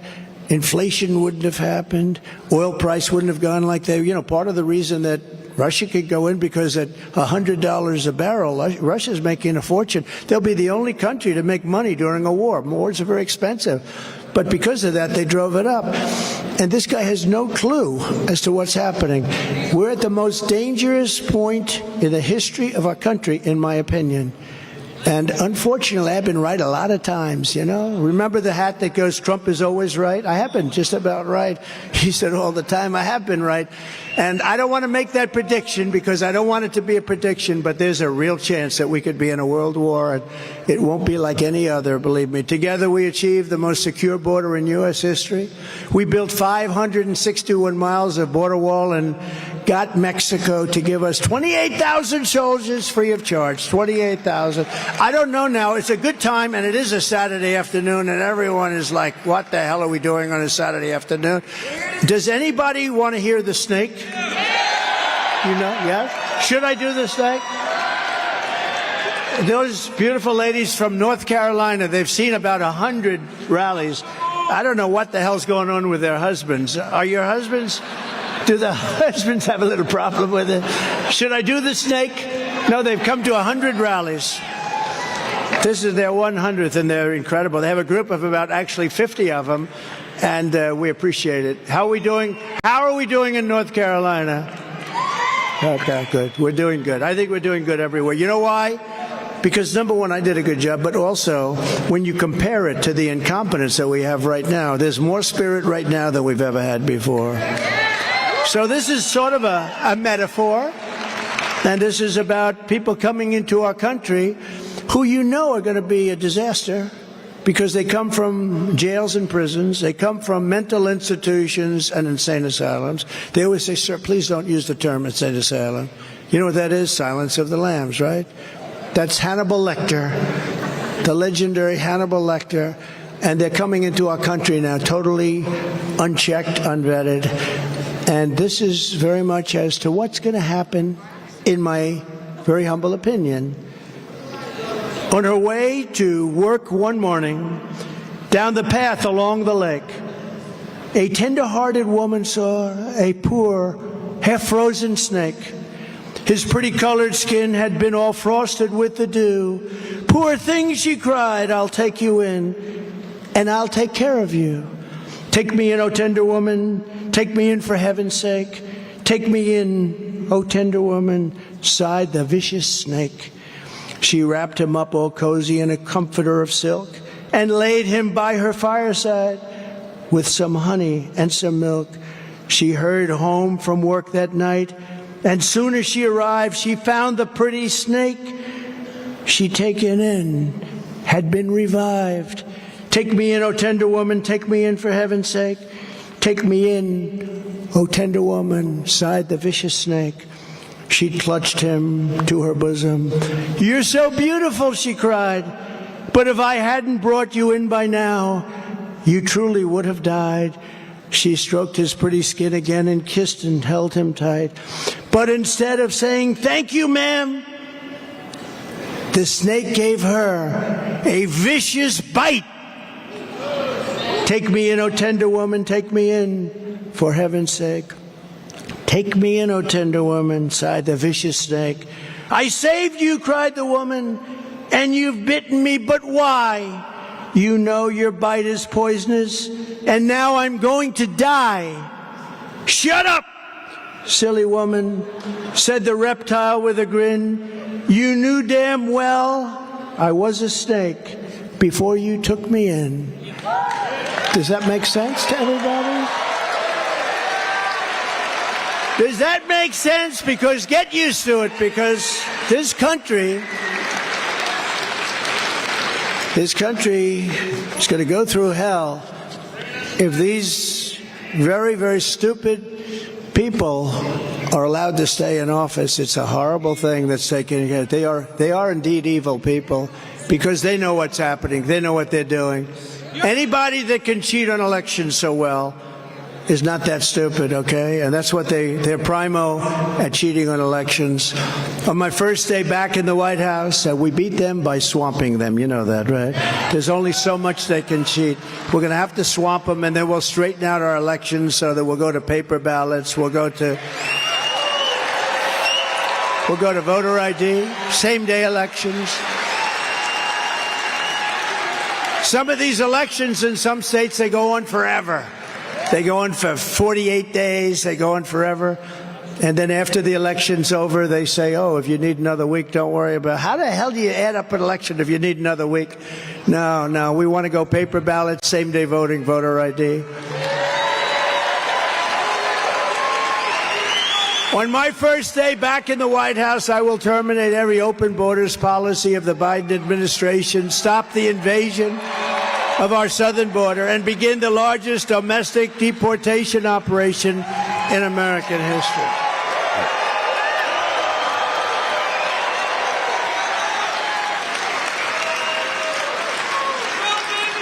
Now, as soon as we win, and I always like to say if, because, we don't want to be stupid, if.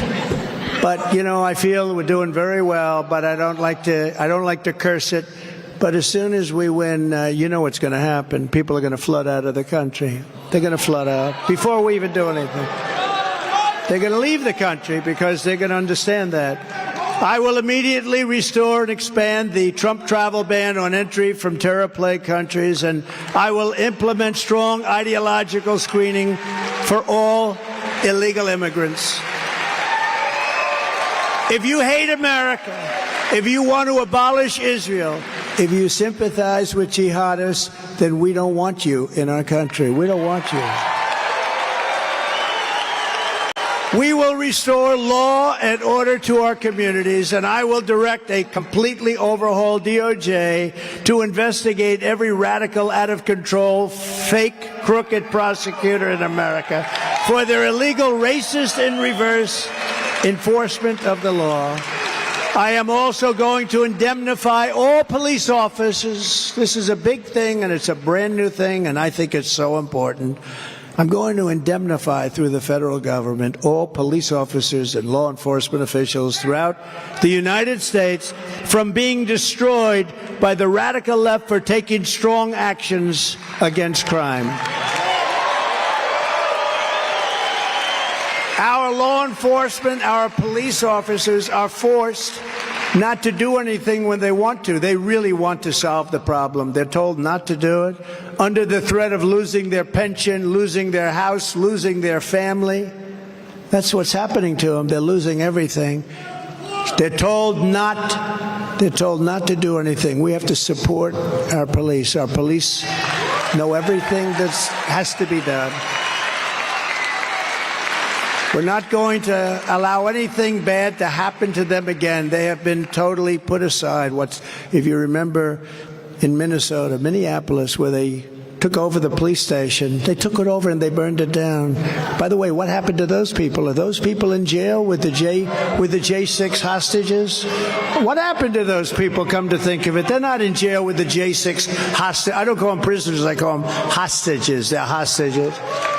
In addition, we will take over our horribly run Washington, D.C., and clean up, renovate, and rebuild our capital city so that it is no longer a nightmare of murder and crime, but rather it will become the most beautiful capital anywhere in the world.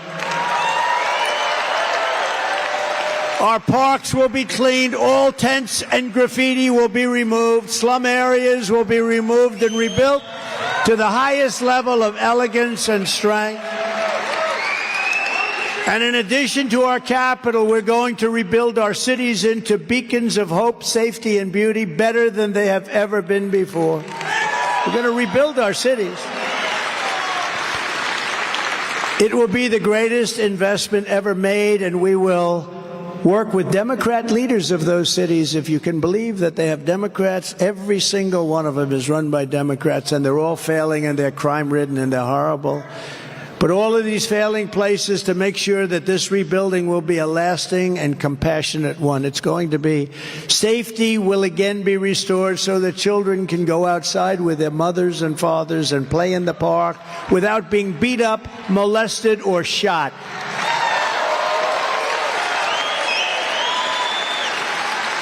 Students will be able to walk to school in peace without worrying about death. Crime rates will plummet and people will no longer move. Look, they're moving out of the cities. They're going to move back into the cities. We want that to happen. Right now, they're moving out of the cities because they're crime-infested havens of hate. We're also going to stand up to the radical left communists, Marxists, fascists, and frauds who have taken over our universities. They've taken over our universities. You saw that this week. They've destroyed the reputations of once highly respected schools like Harvard, MIT, Columbia, Stanford, University of Pennsylvania, the great Wharton School of Finance. It's so sad to see it all happening, and others. Indoctrinated our youth and brought censorship and anti-Semitism to our campuses. Under the Trump administration, if universities discriminate against conservatives, Christians, Jews, if they attack free speech, we're going to take away their tax advantages and grants. We're going to take away their endowments, and they will pay us billions and billions of dollars for the terror they have unleashed into our once great country. And by the way, it's not a great country anymore. It's a total mess. Our country is not a great country anymore. Our country is a mess. You remember CAG, Keep America Great. I couldn't use it. I said, America's not great now. I wanted to say, keep America great. So we went back to MAGA, make America great again. But it's not a great country anymore. It's a crime-ridden mess. We're also going to fight to give you much better health care. Obamacare is a catastrophe for all American families. Even Elizabeth Warren, often referred to as Pocahontas because of her great Indian heritage, says it needs to be fixed. Remember Pocahontas, everybody?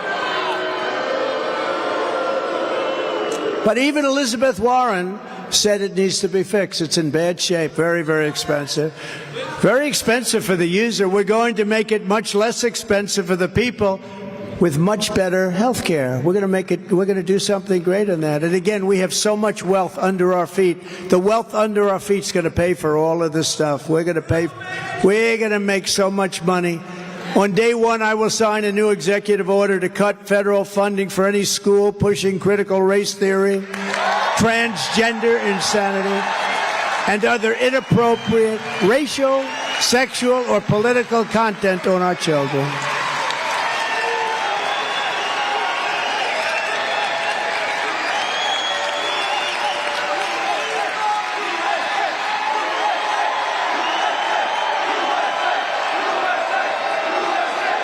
And I will not give one penny to any school that has a vaccine mandate or a mask mandate.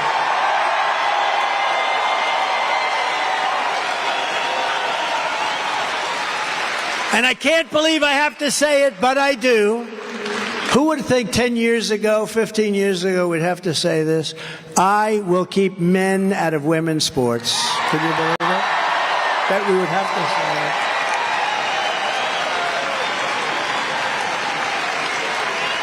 And as I have done perfectly for 4 years, I will fully uphold your very important, very great Second Amendment. I will uphold your Second Amendment.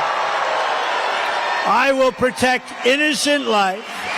We will restore free speech, and I will secure our elections once and for all. We're going to have great elections. You have to have elections and you have to have borders. And if you don't have both of them perfect, you don't have a country. Our goal will be one-day voting. We're going to do that. We're going to do it. We're going to use that beautiful paper. We're going to use watermark. It's watermark paper.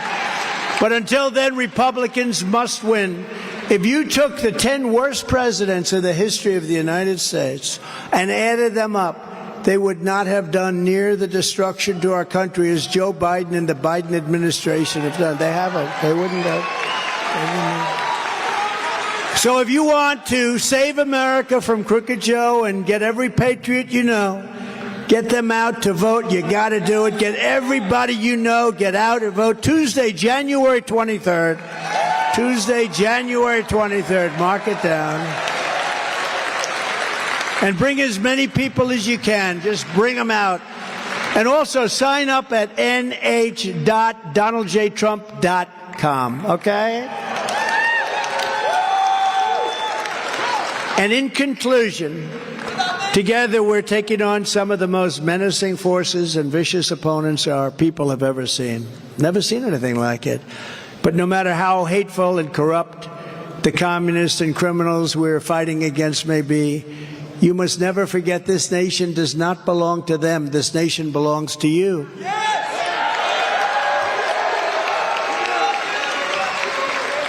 This is your home. This is your heritage. And our American liberty is your God-given right. It's your God-given right. From Manchester to... Thank you very much. We love you. It's a beautiful crowd, beautiful group of patriots, beautiful, beautiful people. From Manchester to Meredith, from Portsmouth to Plymouth, from Concord to Claremont, from Dixville to Dover, to right here in Durham. You inherit the legacy of red-blooded New Hampshire patriots who lived by the immortal motto, live free or die.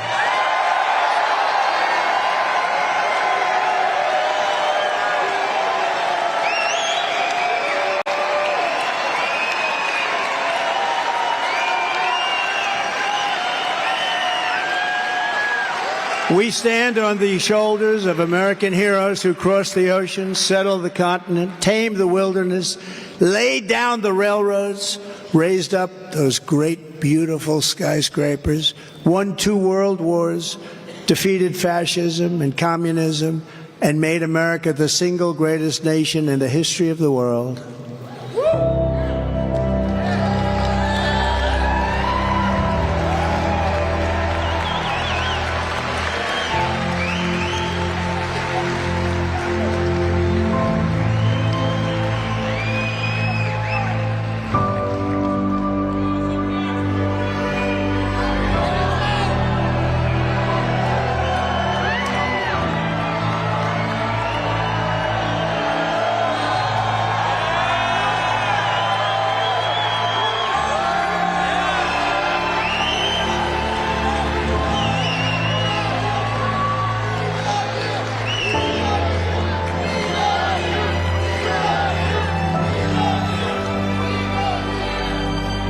But now, we are a nation in decline. We are a failing nation. We are a nation that has the highest inflation in 50 years, where banks are collapsing and interest rates are skyrocketing. Likewise, we are a nation where energy costs have reached the highest levels in our history. We are no longer energy independent or energy dominant as we were just a few short years ago. We are a nation that is begging Venezuela and many others for oil. Please, please, please, Joe Biden says. Yet we have more liquid gold under our feet than any other country anywhere in the world. We are a nation that just recently heard that Saudi Arabia and Russia will be reducing their oil production while at the same time substantially increasing the price. And we met that threat by announcing that we will no longer be drilling for oil in large areas of Alaska or elsewhere in our country. We are a nation that is consumed by the radical left's Green New Deal, yet everyone knows that the Green New Deal is fake and will lead to our destruction. We are a nation whose leaders are demanding all-electric cars, despite the fact that they can't go far, cost too much, and whose batteries are produced in China with materials only available in China, when an unlimited amount of gasoline is available inexpensively in the United States, but it is not available in China. And now we are a nation that wants to make our revered and very powerful army tanks the best in the world, all electric, so that despite the fact that they are also not able to go far, fewer pollutants will be released into the air as we blast our way through enemy territory in an environmentally friendly manner. And they also want to make our fighter jets with a green stamp of energy savings, though losing 15% efficiency, but allowing us to keep our enemy's atmosphere clean of emissions as we viciously and unceremoniously attack them at levels never seen before. Who are these people that would do this to us? Who are these people who would ruin our country? We are a nation that ended oil exploration and production in the United States just as the price of oil reached an all-time high What other country would do such a foolish and self-destructive thing? Can we be energy independent and even energy dominant again? Yes, oh yes, and very quickly, says President Trump. We are a nation that surrendered in Afghanistan, leaving dead soldiers, American citizens, and $85 billion worth of the finest military equipment in the world behind, and also abandoning Bagram, one of the biggest military bases anywhere in the world, and only 1 hour away from where China makes its nuclear weapons. And we are a nation that allowed Russia to devastate Ukraine, killing hundreds of thousands of people, and it will only get worse. It would never have happened with me as your president, and for 4 straight years, it didn't happen. Likewise, the horrifying attack on Israel would have never happened. They wouldn't even have thought of doing it if President Trump was in the Oval Office. It would never, ever, ever have taken place.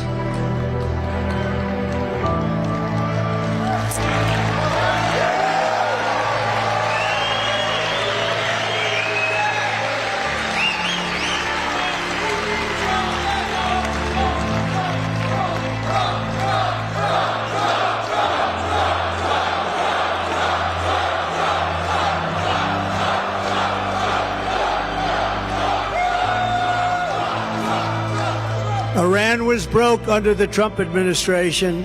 They didn't have the money to fund Hamas, Hezbollah, and all of the other instruments of terror. They had no money. They were totally broke.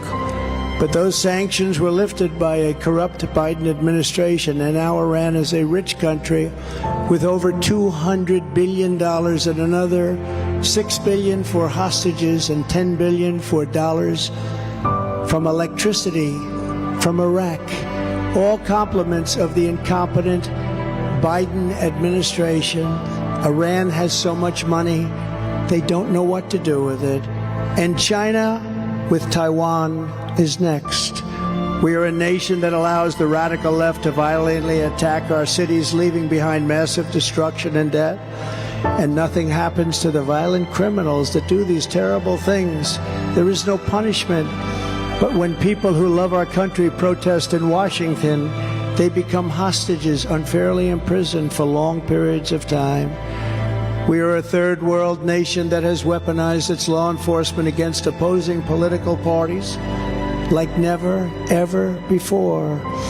We've got a Federal Bureau of Investigation that won't allow bad election-changing facts to be presented to the public, and which offers $1 million to a writer of fiction about Donald Trump to lie and to say it was fact, where Hunter Biden's laptop from hell was Russian disinformation, and the FBI knew that it wasn't, but 51 intelligence agents said it was, and a Department of Justice that refuses to investigate egregious acts of voting irregularities and fraud.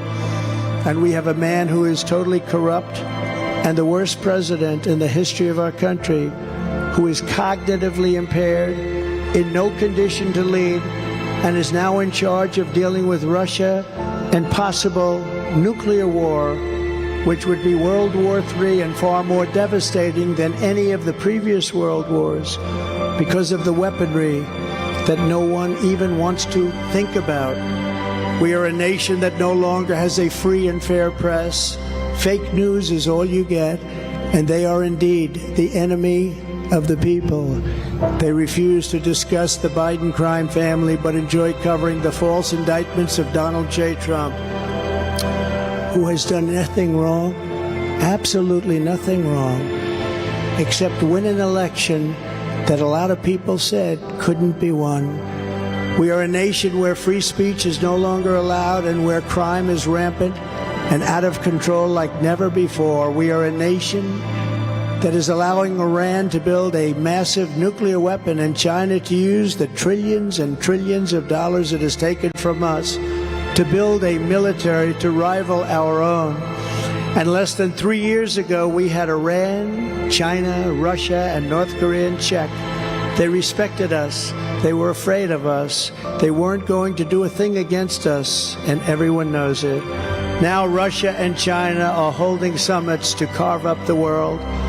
And perhaps most importantly, we are a nation that is no longer admired, respected, or listened to on the world stage.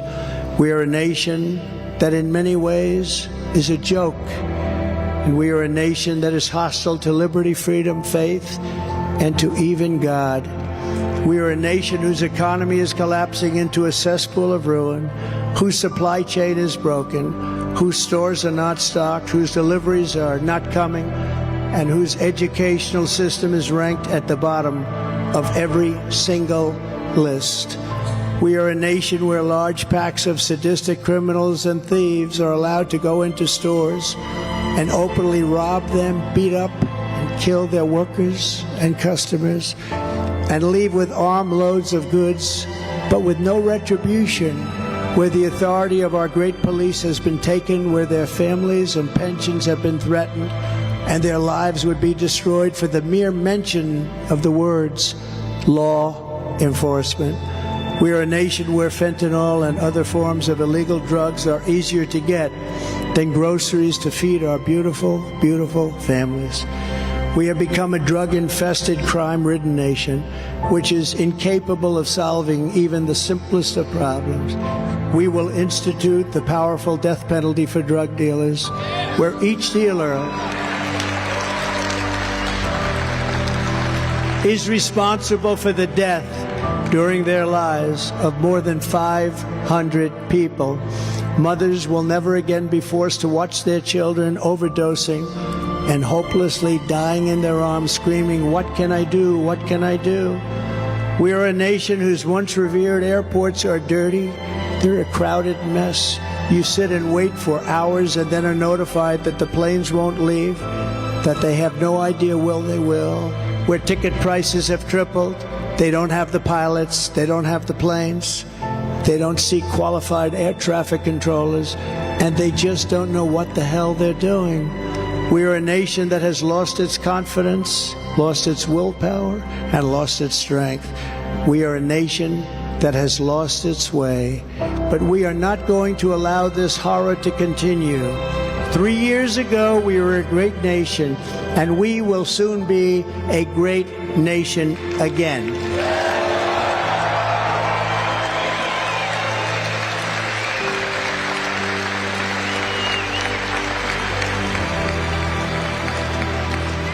It was hard-working patriots like you who built this country, and it is hard-working patriots like you who are going to save our country. We will fight for America like no one has ever fought before. With you at my side, we will demolish the deep state. We will drive out the globalists. We will cast out the communists. We will throw off the sick political class. We will rout the fake news media. We will drain the swamp, and we will liberate our country from these tyrants and villains once and for all. Like those patriots before us, we will not bend, we will not break, we will not yield, we will never give in, we will never give up, and we will never, ever back down.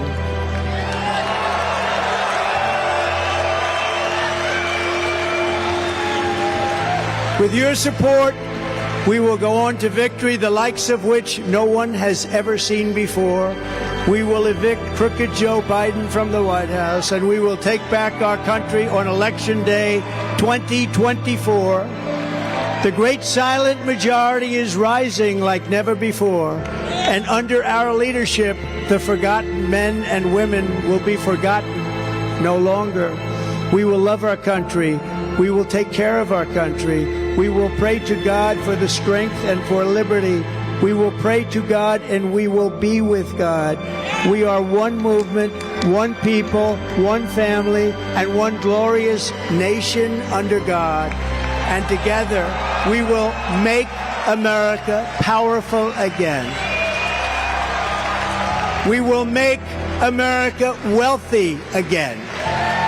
We will make America strong again. We will make America proud again. We will make America safe again. And we will make America great again. Thank you, New Hampshire. God bless you. Thank you. Thank you, New Hampshire.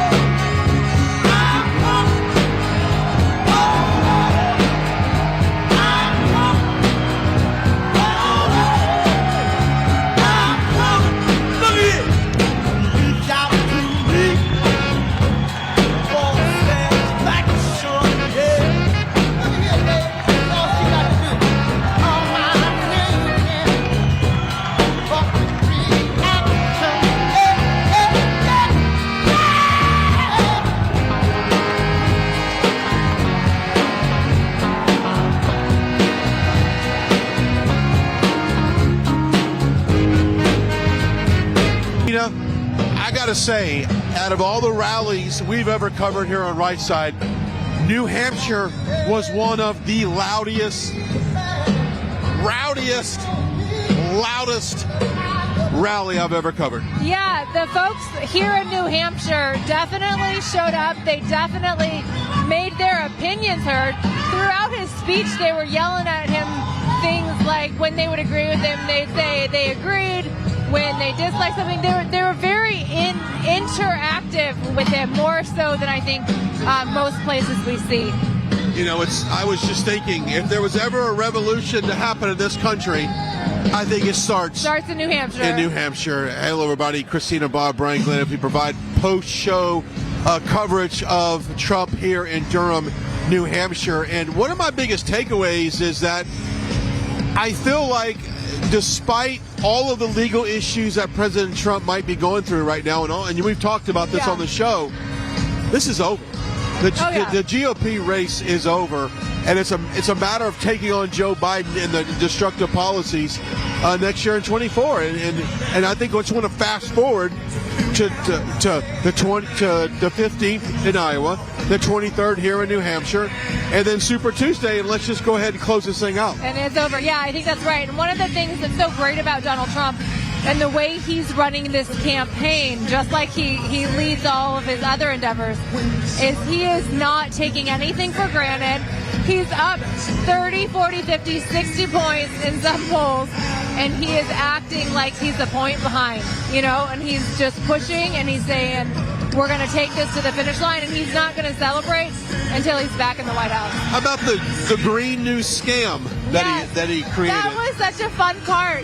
So he was talking about the Green New Deal, and someone here in the crowd yells out, it's a scam, the Green New scam. And he goes, I like that. He heard it. And he goes, oh, I like that. I'm going to call it that now, the Green New scam. So I talked about that, and obviously about the election, about the momentum that he has. Very much, we'll say the rigged election, the 2020 election. Yeah. There's no doubt that, and we talked about this, where are the Biden supporters? You posted a picture up on Twitter, and the world went crazy and said this was some kind of small high school gymnasium when this seats about 7,000 people. This is a collegiate hockey arena. Yeah. Where are the Biden supporters out here? Where are they? They're apparently at home on their computer using several different handles to troll people. But I posted a picture from the top of the arena looking down, and the place is packed. I wanted people to be able to see. This place was packed out. Yeah. Even behind the cameras, it was packed all the way up. And, of course, there were a bunch of Trump supporters having good comments. But then there were a bunch of liberals that were like, oh, is that a high school gymnasium? Oh, you had to use the panoramic view to make it look bigger. And I was like, if that's their playbook, Yeah. let them go because Where's- they're losing big time. That's right. Where are Biden's rallies that are bigger? Like, where are your events that have more people than this? He doesn't even have events. We want to talk about our partners for today. Obviously, we'll start with the Birch Gold Group. Go out and reach out to them. Text the words Trump to 989898. Take advantage of that very special offer they have before December 22nd. You can qualify. You could qualify for a free silver Eagle coin. So go check that out, the Birch Gold Group. Also, our friends, this is a new one now. I really want you guys to jump on top of this. Heaven's Harvest. Heaven's Harvest. They are got a unique opportunity for food supply shortage. And if you want to make sure your family is safe throughout any type of potential crisis, they have the product for you. The website is great. It is heavensharvest.com. I believe the information should be on your screen. They also have a special for this Trump rally. Go make sure that you are safe in case of any type of food disruption. Also, let's talk about our friends at the Wellness Company. They have an emergency medical kit that is wonderful. And, of course, Dr. Peter McAuliffe is the developer of this kit and treats everything from the common cold to a tick bite to, yes, even a COVID outbreak with ivermectin and other life-saving medications inside that. So go check it out at the Medical Emergency Kit. Also, Tax Network USA. If you miss that tax deadline of October 15th, don't stress out. Go check out our friends at Tax Network USA. That's TNUSA.com. TNUSA.com.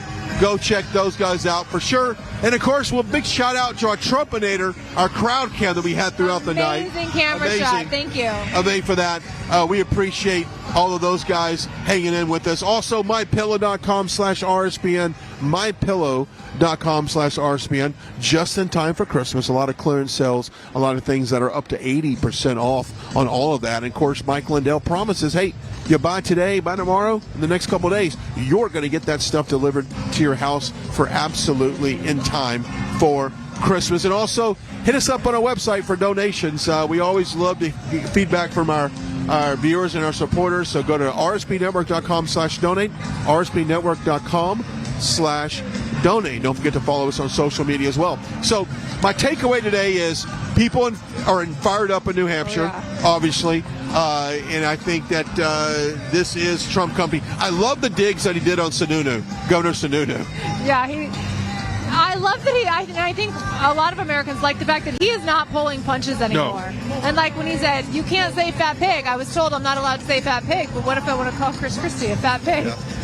He goes, I can't say fat, but I can say pig, is what he said. Yeah, that's what he said. Is that what he said? Yeah. Oh, okay. Maybe pigs I can say, but fat I can't. But anyway, I love the interaction he has. And it's interesting because I was watching several of the journalists that were down there, some writers, and noticing what they write about after a Trump gets an applause. And it's very interesting how they spent the majority of their time writing down the derogatory comments like that, rather than the policy-driven comments of how to fundamentally change and fix the problems in this country. And I thought that was very interesting what they choose to write down and what they choose to, I think, probably skim over. Right, and you're specifically referring to someone writing in a journal of, or writing in their notebook of like comments that they want to go back and write on later.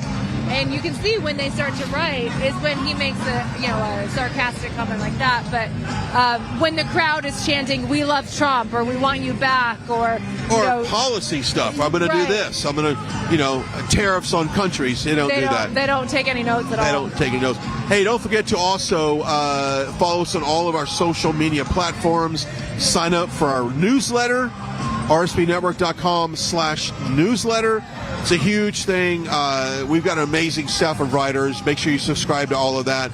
Also, make sure you download our app as well. We got so much business to unpack at the end of the show. Yeah. I love it. We got so many different resources for you. Hey, programming note, tomorrow we are live in Reno, Nevada, and Matthew Alvarez will have the full coverage there as we kind of wrap up this home stretch for 2023. Then Vanessa Broussard will have the coverage in Waterloo, Iowa. They're even cutting on the lights, telling us to get out of here. To go home. In Iowa. And then, you know what? The 1st of January, it's going to be extremely busy. We'll be on the road in Iowa and on the road here in New Hampshire as we make our way into the 2024 presidential election.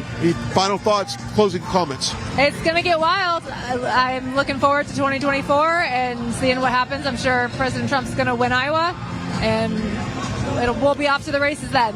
All right, this is my final on here before Christmas. I'm going to wish everyone a very Merry Christmas, and I'll see you after the holidays, probably in the great state of Iowa. Yep. Fantastic. Merry Christmas. Yep. For Brian, Glenn, Christina, Bob, we say so long here from New Hampshire. We'll see you next time. Goodbye, and God bless.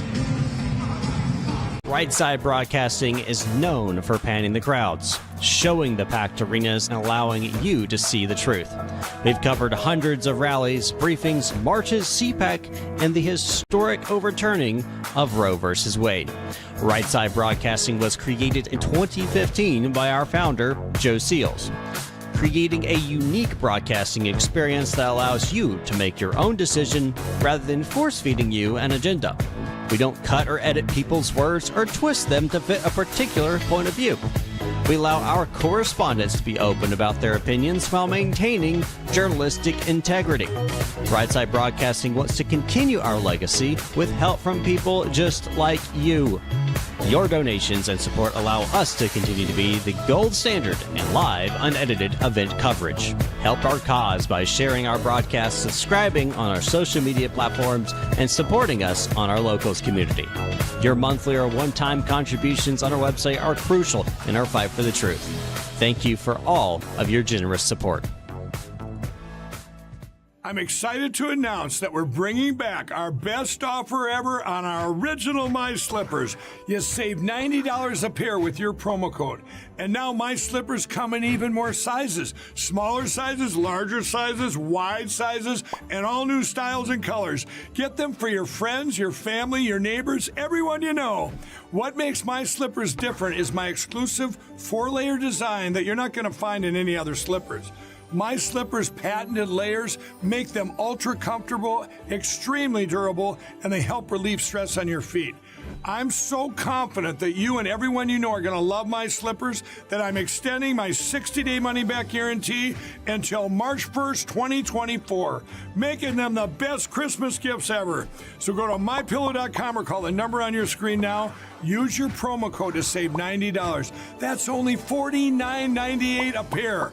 Quantities won't last long, so please order now. What's up, guys? My name is Jaden Hurd, and I have a Christian show called Let It Be Heard, where we analyze culture and current events from a biblical perspective.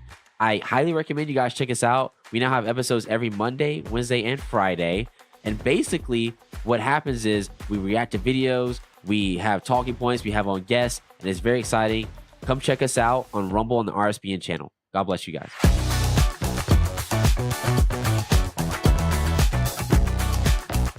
I'm excited to announce that we're having our biggest Christmas sale ever. You get our brand new 6-piece My Towels for only $29.98. Or rejuvenate your bed with a MyPillow mattress topper as low as $99.99. Or how about MyPillow bed sheets for as low as $24.98? There's something for everyone. Duvets, quilts, down comforters, body pillows, bolster pillows, and so much more. Well, I know MyPillow products make for the perfect Christmas gifts, so I'm going to extend my money-back guarantee until March 1st, 2024. So go to MyPillow.com now or call the number on your screen. Use your promo code to get huge discounts on all MyPillow products. For example, you get our 6-piece towels for only $29.98. Or get your very own MyPillow bed sheets for as low as $24.98. It's our biggest Christmas sale ever. Get all your shopping done now while quantities last.